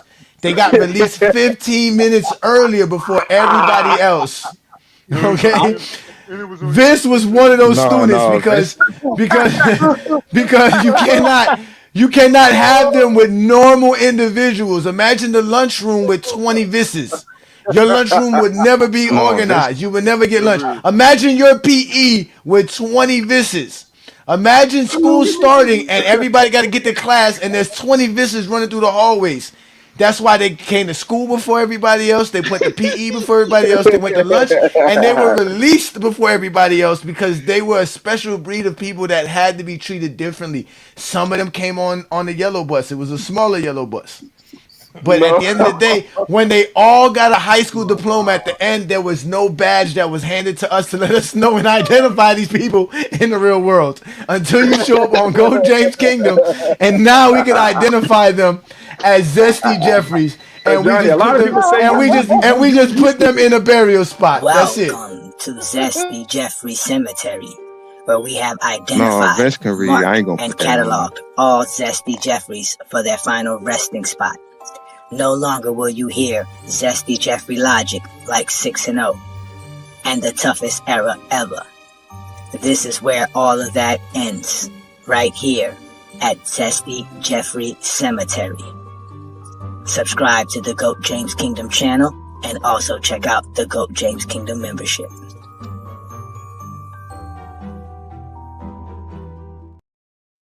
I got one more thing, Lamont. You asked one more question. I'm gonna get out of here. So this is quote from your book. Quote word for word from his book, y'all. Okay, let's go. This chapter isn't just a background. What chapter is it? It helped me get there faster. Chapter 1.3 draft night. Destiny realized. And can you read? Actually, hold on. 1.1. Read the first paragraph and 1. Why? Hold on. 1.4 why chapters matter. Read that first paragraph. Read that first paragraph. What's the error? It says 1.4 why chapters matter. I know. Read Can you read that? You read it. Lamont's your book. Go read it. What's the error of this? I only got the chapters, Lamont. I got a digital version, so I don't know if you're reading from the book version. Okay, so what is the error that you're referring to? I just told you the chapter 1.4 why chapters matter. Okay, I just gave you the chapter. How is that an error? No, I'm saying read the paragraph that you said. I'm gonna read where you specifically say the areas. What is the error? The error? Hold on. What? The chapter that you asked me the chapter. Chapter is 1.4, and the title of that chapter is why chapter. What is the error? Lamont, you want me to read it to you, boss? Because I don't know what you're trying to ask. What's the incorrections? Well, if he read it, no, he should read it. Once he read it, you will hear the error. Tell him to read it. No, why? Jesus Christ! I want you to tell us what the error is. So all right, I got you. I'm gonna read it. All right, I got you. You know what? I got you. Hold on, because I'm about to go. I got you. Yeah, you got to go back because you. This chapter isn't just a background. It's the context haters often skip. Okay. MJ came into a stable franchise with an all-star, in parentheses, Orlando Woolridge, and quickly, that's what his book say. He came into a stable franchise with an all-star, in parentheses, it says Orlando Woolridge, which is insinuating what? He's an all-star, right? Orlando Woolridge was never an all-star, brother. This is your book that you wrote, chapter 1.4 in your book. Okay, so let's stop right there, Viz. Next to Orlando Woolridge's name, there's a small number 1, and it takes you to the Orlando Woolridge section where it's indexed, and where it says in the mid 1980s, Orlando Woolridge briefly shined along a young Michael Jordan, showing flashes of an all-star caliber player in Chicago. Now, I want you to ask yourself, why in this book when we talk about all-stars and all-star caliber players, why do we always put that number 1 next to it to preface it so you can go research why we use the word all-star? Lamont, that's not Lamont. Brother, Lamont boy, No, hold Please, on. bro. Hold on, Vince. I want you to think about this. You got to read that. Out of all of the terms in the book, why would I put a small number 1 next to Orlando Woolridge? Out of all the terms. So you can remember he said in Lamont, this digital version is not Viz. Let's think. Why would I want people to reference footnotes about Orlando Woolridge? Because I want you to get a better idea of what type of player he was. In my footnotes, would I give a very accurate depiction of Orlando Woolridge?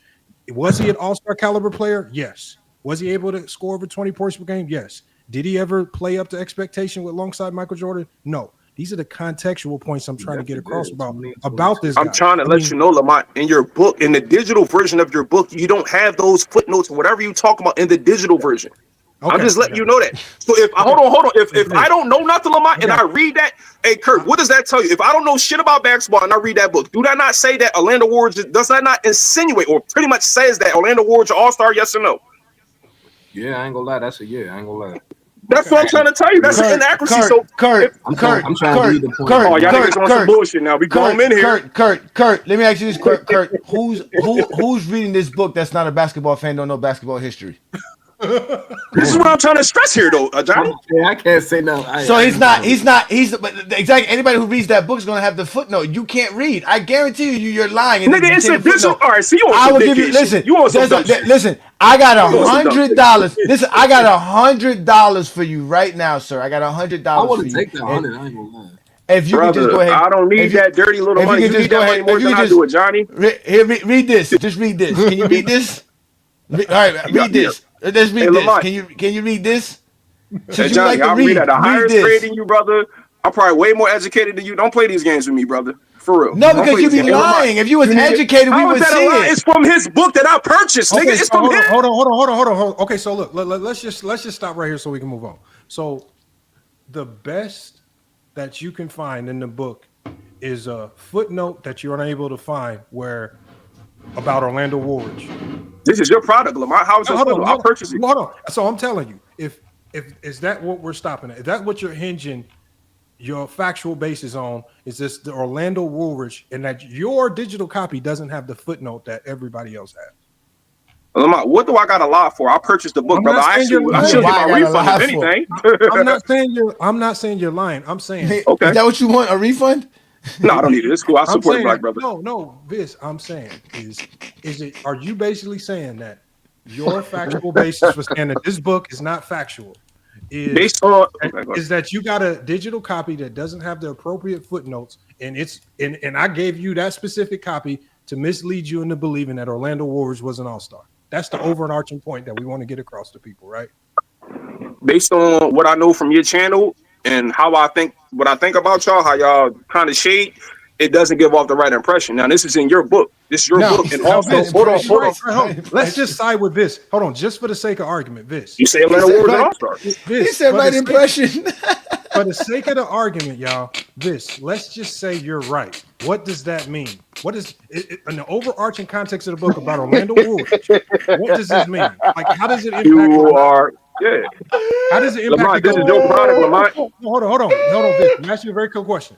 This oversight on the footnote. No, we don't. Oversight on the footnote about Orlando Woolridge. How does it trick anybody into believing that LeBron is now the GOAT? You have a lot of other inaccuracies in the book, at least the digital version. This is your product. I'm reading from Orlando. I'm just talking about the Orlando Woolridge. Well, you have the other one. You refuse to address the other one, Lamont. Which other one? What other one? I addressed them all. The one where you got in bold letters. LeBron is the only guy to play every game, averaging 25 and 5 as a rookie. I just read it. Lamont, okay, I'm telling you from your digital version of the book, then you need to fix this shit. Because if somebody buying it, nobody really buying hardbacks no more. So if somebody buys a digital version of the book, you have a lot of mistakes. The beauty of this, hey Johnny, here's the beauty. Only 7 people have bought the digital copy. I've sold 462 papers, and I've sold 193 hard copies. So the best thing, the beauty of this is only 7 of y'all got this so-called misinformation. You know what? If this is your product, though. And if the digital copy Lamont, is so remember the 7 that you got are all special ed students. They couldn't go to the store and buy a book. They didn't know they don't open up books. They didn't have to open up books when they were in class. No, they don't know You about didn't even opening buy up the book, books. nigga. Shut the fuck up. You didn't even buy the book, nigga. The digital copy is that it has an audio reader. Amazon will read the book to you. Like this, y'all. Come on, yo. I'm just saying, Lamont. You. This is your product, dog. Oh God, This is your product, brother. bro. Can you read that page one more time? Hey, About the I mean, y'all can say what y'all want. This is from his book, y'all. So y'all can say I don't know nothing. This is from his book. Y'all get the digital copy. Y'all will see exactly what I see in this book. Chapter 1.4. He says Orlando Warriors. In another chapter, what's the name of that chapter? What's the name of that chapter? What's the name of that chapter? What's the name of that chapter? Buy the book and you Lamont read Lies? it yourself, nigga. Is it called Lamont Lies in chapter 1.4? I'm not calling the man a liar. I'm just saying he got a lot of inaccuracies of his book. If you want to push up a great product, as a consumer, in the footnotes about Orlando Warriors, just so people are making. You already bought the book and give a fuck about you. You ain't gonna get a refund. I know you have to. I don't care about a refund. I don't care about a refund. I don't see what's funny. This nigga, y'all laughing at this nigga book. We laughing at your dumb ass, man. What's dope for me reading from his book? The nigga sold 1,000 books. Nigga, what you talking about? He sold 1,000. And you bought a digital copy that you never read. It's his book. What you mad at me for? Hold on. Vish, does your digital copy have footnotes? Yes or no? Lamont, I read you verbatim everything. So if you don't hear no footnote, then no, it does not, Lamont. Okay, so Vish, the digital copy does have footnotes. Okay, so I want you to pull up the book and I want you to go to the footnote on Orlando Warriors. Lamont, I read the chapter that I read, Lamont. The screenshot, I would have to go back in the book, leave out this joint to go back in the book. I just got the screenshots of the stuff I wanted to pinpoint the inaccuracies. If you want me to do that, I can do. So why do people use footnotes in books? Explain that to Lamont, I'm just telling you what I read from your book, brother. So y'all, just so that Viz just said he was more educated than most of us. I'm gonna help y'all. The reason why we use footnotes now, the reason why we it's not no footnote in there though, Lamont. Lamont, I gotta laugh, Lamont. I gotta laugh because this nigga said he reading the book on the phone.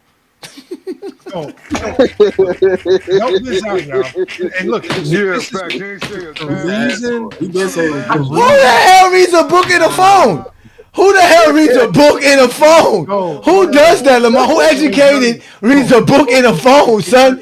Yo, this is hilarious, son. This is fucking hilarious. Ain't nobody. That buy the digital version. People do read books on phones. That's fucked up. I never heard of that before, Kirk. I'm sorry, bro. Not a book. I heard you reading something on the phone, but you're not gonna purchase a book and then read it on a phone, I got the picture. Bruh. Go ahead, Lamont. Go ahead, Lamont. I'm sorry, Lamont. What I was saying was this. Get books over phone, Hey, y'all, the footnote is for this. Because remember, it's you know how, hey, John, you know how when we talk to King Rowe, like one small thing can take them down a tangent that nobody's even talking about. The reason why we have footnotes is so you don't have to go on long tangents explaining. Like, so if I mention a guy in Orlando Warriors and I connect a word to him, I put a footnote there because I'm saying I don't want to go down a long tangent right now talking about Orlando Warriors because there's another point we're trying to get to. But make sure you come back to this because there's a footnote about this where you can read further on this. So all footnotes do is save you time, so I don't wander off in the long. I know what you're saying. That's smart. So what Viz is doing, y'all, is Viz is not he's pretending as if he got the only digital version that don't have footnotes. He's acting like the footnotes don't help redirect them. Look, every section. The funny thing about it is that every section that he referenced is linked to a footnote. So that tells us right there. You, Lamont. I just don't know where his education level. Can you read that point about Orlando? I do want to hear the point about Orlando, though. I do want to hear there's that's the point. See, Kurt, they don't have a point. No, they don't have. There's no. This leads to nowhere. The only reason I kept this going so long is because again we're talking about Lamont's book. I'm helping to promote the book. He says I don't help Lamont. And we really don't have not too much else to talk about. But go ahead, Lamont, so we can really move on to something else, please, bro. There's two footnotes here, Kurt. So next to the word, so next to the word All-Star, there's a footnote, and next to the word Orlando Woolridge, there's a footnote. So both of those words have footnotes, right? So the way he read it it does read that way. But I put footnotes next to the word All-Star, and I put footnotes next to the word Orlando Woolridge, right? Okay. Because the footnotes for the word All-Star, I specifically delineate in the footnotes is that the term, when we're talking basketball, the term All-Star can be applied to players who did not make All-Star games. I specifically explain this because in the footnotes, I give the example of a player by the name of Damian Lillard who did not make the All-Star game for years and years. I use Devin Booker as well. There's a lot of players that I use who were playing at All-Star levels but were not in All-Star games. Even Jamal Murray was an example of this. Oh, okay, So, okay. what I try to explain to people is in basketball talk, sometimes we can use the term All-Star, but it does not correlate to the All-Star game. And then I also, on the converse, gave the example of Christian Laettner, how Christian Laettner made an All-Star game, but never in his career was he looked at as an All-Star caliber player. So I try to help people understand how we talk basketball and how these words aren't always connected to making the All-Star game. I specifically broke this down in the book. That's why I put a footnote next to All-Star. That's why I put a footnote next to Orlando Woolridge, because those two go together, because in that section with Orlando Woolridge, it specifically says All-Star caliber player, because I want people to understand that you can play like an All-Star but not make the All-Star game. This is just has a learning disability. He's been intentionally disingenuous because he knows that these footnotes reference these things, because this book is far more than just about LeBron. I'm really trying to help people understand the terminology, how you talk the game, how you can be labeled an All-Star, not make the All-Star game, right? For example, if LeBron James doesn't make the All-Star game next year for whatever reason, is he not an All-Star? No, nobody's going to say that. I see what you're saying now. But I try to explain it in the book. He's been intentionally disingenuous, and now he's trying to pretend that he has the only version ever released that doesn't. That's what it feel like. I ain't gonna lie. That's what it feel like, bro. I feel like two different books, because I had to look up this, because I ain't gonna lie, I do research, bro. So I looked up this nigga Orlando. I never even heard of this nigga till y'all said it. He was averaging 16, 19, 22, 20, 20. I mean, he seemed like he was an all-star caliber. Yeah, I mean, I see what you're saying. Bro, they were such a good tandem that they had a nickname for the duo. I didn't even know that. Right. So at the end of the day, he was in the slam dunk contest and everything. Yes. There were a lot of people at the time that thought that duo could be what Pippen and Jordan were. Right. You see how the media cover up for Jordan? Some people don't even know who Orlando Woolridge is. Nah, I didn't even know he was. The media in Last Dance, Jordan in The Last Dance is going to lead you to believe that the only thing Orlando Woolridge was good for was using cocaine.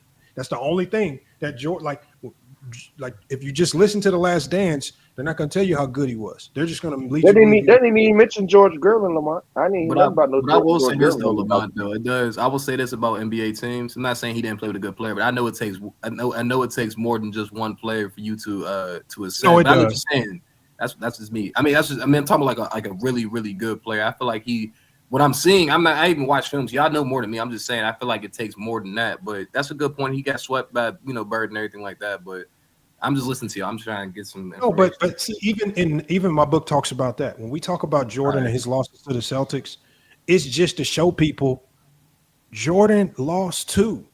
And also at that time, we didn't put these unrealistic expectations on Jordan to go out and beat the Celtics, like the people put the expectations on LeBron James to go out to win the championship in 2007. We're just trying to use correlations to try to say, look, the flaws exist here too. And we didn't put unrealistic expectations. That's a good point. That's all we're saying. See, what Jordan fans will come back and they'll try to make it seem like we're trying to bash MJ. Nobody's bashing MJ. We still consider the 63 a hell of an accomplishment, right? But to us, we're real basketball players. But to these haters, they look at LeBron James and they take all the great performances of 2007 and throw it in the garbage can just because he lost in the finals. I'm not even gonna lie to you, no one had LeBron winning that finals, but that's why I keep trying to tell niggas. I don't think anyone had. If you allow the Jordan fans to tell you, the Cleveland was the favorite. Oh, they're delusional. No, like, I keep trying to tell the 07 finals, LeBron got there too early. He got there too early to me. Lamont, they're telling you that they're undermining the 07 year. The reason why they undermine that year is because of how he shot, his shooting percentages. I don't believe someone plays that because of their shooting percentages. I think it's other things. Now, 2011 is a different story, but 07, no. 2011 is two different. No, I'm saying that's why people undermine that year. That's why people don't. They say I don't care about him going to the finals. He still played bad in that series. That's why they undermine. Team played bad. LeBron's numbers wants to be one up. That's all. This is just in I its mean, nature. right. If you compare LeBron's stats with his other teammates, bro, he was the best player on the Cleveland Cavaliers since 07. So that's why I don't understand. Like, you can compare LeBron to his other player. I didn't even know about that. I gotta do my research. There you go, right there. Hey, look, this is that nigga almost Orlando look fake Wood. though. He almost look fake. This nigga don't look real. But wow. But he was him and Jordan again. This is what Lamont says, that Jordan can't play with other scorers, other guys who need isolation possessions, because Jordan needs to warm up and do all kind of other stuff to get going. So Orlando Ruiz was a good player. A lot of players had drug issues in the 80s. It wasn't just the players that Jordan played with. If Jordan teammates were drug addicts, what was tell you about the rest of the 80s? That's a good So like, point. That's a good point. yeah. Again, that's what Goat James Kingdom is here for, is to expose these type of lies. Lamont does a good job as it as well, because, like I said, the GOAT debate is every basketball conversation. If we're talking about Jaylen Brown can't go left, if we're talking about right. yeah, it doesn't matter what we're talking about. We're talking about James Harden choking in the fourth quarter in playoff games. All of this. We're talking about CP3 not being better than this guy. It's all predicated on the GOAT debate. It's all to make sure that Jordan's still the GOAT, LeBron isn't, and Kobe's the last dying breed of everything. Everything after that was ruined because of LeBron James. That's the conversation. It's either, and then, like we told Chiron Wright, there's a fine line in this conversation. You're on the LeBron side or the Jordan side. There's no in between. As soon as they find out, the Jordan fans find out you like LeBron in any kind of way, you're not a part of the team. You should see how they would talk about Chiron. Chiron thinks Michael Jordan is the GOAT by 15 miles. No one's closer. Okay, but because I don't agree with that. He said that those is his. Well, that's my thing though, bro. Like, if you ask me, bro, I prefer Jordan, but I'm not gonna sit here and say like you gotta be. I don't know. You gotta be like I don't know. You gotta talk about it. Jordan. You can't really be a Jordan's fanboy. not the type for a GOAT. Olo, you all right over there, Olo? You okay, Olo? Which one? Which comment? Which one? The latest one I just put in the chat. Okay, let me see here. Wow, Oh my God, You know what's crazy though? If I want to be honest though, bro, you cannot be a fanboy and talk GOAT debate. That's how I feel about this, man. Yes, you cannot be I a agree. fanboy and talk, and you cannot talk basketball. You cannot talk logically basketball if you're a fanboy. Yeah, it's perfect out the window, bro. You can't Jordan talk fans. GOAT debate if you have a favorite Hey player. Johnny, a fanboy. You talking about hey Johnny? No, Jordan Some Kobe niggas- fans. I lie, bro. I don't care if y'all call me a fanboy, nothing like that. I like sports. I like We all like sports, basketball. right? Like Of course, you know, sports. like that's another thing about y'all. Y'all try to find ways to make fun of me. Listen, if I don't have shame in it, you can. Exactly. That's all sports. Exactly. I think That's all. LeBron James, you can call me the biggest LeBron sexual on social media. That's fine. I guarantee you know Zesty Jeffrey wants to have a conversation, man. I don't care what you niggas think. Y'all forget, again, it's called FYF, which means fuck your feelings. However you feel really don't matter to Lamont. That's what FYF stands for. And here in Go James Kingdom, we have FYO. Fuck your opinions. We really don't give a fuck how you think. We really don't. Y'all really think your opinions and your thought process really matters. It really doesn't. What matters is how much you can actually register facts. And we know for a fact, Zesty Jeffries cannot register facts. Zesty Beans cannot register facts. You guys live in a fantasy world. You guys make shit up. Like Muppet Babies. The whole Muppet Babies show was predicated on a bunch of Muppets that used to imagine shit. They used to open up a closet door and they would be in fucking Jurassic Park. You motherfuckers turn on your phones. You motherfuckers turn on your phones and now you all of a sudden in 1996. I don't know how the fuck this happens. I love speaking of the Muppets, this would be Fozzie.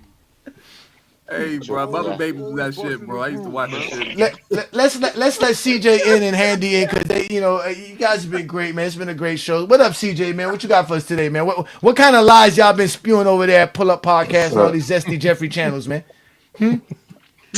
First of all, what you asking me though? What's the topic?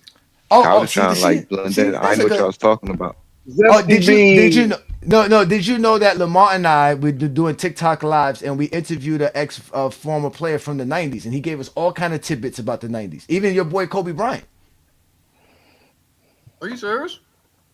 Yeah. What? Y'all gotta talk about Kobe Bryant too. What he said about Kobe. I got. Oh, he talked. Okay, y'all know the famous story that Vernon Maxwell says about Kobe coming to the Philadelphia 76ers practice, right? You ever heard that Yes. story? Yes. Yeah. Okay. Yeah. I Well, heard that. he told us the same story, and he basically broke it down on how the coach John Lucas went to go to a high school game, and he watched Kobe play. He didn't know who Kobe was, but he was telling the guys about the team about it, and he was like, "I think I can bring him into practice." So he brought Kobe into practice as part of the what's the scout team practice team, and he said Kobe bust all they ass at 17 years old, just like That's crazy. that's just like Vernon Maxwell said the same thing. He gave the same story. He said Kobe came in that practice and was busting their ass, and they knew then that Kobe was ready for the league. Like Kobe was ready. He's like Kobe came in like, I'm about to bust y'all ass. I'm about to give y'all the work, and he did. Yo, that's crazy. That's that. Oh wow. That is the truth. That is the truth. He says he knows Kobe very well, because I guess his father is very close associated with the Sixers and in general in Philadelphia. So he mentioned that about Kobe. He said he remembered that specifically. He was at that practice. That's crazy. I never knew that, bro. Yeah, yeah. So he gave us a bunch of stuff. We asked him about longevity. We asked him about like stat padding. We asked him about hand checking, illegal defense. He gave us a story about how he said that he said he legitimately spent an entire game. His whole strategy was that Dennis Rodman was not going to get one rebound on him. Dennis Rodman ended up getting 18 rebounds or something like that on him by the end of the game. And he said he spent the whole game. He said he front guarded Dennis Rodman the whole game. He said that Michael Jordan could have went to the free throw line and dunked all day long. He didn't care. He said Dennis Rodman was not going to get one rebound on him, and Dennis Rodman ended up with 18 rebounds in that game. That's how great Dennis Rodman was. Yeah, that's what he was telling us. He was explaining how great. He said Dennis Rodman used to go out drinking and partying with Carmen Electra, show up to the games the next day in high heels well before anybody else, ride the bike for hours, then get in the game, bust your ass for 20, 15, 20 rebounds, get back on a or whatever, get back on a car and go back partying that same night. That sounds like some Michael Jordan shit. Yeah, because they got scrubs. They were all scared of Mike. They were, they were steel workers. They weren't basketball players. They were steel workers, I'm man. not gonna call that, but Nah, I'm just fucking around. That CJ shit was probably funny got something though. to say. CJ probably got something to say. Yeah, CJ, what you got to say about that, CJ? I just think we should do it like this so it can stop all the comparisons and all that. I feel as though we should just look at who dominated in their era the most. And that could stop about. We don't gotta talk about. It's still LeBron James. LeBron James. Nobody How do you determine that? How do you determine that, CJ? I mean, based off what you do in the season, based off what you do in the season, based off what you do in the playoff, and I think the thing about what Jordan is, he got something that I don't think nobody gonna touch. He three-peated twice. And he got undefeated record in the finals. CJ, Kirk, what a Kirk, new, remember, what a new Kirk, argument. Kirk, remember I told you? Remember I told you these motherfuckers got fifth grade amnesia. Now what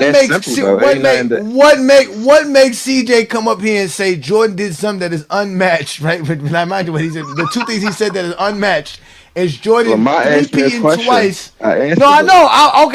Okay, you did it. I'm just making sure Kirk understands. Kirk is very new to Go James Kingdom, so I wanted to understand everything because he seems like a smart man. He likes to register information, unlike a Zesty Jeffrey. So he said Jordan did something unmatched. 2 3-peats that's supposed to be unmatched. Remind you, somebody 8-peated. That matches Jordan. That's a good point. That's a good point. Then he said Jordan is also undefeated in the finals. He refuses to understand that not only that Scottie Pippen is undefeated in the finals, but also that there's other players that as well. So again, and the reason why I said he has the fifth grade amnesia is because he's been on Coach James Kingdom before.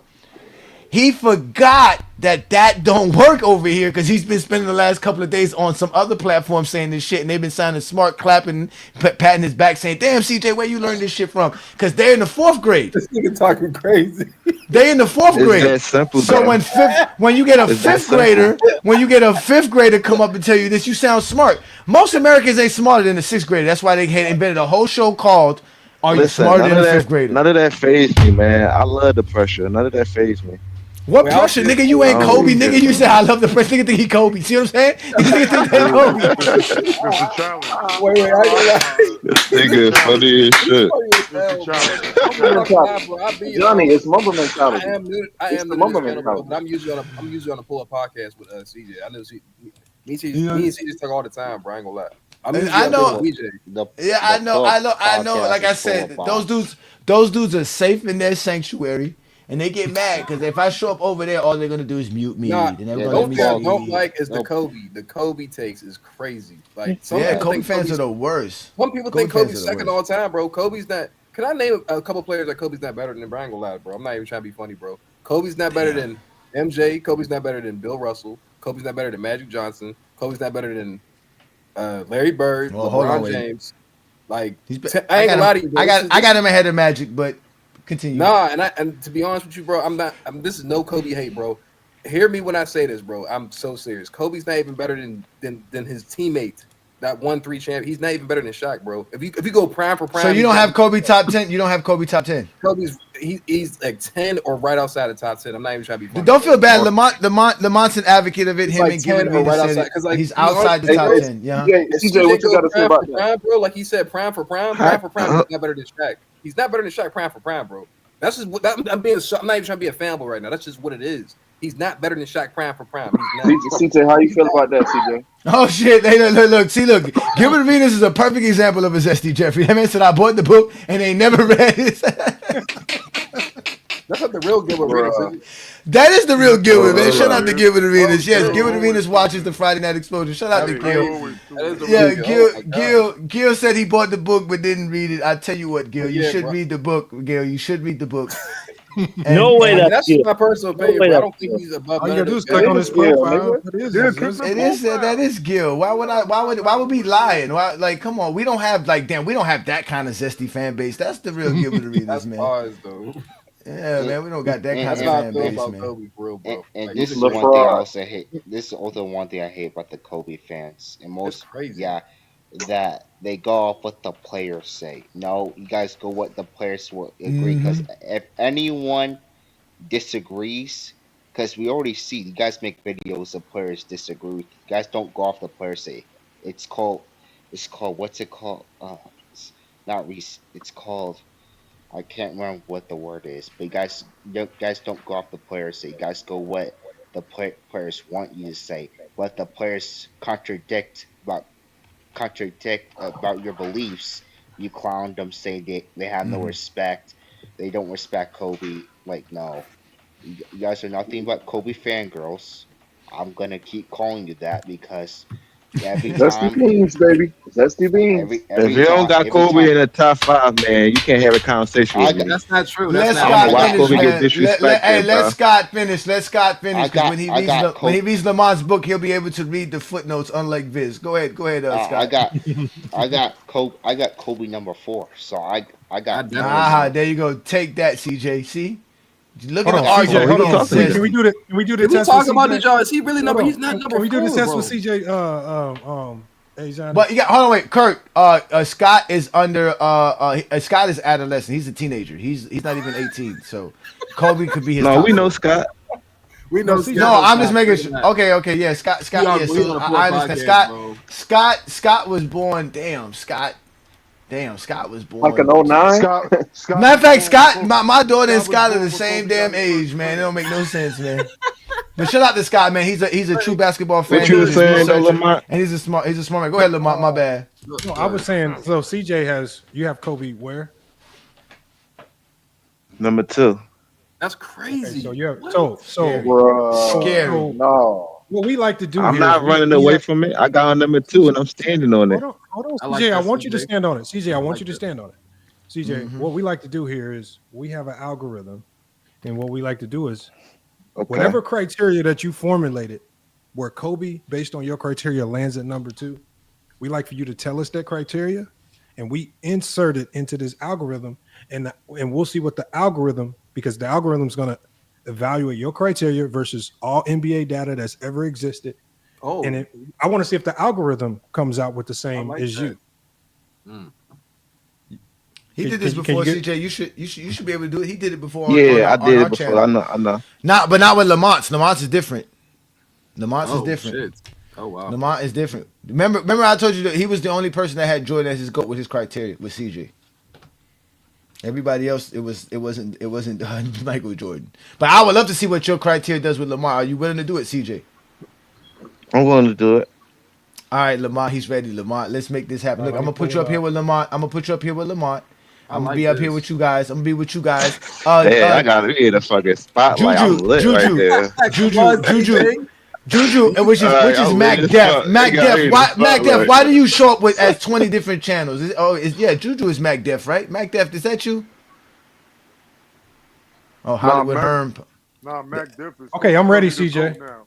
All right, he's ready. CJ, go ahead. CJ, give him your criteria, please. Now hold on, just before you go, CJ, Be you can detailed as possible. Yeah. please, and me and Go James Kingdom stress this as much as possible.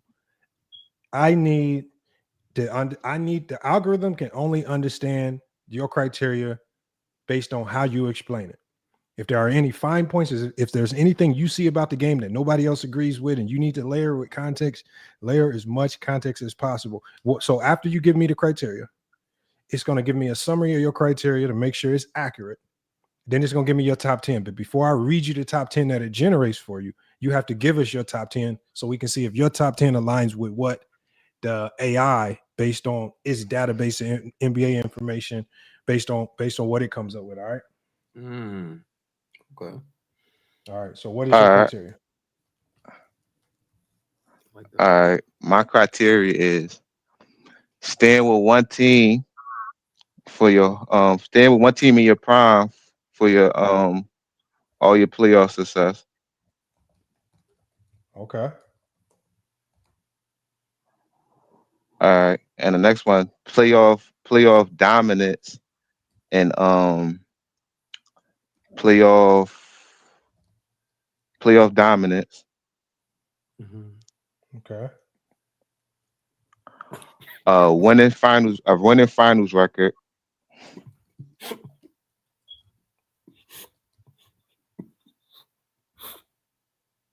Do you want to weigh any of these categories? Does any category mean more than the other?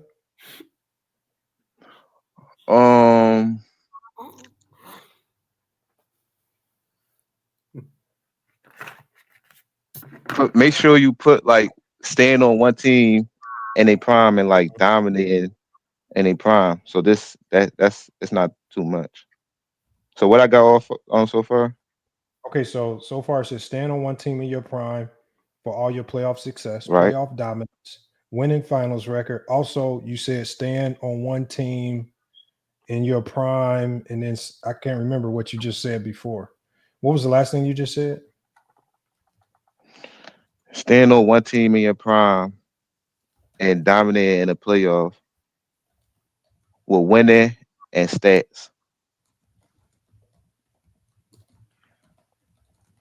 Okay.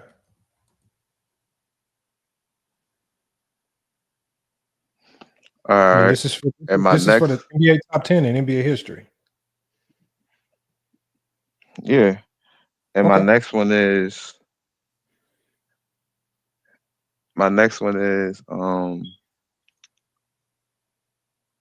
I had like a list wrote down before. I'm trying to remember on the top of my head. So like that's what I'm trying to like.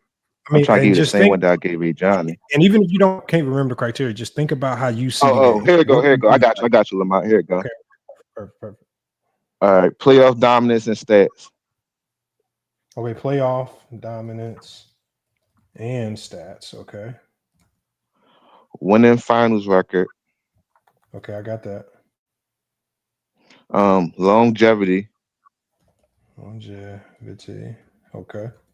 All right. You already got to stay with one team in the prime.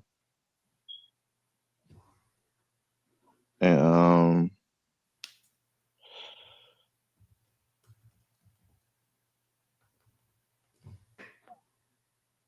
your teammate, the amount the help winning with less, like the amount the help you had. Does it help or hurt you? Like the amount of teammates help you had, and So more help is a negative, correct? Yeah. Okay, so the amount of help you have, the more great players around you, the worse. Okay. What else you got? And my this I probably got two more in my next two is your competition that you go through to get to the finals. Okay, hold on. Competition to get to the finals? Yeah, you go through to get to the finals. All right. So I'm assuming that also means your finals competition as well, or no? Well, you can just put playoff competition. Your playoff competition. You could do that. And playoff competition in general. Okay. And top and like the amount of your like defense you play, like the tougher who played the tougher defense in the playoff. Okay, hold on. Amount of defense do you play as a player or what you face? No, the amount of defense you face, like whoever, like who the team play in the playoff. Yeah, as and that's it. And that's in the playoffs, correct? The amount of defense you face in the playoffs as a player in the playoffs. Okay, this is Sunday. Okay. We rocking with it. So I'm gonna give you the summary of the criteria first. All right. Okay. And while he does that, what's your top 10? Go ahead. It's Mike, Kobe, and who else? I got Mike, Kobe, Tim Duncan, Magic Johnson, Steph, LeBron James,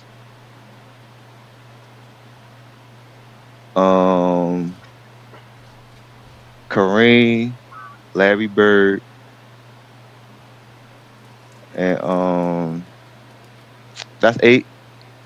Yeah, that's 8. You need 2 more. That's 8. Give me 2 more, Scott. So I can know. Jerry West and Hakeem. You still didn't say Shaq. You still didn't say Shaq and Hakeem. Let me get. Hold on. I'm about to get. Okay, my bad. You asked us to give you suggestions. That's why. My bad. Go ahead. My bad. No, I was just playing with Scott. Hakeem and Shaq. Damn. Yeah, because Scott be cooking y'all. I be seeing Scott on other platforms cooking y'all. I know. It's 1v5. I cook them all to death. Talking about 1v1 Herm, you got to chill with that, man. Listen, I can get my 20v1 if the Zesty Jeffries is willing to give it to me, but they not ready for me, man. Is he ready? I want the 20v1 too. Mm-hmm. He's ready. He gave us the top 10 tomorrow. Okay. So I don't want Lamont to rig it, man. I'm not rigging. No. As soon as I'm done, he can put it on the screen. He can share the screen. Lamont knows how to do that. I can't because I'm on my phone. But I'm gonna screenshot it just like I did last time when I pulled Old Boy, so that way you can see it's all accurate. So I'm gonna read you your criteria first. Johnny, you lose your temper too. All right. So your criteria, just so we make sure, and if there's anything you want to change, let me know now. Team. Okay. Herm, hold on 1 second, Herm, so we can. Team loyalty in prime. Did they stay with one team during their peak playoff success? Playoff dominance and stats. Did their numbers and performance rise under playoff pressure? Finals record, winning percentage, and ability to close championships. Longevity, length of prime, and ability to remain elite. Help factor. A winning finals record. You got that? A winning finals record? That's what it says. It says finals record, winning percentage, and ability to close championships. That's how I summarized it. All right. So it says winning percentage. Longevity, length of prime, and ability to remain elite. Help factor. More great teammates equal slight demerit. Competition quality. How tough was the road to the finals? And then defensive attention. How much playoff defenses schemed to stop them? Perfect. Okay. At number 10, you have now. Before I do this, if there's any players where you want me to read the context as to where they fall, I'll read it, and then after I give you the top 10, if you have any questions, you can ask. You can literally ask, okay, why did this player fall in this spot based on my criteria? All right. Okay. So, at number 10, it gives you Tim Duncan. At number 9, Larry Bird. Hmm. Now, for this next player, because I know that you will disagree,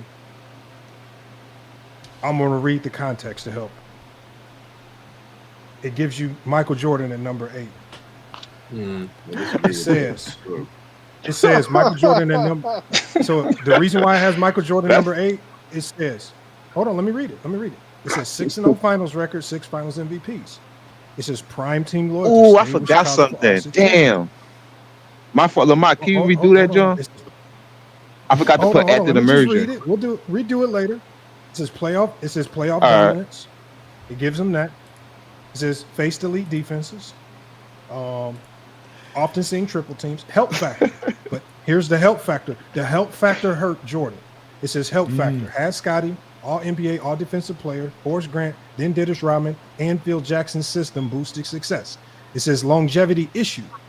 It says retired twice during prime, giving him only 13 prime years. In this system, penalized for shorter prime versus others, never carrying weak rosters deep like LeBron or Wilt did, having stronger supporting cast during title runs.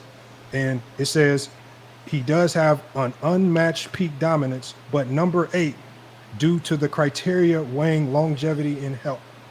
At number 7, and I'll read this one for you as well.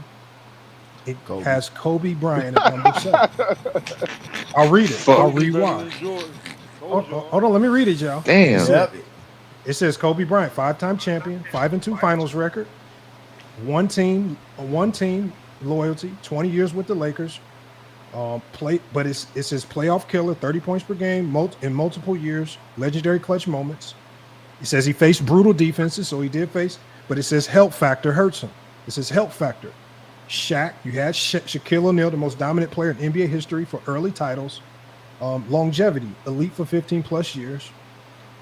It says he's knocked for finals efficiency, sometimes dip versus elite defenses.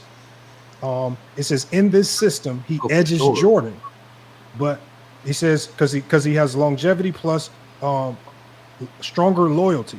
And so that's what it gives. That's Kobe at 7. Number 6, Kareem Abdul-Jabbar. Wow. Number 5, Shaquille O'Neal. Damn. Number 4, Bill Russell. Oh, wow. Number 3, Magic Johnson. Wow. Number 2, Wilt Chamberlain. This is wow. I rarely see that. Wow, that's a crazy And list. Number 1, obviously, LeBron James. Go ahead. I'll read it. But that's not a real. Hold on, let me read it, y'all. Let me read it. It says 4 titles, 10 finals appearances. It says he's the longevity king, 22 years elite with no real decline, playoff dominance, all-time leader in points, second in assists, top 10 in rebounds, because your criteria did heavily focus on the playoffs. It says face historically stacked teams, because you talk about the teams he played against. It said historically stacked teams in the Warriors dynasty and the Spurs. It says help factor. It says he gets a check mark for help factor because he carried weaker rosters, 2007 and 2018 Cavs, deeper than anyone else. And it says longevity plus playoff dominance versus elite defenses equals clear number 1 by this system. That's the system that he built. That's the system that CJ built, though, right? We're gonna let. Yeah, we're gonna. If Lamar, you got time, if we want to, we can. This is great. This is one of the best things ever. So CJ, you said there was something you forgot in your criteria. We're gonna allow you to go ahead and alter it because we can see your boy. First of all, Kobe's better than Mike, which you should already agree to. I don't know why you don't have Kobe ahead of Mike in the first place. I know you do, but it's fine. But let's let you make your alterations. Let's let you make your alterations to your criteria, and let's see if this helps you feel better about tonight, because you're gonna have a nightmare after tonight. So go ahead, Lamont. Take his alteration. Take his alteration. You gotta stay with one team. You can't switch your team. Oh, Jordan's gonna get knocked off too. Jordan played for the Wizards. Huh? Hey, that's not gonna help Jordan. You gotta stay with one. You gotta stay with one team in your prime. You can't switch your team. Oh, look at her comment, Johnny. Look at her comment. I mean, but how is Kobe better than MJ? How many you trying to find? So you heard that, Lamont? Add. You can't change team in your prime, Lamont. Add that and see what happens. Okay, let's see. So you said we're gonna add in. Okay, so we add in you. You have to stay with one team. That's your criteria. He forget about the CJ. CJ, you do know that this is going to. All right, put like that. You gotta stay with one team the first 10 years. No. But all I'm saying, That ain't gonna help Jordan. He ain't played 10. Okay, CJ, I'm just warning you now that you're going to have a messed up top 10 if you do this, because there are a lot of players that did not stay with their team for the first 10 years. Like, you're gonna really. That's fine, Lamont. Let him mess it up. Let's let him mess it up. It's his criteria. Let him mess it up. Fuck it. You gotta stay. I want this. Fuck it. You gotta stay with one team for your first 10 years. What? This is some fantasy shit. Yeah. I told you they make some fantasy shit. I told y'all they played the Muppet Baby game, man. Open up a closet. We never know where we're gonna be at today. Okay. Whoa, pause, bro. Hey, hold on, we got it. It's giving me No, trust me, Olo be dying laughing. This is Def Comedy Jam for Olo. This is so I have the using the highest Chat GPT, right? Yeah, you ain't using the legacy version. I'm using ChatGPT 5 Pro research grade intelligence. 5. Okay. So hold on. So your refined. It's calling this your refined You criteria. gotta ask me this question. What? So your refined criteria. We're gonna go through it all again. Stay with one team in the first 10 years. Playoff dominance. Hold on. Hold on, Lamont. Hold on. Oh, come on, man. Can I go after Lamont? Can I go after CJ? Just hold on. Like, I don't get time to think about it. Like, goddamn. Hold on. Think about what, nigga? How long you been thinking about your criteria? It's your criteria. What the fuck? Damn, these niggas are hilarious, bro. Hold on. Let's just read. Hold on. While he's thinking, let's just read what we have. So his new criteria is stay with one team for the first 10 years. That's crazy. Playoff dominance, finals record, longevity, help factor, competition, and defensive attention. So everything else stays the same, basically, but we're adding Jordan about to be 10. Okay. So you know what? I'm just gonna keep it how it is. Hold on, y'all. I'm just gonna keep it how it is. That's cool. Okay, so your new top 10, when that added in at number 10, and I'm gonna read the context for you because you're gonna want to hear it for this player. At number 10, Kobe Bryant has now dropped to 10. Oh my God! As he should be. I'll read why. It says 20 years with the Lakers, but not full loyalty. In 2007, he demanded a trade. Yes, thank you. Feuding with management. Thank you, bro. Thank you for saying that. It says 5 rings. I see with that you gotta add 4 contests with ChatGPT. That's why I see what it is. You gotta add we told you that. We told you be detailed as fuck. Yeah. Let me read. Yeah, I'm sorry, my bad. Saul came right, and then he went. Hold on, Kirk.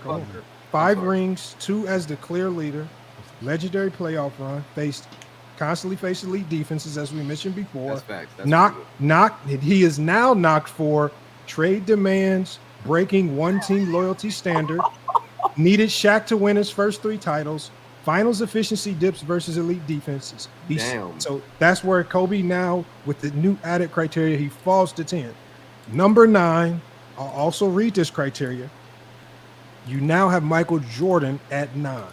Damn. Michael Jordan, 13 years with the Chicago Bulls, 6-0 finals record, playoff averages 33.4 points per game, faced defenses built entirely to stop him. They give him credit there, but he is now knocked for retiring twice, not full loyalty to through his prime.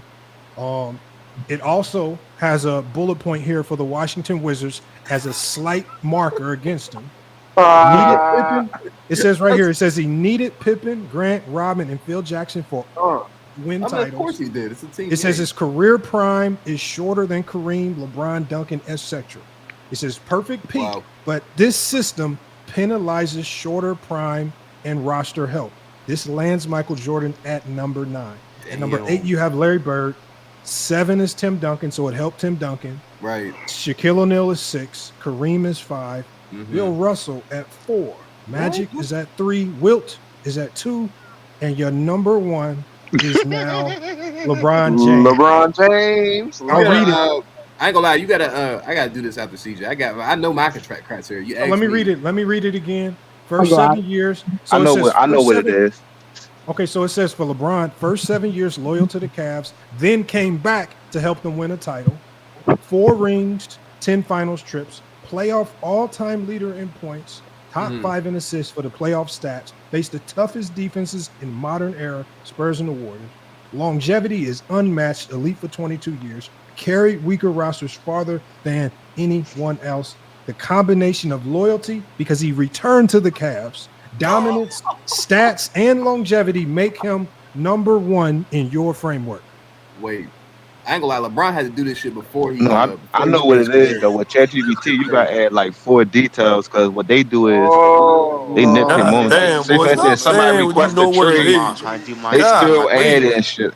Wait, let me go, Scott, before you, please. I got my criteria right now. Now, hold I on. got my criteria Hold right on. now. Before Can I go y'all after? go, hold on. Wait, can I CJ, go you after? can't. CJ, you can.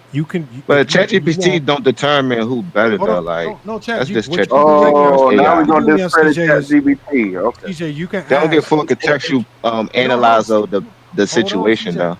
CJ, if Like you you gotta want put to the full ask, detailed if you situation. want to ask further questions as to why it dropped Kobe and Jordan, I can ask it. Would you like me to ask?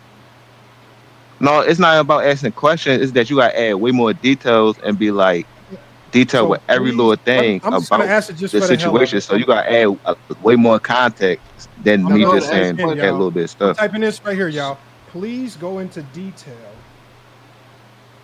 That's fair. as to why Jordan No, but the and details you gotta go Kobe. to is like every little situation of their career though. No. But or what you could do, CJ Because is they counted or Kobe requesting a CJ. trade Yeah. and then Okay, You but got to see, count that. That's a part Yeah, of his you go ahead. history. yeah. that's You part of his mentioned you or what you mentioned could do, CJ, is loyalty. this: That's not use a loyalty. normal criteria. Don't use a criteria that you've set around in your bedroom, Yeah. mishmashing and thinking up that'll All sound right. spicy on a live stream. Just use normal basketball criteria as to what we determine as greatness. Let's talk about Think like a loyalty. basketball Nigga scout wanted going to to look at a new trade. player. Can I please, You go man? watch a I new got my player. criteria What right are the now. elements that you're going to look at to see if this player can hoop? Just use normal criteria. That's different than you I got you, stating bro. opt Please, out. I got you right now. I'm Yeah, going. hold on. Wait. That's I not want to hear loyalty. Kurtz. I want to hear Kurtz. Kirk is new Please. to the platform. This is his first time I here. I go know after. King Solomon. I know. Give me a second, King Solomon, because you've My been in bad, for a King. while, and My now bad. that you want to do this is fine. But let's let Kirk, because Kirk's brand new. Lamar, can you set it up for Kirk? So let's get Kirk. Kirk My seems bad, more King Shay. We like Shay, like bro. We both Shay no. niggas. We don't like nobody around here. Go James Kingdom. We We both just like truth yeah, and yeah. knowledge. You know, Bob. Shay. King Shy is a LeBron fan. The next day he's a Zesty Jeffrey. I don't know who he really is. It depends on Bro, what day of the week I'm it is for neither. him. I'm neither. I'm neither. I'm I gonna be know. honest. Today. Oh, so today you neither, right? So today he's neither. Kirk. Always, Tomorrow he be somebody always, else. No Oh my man. This god. Want that smoke. Come with the this nigga Kobe, wears man. always. this nigga wears more capes than them damn superhero commercials. I'm ready. Um, Go ahead. yo. Hey, let's let Kirk get his take in. But Herm, you got Good something to shit, say because I know CJ. you got to be in and out. Herm, you got anything to say right quick? Herm. Oh, Yeah, man, work. open. You know he's security Drinking. guard. He drinking. Yeah, I know Herm. No, I'm chilling. I'm chilling. Okay, all right, so chill. All right, so we having some fun. We're gonna let everybody go. After this is gonna be King Solomon, and we'll let Scott get in Good because shit, Lamont CJ. loves I doing got this. you, CJ. All this does is help Lamont's No, algorithm. That's all it does. That's all it does. It just help his algorithm. So go I ahead, see how Lamont. Correct, Kirk. ChatGPT worked though. All I right, now see remember, how it hold on, wait. works. All right. Kirk, listen. You have to be specific. You have to be detailed and direct. Do not expect the algorithm to have the same logic you possess. So you must tell it how you want it to judge every particular category you have. So be specific. Don't be shy. We hear Lamont could type. He's not a Zesty Jeffrey. He actually can read and write. So he'll type it exactly how you say it. So go ahead, brother. Okay. So definitely, I'm gonna say multiple MVPs, multiple championships. Multiple titles. Okay. Yes. I want to say scoring, bro, but that's a different comment. You can say whatever you want. Legitimately, you can say whatever you want, man. It's I your wanna criteria. say, We're not judging you. You just got to give us your top 10 before we give you the top 10, and we're gonna compare it to see how much your criteria falls in line. How That's would I all. say defense? How would I say defense? I would just say like Be a primary defense defender. accolades. Okay, defensive accolades. Okay. Defensive accolades. Want to say, can I say like record breakers or something like that, or You put holds the most records. Yeah, holds the most Milestone. records. Yeah, Okay, put that holds there. the most record. Okay. Holds the most records. Okay. I'm just trying to think about define his greatness. I want to say longevity. I don't want to say that. You said you had everything. You just told us you had everything. Can I say like dominant in the 7 or 8 year stretch? Can I say that? Okay, a dominant 8-year peak or prime. Okay. Yeah, I'm gonna say 7-year peak or at least 7 years, or at least 7 years, or limited to 7 years. Remember, I'm trying to think of the players I have, and I'm like, that's gonna like kind of exclude. Oh, fuck. That's the Harper. So y'all be creating top 10s without a criteria. Don't even put that in there. Don't put the. Okay, so take that out. Okay. Yeah, because I ain't gonna lie, that's gonna fuck. I thought you said you had this all warped up. Exactly. I thought that we could have let King Shy in for this. Yeah. So what do you got there right now, bro? What do you got right now? You said okay. So it says multiple MVPs, multiple titles, defensive accolades, holds the most records. How would I say scoring, man? Damn. Scoring. Elite scorer. Just like I say, elite scorer. If you value scoring, that's fine. It'll you're telling it that I value scoring, and it'll value scoring for you. That's all it will do. Just all. See, it shows y'all how y'all got to really think about the game of basketball. Basketball is really not that. It's really not cut and dry. Don't put score in there. Don't put you score want to put in. there. You must have mastered the fadeaway or something. Nah, don't put score. Don't put score in there. Mid range. The mid range, Lamont. And keep and just do what I just said. That's it. That's okay. You want me to hit enter now? Yeah, go ahead, bro. That's all I got. That's when is that bad? No, summarize. Don't summarize. Okay, so while he hits enter, Kirk, go ahead and give us your top 10, please. My top 10. My top 10 is MJ, Kareem. Oh shoot, probably Bill Russell. Oh wow. Magic. Don't laugh. Okay. Magic. LeBron, Larry Bird. Okay. How many people is that? 6? That's 6. That's 6. I got Tim Duncan, Shaq, Wilt, and it's either between Kobe or Hakeem. So okay.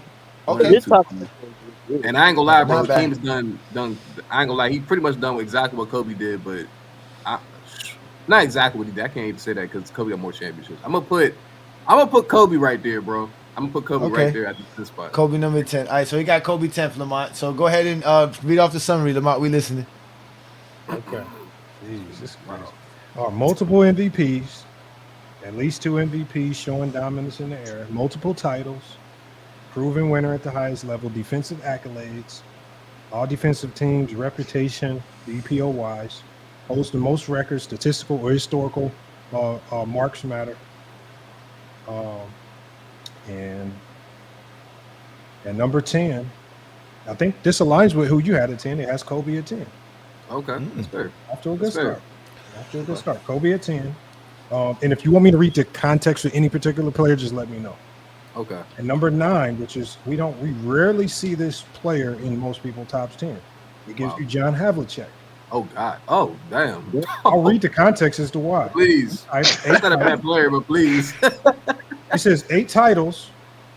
8 titles. Yeah. He's dinged for not having an MVP, but career longevity plus role. Says an elite defender, all defense multiple times after the award was introduced.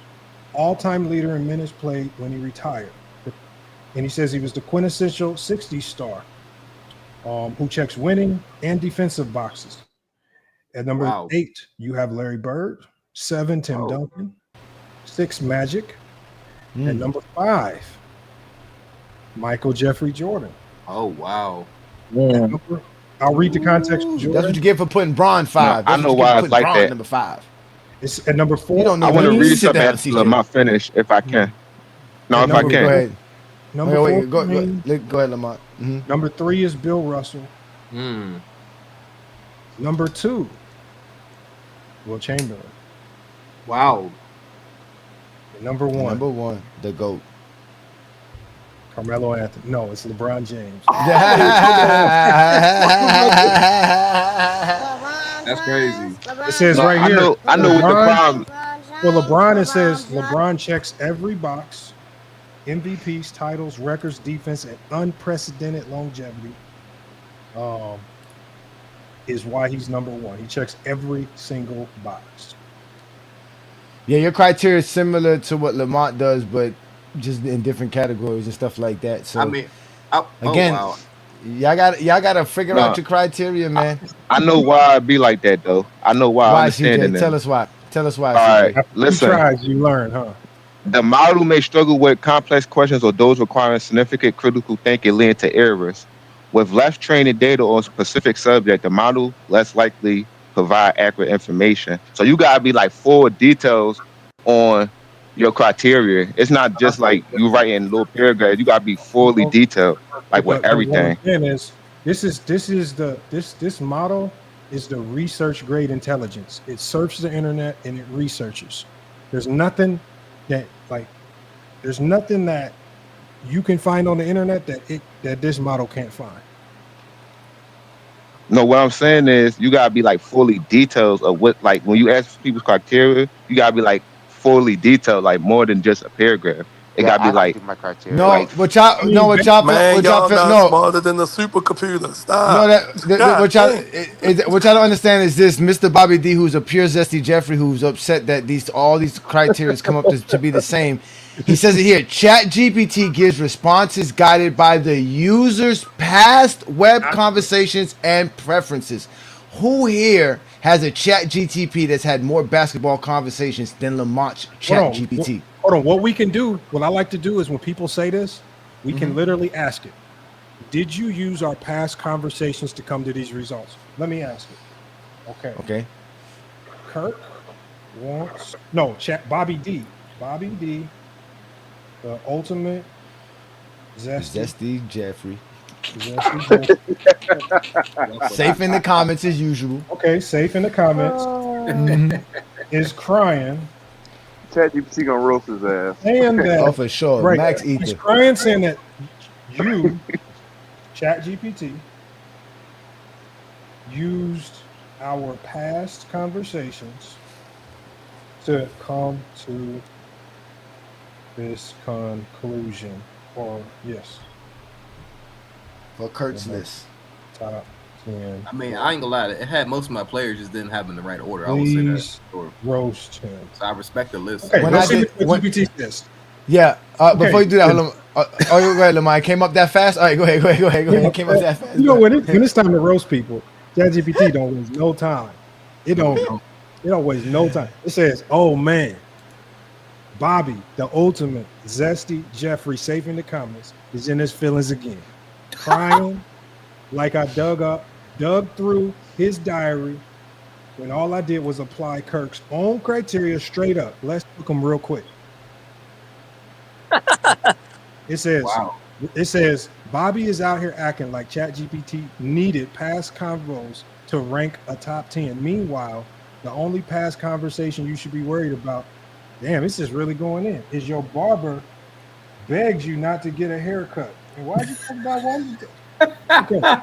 It says, Kirk, hold on. It says, bullet point number 1. Kirk said MVPs, titles, defense, records, and that's his criteria. He said, that's it. Simple math. I be crying like I had to unlock the Pentagon just to know Bill Russell got 11 rings. He talking about you use old chats. Nah, fam, I used logic, something you clearly abandoned the second you started defending your mid-tier takes in the comment section with a garbage can next to it. Imagine being the guy who's so shook by a top 10 list that he blames artificial intelligence instead of just admitting favorite didn't make the cut.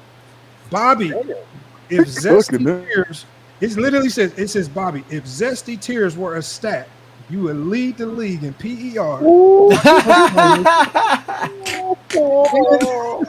And WAR combined.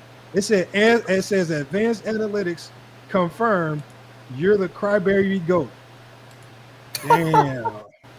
Damn, Bobby. That's kind of crazy. I mean, I ain't gonna lie. I'm not mad at the list though. Like the list is not like I said, it has the players I named. No, it's just that they're different, Bobby, different man, orders. I told you, don't chastise ChatGPT, man. And it's gonna be the John Havich. I mean, I ain't gonna lie. He's a sneaky player, bro. Because that's crazy. He's a sneaky player. The point of this, because we always tell people we don't really argue your rankings. We want to see how much your rankings fall in line with how you process the how you got to that point. That's all we're doing. And the reason we let the Chat GPT do it, because like I said, it's non-biased. It goes get all the information, all the right data, and it assesses it. Yeah. So yes, you have to be particular. You have to be specific. You have to give it details. When I gave it my list, it had it right all the way to number 6. From 1 to 6, it had exactly my right players, and then it didn't have Kobe in my top 10, which Kobe is in my top 10, but it did have the other 4 guys there. They just added Hakeem to it. What was your criteria? My criteria is always the same thing: it's stats, accolades, and achievements. So I grade players by their. So yeah, exactly. I grade players by their points per game and their totals for their stats. Just so we can show it, Johnny. Do you want to run down your criteria first so we can see? Nah, because we got other people here first. We already did mine. I already know we don't have to do that. We already did mine. No, we're going. Let's let King Shy, because he asked me first before all y'all asked, and I let y'all jump him. So let's let King Shy in. No problem, man. Go ahead, King Shy. You ready? Yeah. You sure you ready? Yes. No crying at the end, right? No zesty Jeffrey tears at the end. I'm ready. Okay. I just want to make sure it's not my fault. Y'all be having criteria that don't make Jordan your GOAT. So go ahead. I got 20 things. I got 20 things. You got 20 things. Yeah. Wow. Okay, Lamont, this is a good one for you here. So yeah, go ahead, Lamont. Enjoy. All right. Number one. Okay. Number one thing is winning. That's the first thing. Okay. Wow. Okay. Number 2, I value stats. Stats. Okay. Oh wow. LeBron. Number 3, peak/longevity, but I value peak slightly more. Okay, so you said peak plus longevity? Oh, I should have said peak. Longevity. Oh my God. Hold on, your mic's breaking up. Say it again. Peak and longevity. Okay, peak and longevity. I should have said But value peak more. Yeah. Yeah, a little more. You smart, bro. You smart as shit. Okay, let's hear it. I value versatility. Number 4. Okay. Oh. Messing up there. Oh my gosh. I like this list. Okay. All right. I already know Playoff who number 1. Okay, playoff production. LeBron number 1 for sure. Okay. All right. You're defining skill. Like, are you the best at something, or like, what is the best thing you're at? How good you are. You said a defining skill?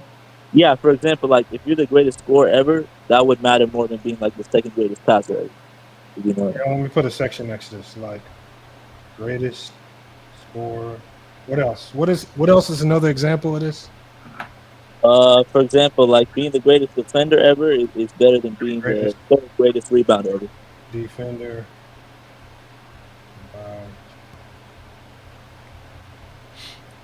Okay. How memorable at basketball you were / memorable moment in your career. Okay. All around in two-way play. Okay. How well do you compliment other guys / how good of a teammate you are, aka intangibles. AKA intangibles. You was writing all this down in the middle of the show. That boy, damn. No, I'm looking at my list. Don't worry, bro. I got you. Yeah. Okay. Could you still carry a crappy team? Could you carry a crappy team? Okay. Skill set. Okay. Resume.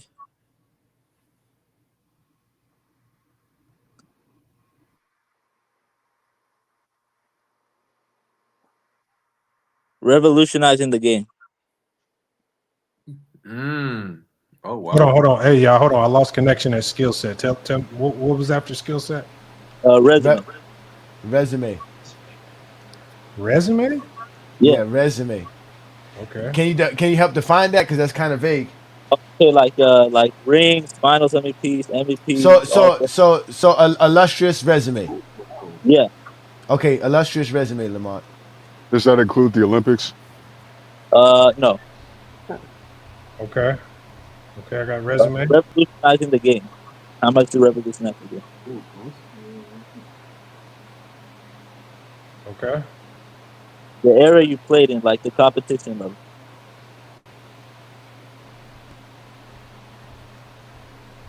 Okay. How well would your game translate to other eras? Damn. Okay. Consistency / durability.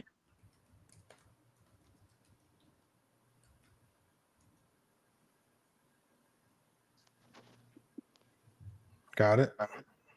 All right. Your trade value, like at your peak, no team would want to trade you, or you were not leaving anywhere. Like you were going to stay on that one team.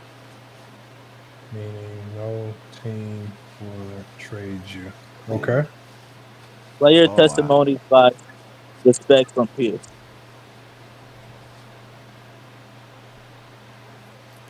Testimony. Okay. How Respect did from you your peers. evaluate this for everybody? This is some amazing Yeah. criteria that you evaluate. I got a list of 100 players. It don't matter. It's gonna be LeBron's the GOAT. Yeah, I can tell you that right now.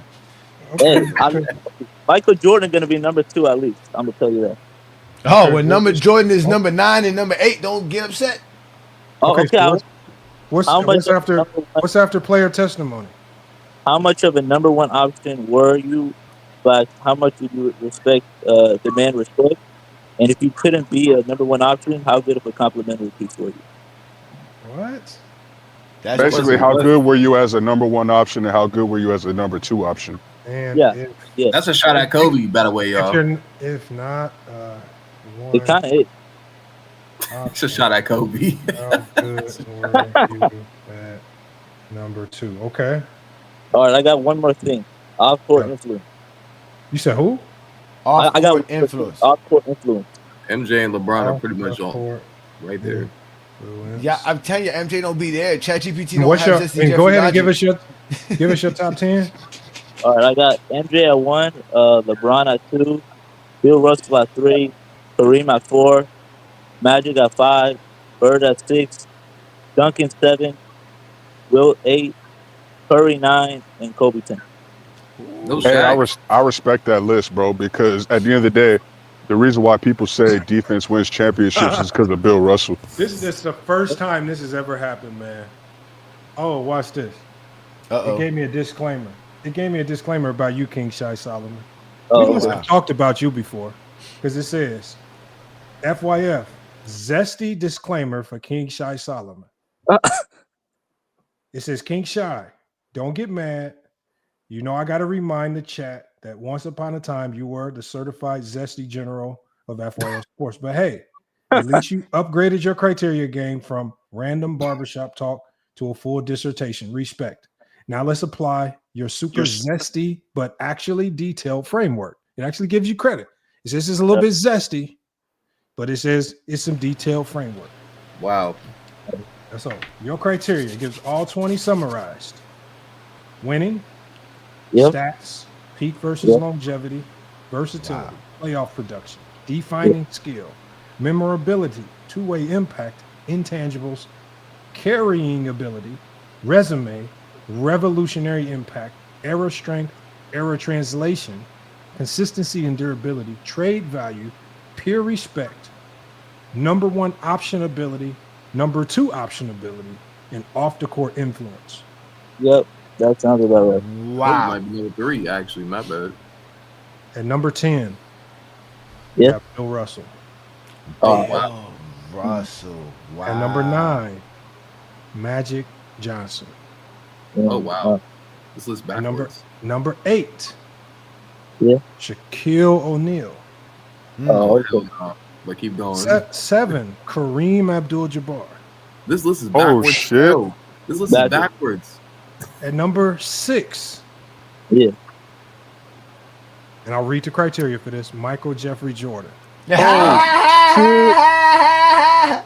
Not even All right, top 5. Oh shit! Let me read it. Let me read it. 6 rings, 5 MVPs, 6 Finals MVPs. Defining skill, greatest score. Peak might be unmatched. Penalized in this system, shorter prime, retirements, less longevity. Didn't carry truly bad rosters deep, like others in this list. You did say that. Number Yeah, I 5, Tim Duncan. All right. Number 4, Wilt Chamberlain. Hell no. All right. Duncan was a trophy winner. Number 3, Hakeem Olajuwon. Oh, hell no. That's some bullshit. I would never listen to any list that has Hakeem Olajuwon at number 3 all time. This list is backwards, though. This list is like literally going backwards. Y'all know this? Number 2, Larry Bird. What? What? Read that criteria. Read that criteria right now. There's 3 rings, 3 MVPs. Peak value is insane. Strong playoff production. Revolutionized spacing and shooting. Injuries cut longevity, but peak plus influence put him at number 2. Hey, Lamont, I ain't gonna lie to you, bro. How is Kobe better than Larry Bird, y'all? Hold on one second. Hold on one second. Hold on. They go number 1. We already know who number 1 What do you mean is. Kobe better than Larry Bird? Kobe's. No, I was just saying in general. Besides the list, people think that Kobe's better than Larry Bird. I don't know. Number 1 for you is LeBron. Okay, so I'm gonna read the context for you. Yeah. Your number 1 is LeBron James. All right. I'm not that my issue about the whole other shit. Okay, hold on, let me read it. 4 rings, 4 MVPs, 10 finals. Holds scoring record, all-time stats leader. Defining skill is versatility. Can be the number 1 or fit anywhere. Peak plus 22-year longevity. Carried bad Cavs teams deep. Off the court influence is unmatched in sports business. First active player to be a billionaire. Plus culture. Checks every single king shy box. You said that, bro. I ain't gonna lie. You said all that. Yeah, I did say that. Don't y'all know LeBron is the meme Hold on. king? It gives me an extra summary for you, which is kind of funny. It says Jordan is at 6, peak, perfect, but punished for longevity gaps, retirements, and less versatility. All right, FYF. I'm gonna ask you this question. Hold on one Why second. is Hakeem? Hold on. You can't ask me questions. You got to ask them to Chat GPT. This is Kobe. Outside of the top 10, lacking multiple MVPs, had trade demand baggage, and underperformed as a solo number 1 at times. It says LeBron James checks every category: winning, stats, peak, longevity, intangibles, revolutionized the game, cultural impact, and more. It says king shy, still zesty, but at least a zesty with some serious criteria this time. All right, so ask ChatGPT. Why is Hakeem? Wait, can you ask ChatGPT why is Hakeem Larry Bird? Hold on. Why is Hakeem and Larry Bird? Why is Hakeem over Larry Bird? No, why is Hakeem and Larry Bird over Kareem, Magic, and Bill Russell? Over Kareem, Magic, and No. I asked why is Hakeem, Larry Bird, and Wilt over Kareem, Magic, and Bill Russell? Okay, and Wilt. Okay, let's see. Well, he has Wilt 4th. Wilt is number 4. Yeah. Okay, so it says right here. What was the beast though? I ain't gonna lie. It says, let's recap your priorities. Peak slightly greater than longevity. Defining skill plus playoff production carry a lot of weight. Carrying ability and intangibles matter. How memorable and revolutionary you were counts against you as well. It says, why Hakeem? Damn, it breaks this down a lot. Okay, so it says, why Hakeem, Bird, and Wilt rank higher. Yeah. So it talks about Hakeem being over Kareem. It says Hakeem equals best two-way big ever, elite defender plus elite scorer. Kareem had the skyhook and longevity, but Hakeem Olajuwon's versatility, the dream shake, rim protection, steals leader as a center is unique. Carrying ability. Hakeem won 2 titles with no all-star teammates in 1994. Kareem often had Oscar or Magic Johnson as running mates. Peak versus longevity. Kareem had GOAT longevity, but Hakeem's peak was one of the most flawless playoff runs ever. King Shy valued peak over longevity. Yeah, it says King Shy values peak slightly more than longevity, which bumps Hakeem Olajuwon. Then it gives another example. It says It says why Larry Bird is over Magic. It says Bird's 3 straight MVPs show arguably the greatest 3-year peak ever. Versatility. Bird was an elite shooter, scorer, passer, and solid defender. A more all-around tool set than Magic. Defining skill. Bird was the greatest shooter of his generation, whereas Magic's weakness was Magic's the best passer. Okay, let me finish. Maybe not. It says whereas Magic's weakness was his defense. Error translations. Bird's shooting plus IQ would dominate even in today's game more cleanly than Magic's no jumper style. Memorability. Bird's trash talk, toughness, and highlight moments. Peak iconography. I don't even know how to say this word. Iconography. Magic was more consistent, but Bird's peak emphasis edges him here. So the peak over longevity is what's doing this for you. And it says summary. Hakeem over Kareem, Bird over Magic, Wilt over Russell. It says peak dominance, two-way versatility for Hakeem Kareem, all-around game, shooting peak and playmaking consistency, Bird over Magic. It says Wilt over Russell, peak stats, athletic dominance over pure winning record. That's why those guys were over. Wow. I just feel like Russell, Kareem, and Magic, they just want more. Like I feel like your criteria was so zesty that Lamar stopped knowing how to read. He couldn't even say icon. I haven't seen that word before. I know. I'm just fucking around. I'm just saying, I got you. I'm just fucking around. I'm just fucking with you, Lamar. I just thought that was funny. I'm not gonna lie. No, I ain't gonna lie. It was very detailed, and it follows suit with everything that they want, and they just don't realize how great LeBron James is, man. He fits everybody's criteria as the GOAT, man. They don't understand it, bro. I can't believe it gave you a zesty summary before. No, he also put records. You customize his ChatGPT. That's why. Why wouldn't ChatGPT say just? We probably talked about it in ChatGPT. How would it a better two-way again, ChatGPT. Once I put your name in here, don't forget. It don't exactly. It doesn't. It really doesn't forget the conversations. It's based off how you set it up though, and present the answers and what criteria you wanted to so say. Hold on, let's do this. So that's what you're doing with your ChatGPT. You doing something. Okay, fishy. so hold on. Let's talk. Hold on. Let's do something fishy. CJ, hold on. CJ. From what channel is he usually affiliated with? From the Pull Up Podcast? The Pull Up Podcast. CJ.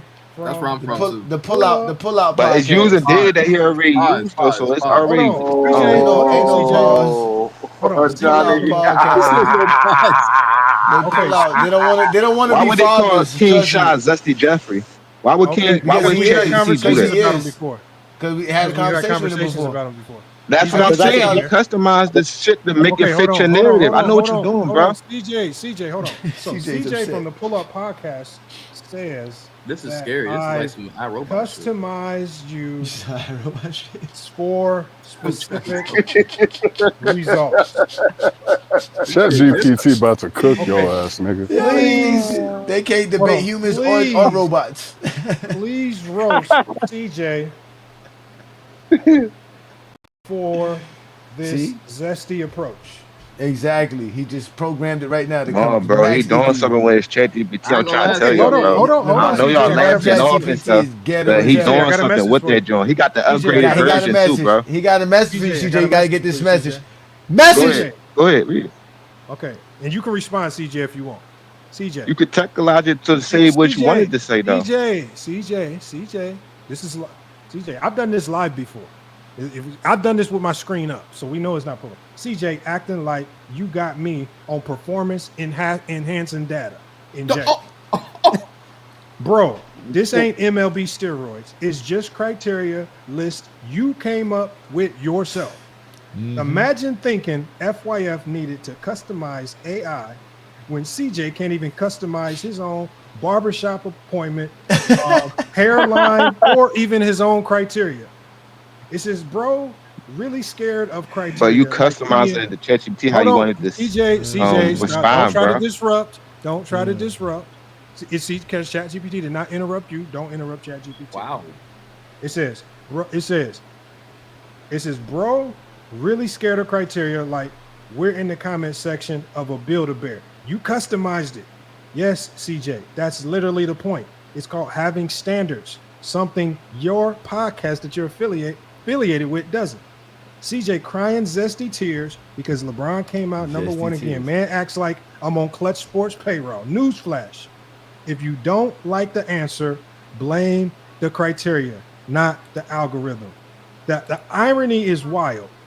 CJ is a frequent on the Pull Up podcast, but the only thing he's pulling up is excuses every time his criteria gets torched. Damn, CJ. Hey, what is this? Nigga, Eagle Eye, y'all? Chat GPT can watch you Eagle Eye, niggas bro. on This shit YouTube, scary, nigga. bro. You I guys watch are on that. the internet. Shit Nigga, Now, you're already on the do you have a internet, response nigga. for ChatGPT, CJ? No, it's a way how you can manipulate ChatGPT though, bro. I'm trying to tell y'all. I know what he's doing. This guy get more information, and I know it's This way he nigga can just manipulate crying, it. bro. That's why. Okay. Oh No, my that's God! I know, Stop bro. crying, Trust me. bro. I gotta let Juju in. We did a great job with y'all criteria. Scott, I promise you we'll do it next time. Lamont's, we're gonna do this. We got Juju because I want to get up out of here. Juju, you there? No, say Juju disappeared. Hey, you guys are just zesty as they get, man. Coming up here, Shit, I'll go. Johnny, I'll go. No, we gotta get up out of here. Okay, he came back. I think that's Mac Def, to be honest with you, ladies and gentlemen. I think that's Mac Def. You got I wanted to make a category. Okay, it's not. You want to make a category? The chat GPT. Yeah, criteria. I mean, Nah, yeah, we're not about to do that. You came too late, brother. We about to get up out of here. Okay. Lamont is done. If y'all want to do that, Lamont is always available. And again, y'all think we playing? We're gonna be doing this tomorrow night on TikTok. So just show up on TikTok tomorrow night if you want to be able to give your criteria, because we're gonna be talking about something heavy, and we're gonna have TikTokers upset. So that's what today's show was about, because we did have an opportunity to interview Chiron Wright on last TikTok on Saturday. So it was a great opportunity. And again, we're just gonna keep giving y'all real basketball content, because that's what FYF and GOAT James Kingdom is all about. Is talking basketball. Lamont loves talking the game of basketball. He's not monetized. Lamont's not monetized. He doesn't make money doing this. He does this because he just likes talking basketball. He has free time. We are monetized on TikTok. Oh, you mean? Oh, see, look. Oh yeah. You are monetized on TikTok. That is true. And, So again, and FYF clips, but FYF and FYF clips too. Yeah, you guys definitely go out to FYF Sports Debate clips, but also check him out. Like I said, on TikTok, become a subscriber of his TikTok channel. Help support dudes that are doing real basketball content, talking the real game, and being supported by real basketball enthusiasts like Chiron Wright. So again, I want to thank all you gentlemen for showing up, all the GJK members. This was a great evening. We had a great night. Like I said, it is the Friday Night Exposure with the Exposure. We do this every Friday night, so please support what we do here in GOAT James Kingdom. And as I told all GOAT James Kingdom members, we are going to be doing more special live streams when the season starts. So we're going to have special stuff going for y'all. We're going to be doing big things. So make sure you become a GOAT James Kingdom member if you like what we do here, support what we do here. And, like I said, tomorrow night, it is going to be the TikTok takeover with Lamont and his FYF channel. So make sure you go subscribe to that. Also, check us out this Sunday for the GOAT James Kingdom show with B. Lee and A. Johnny. We're going to talk the game like none other, like we always do. Y'all also make sure to check out SB Talk Sports and his Real Takes Over Fake Debate show. That's on Monday nights. So make sure you check him out. That is also a great show. Y'all listen, those are shows that they don't even let people come up in. So y'all got to support brothers like that, man. They don't want to argue. They just want to give you their takes and give you their knowledge of the game. And these are some smart dudes, so y'all should definitely check them out. Also check out Allen Powell show. All these guys are Michael Jordan fans. All these guys are Chicago dudes. They all talk football, basketball, everything from entertainment to sports. So y'all definitely support these dudes. All these channels are available for you. This is what we do here. Again, I am A. Johnny the Exposer. All I do is expose SD Jeffries left and right. And again, thank you for joining me here on a great Friday night. But like we told you, it will be a TikTok takeover by FYF and GOAT James Kingdom. Breaking news this morning, GJK and FYF has taken over TikTok. Last Saturday's live has Zesty Jeffries scrambling. This duo plans on doing more TikTok lives. Advisory warnings have been issued to all Zesty Jeffries.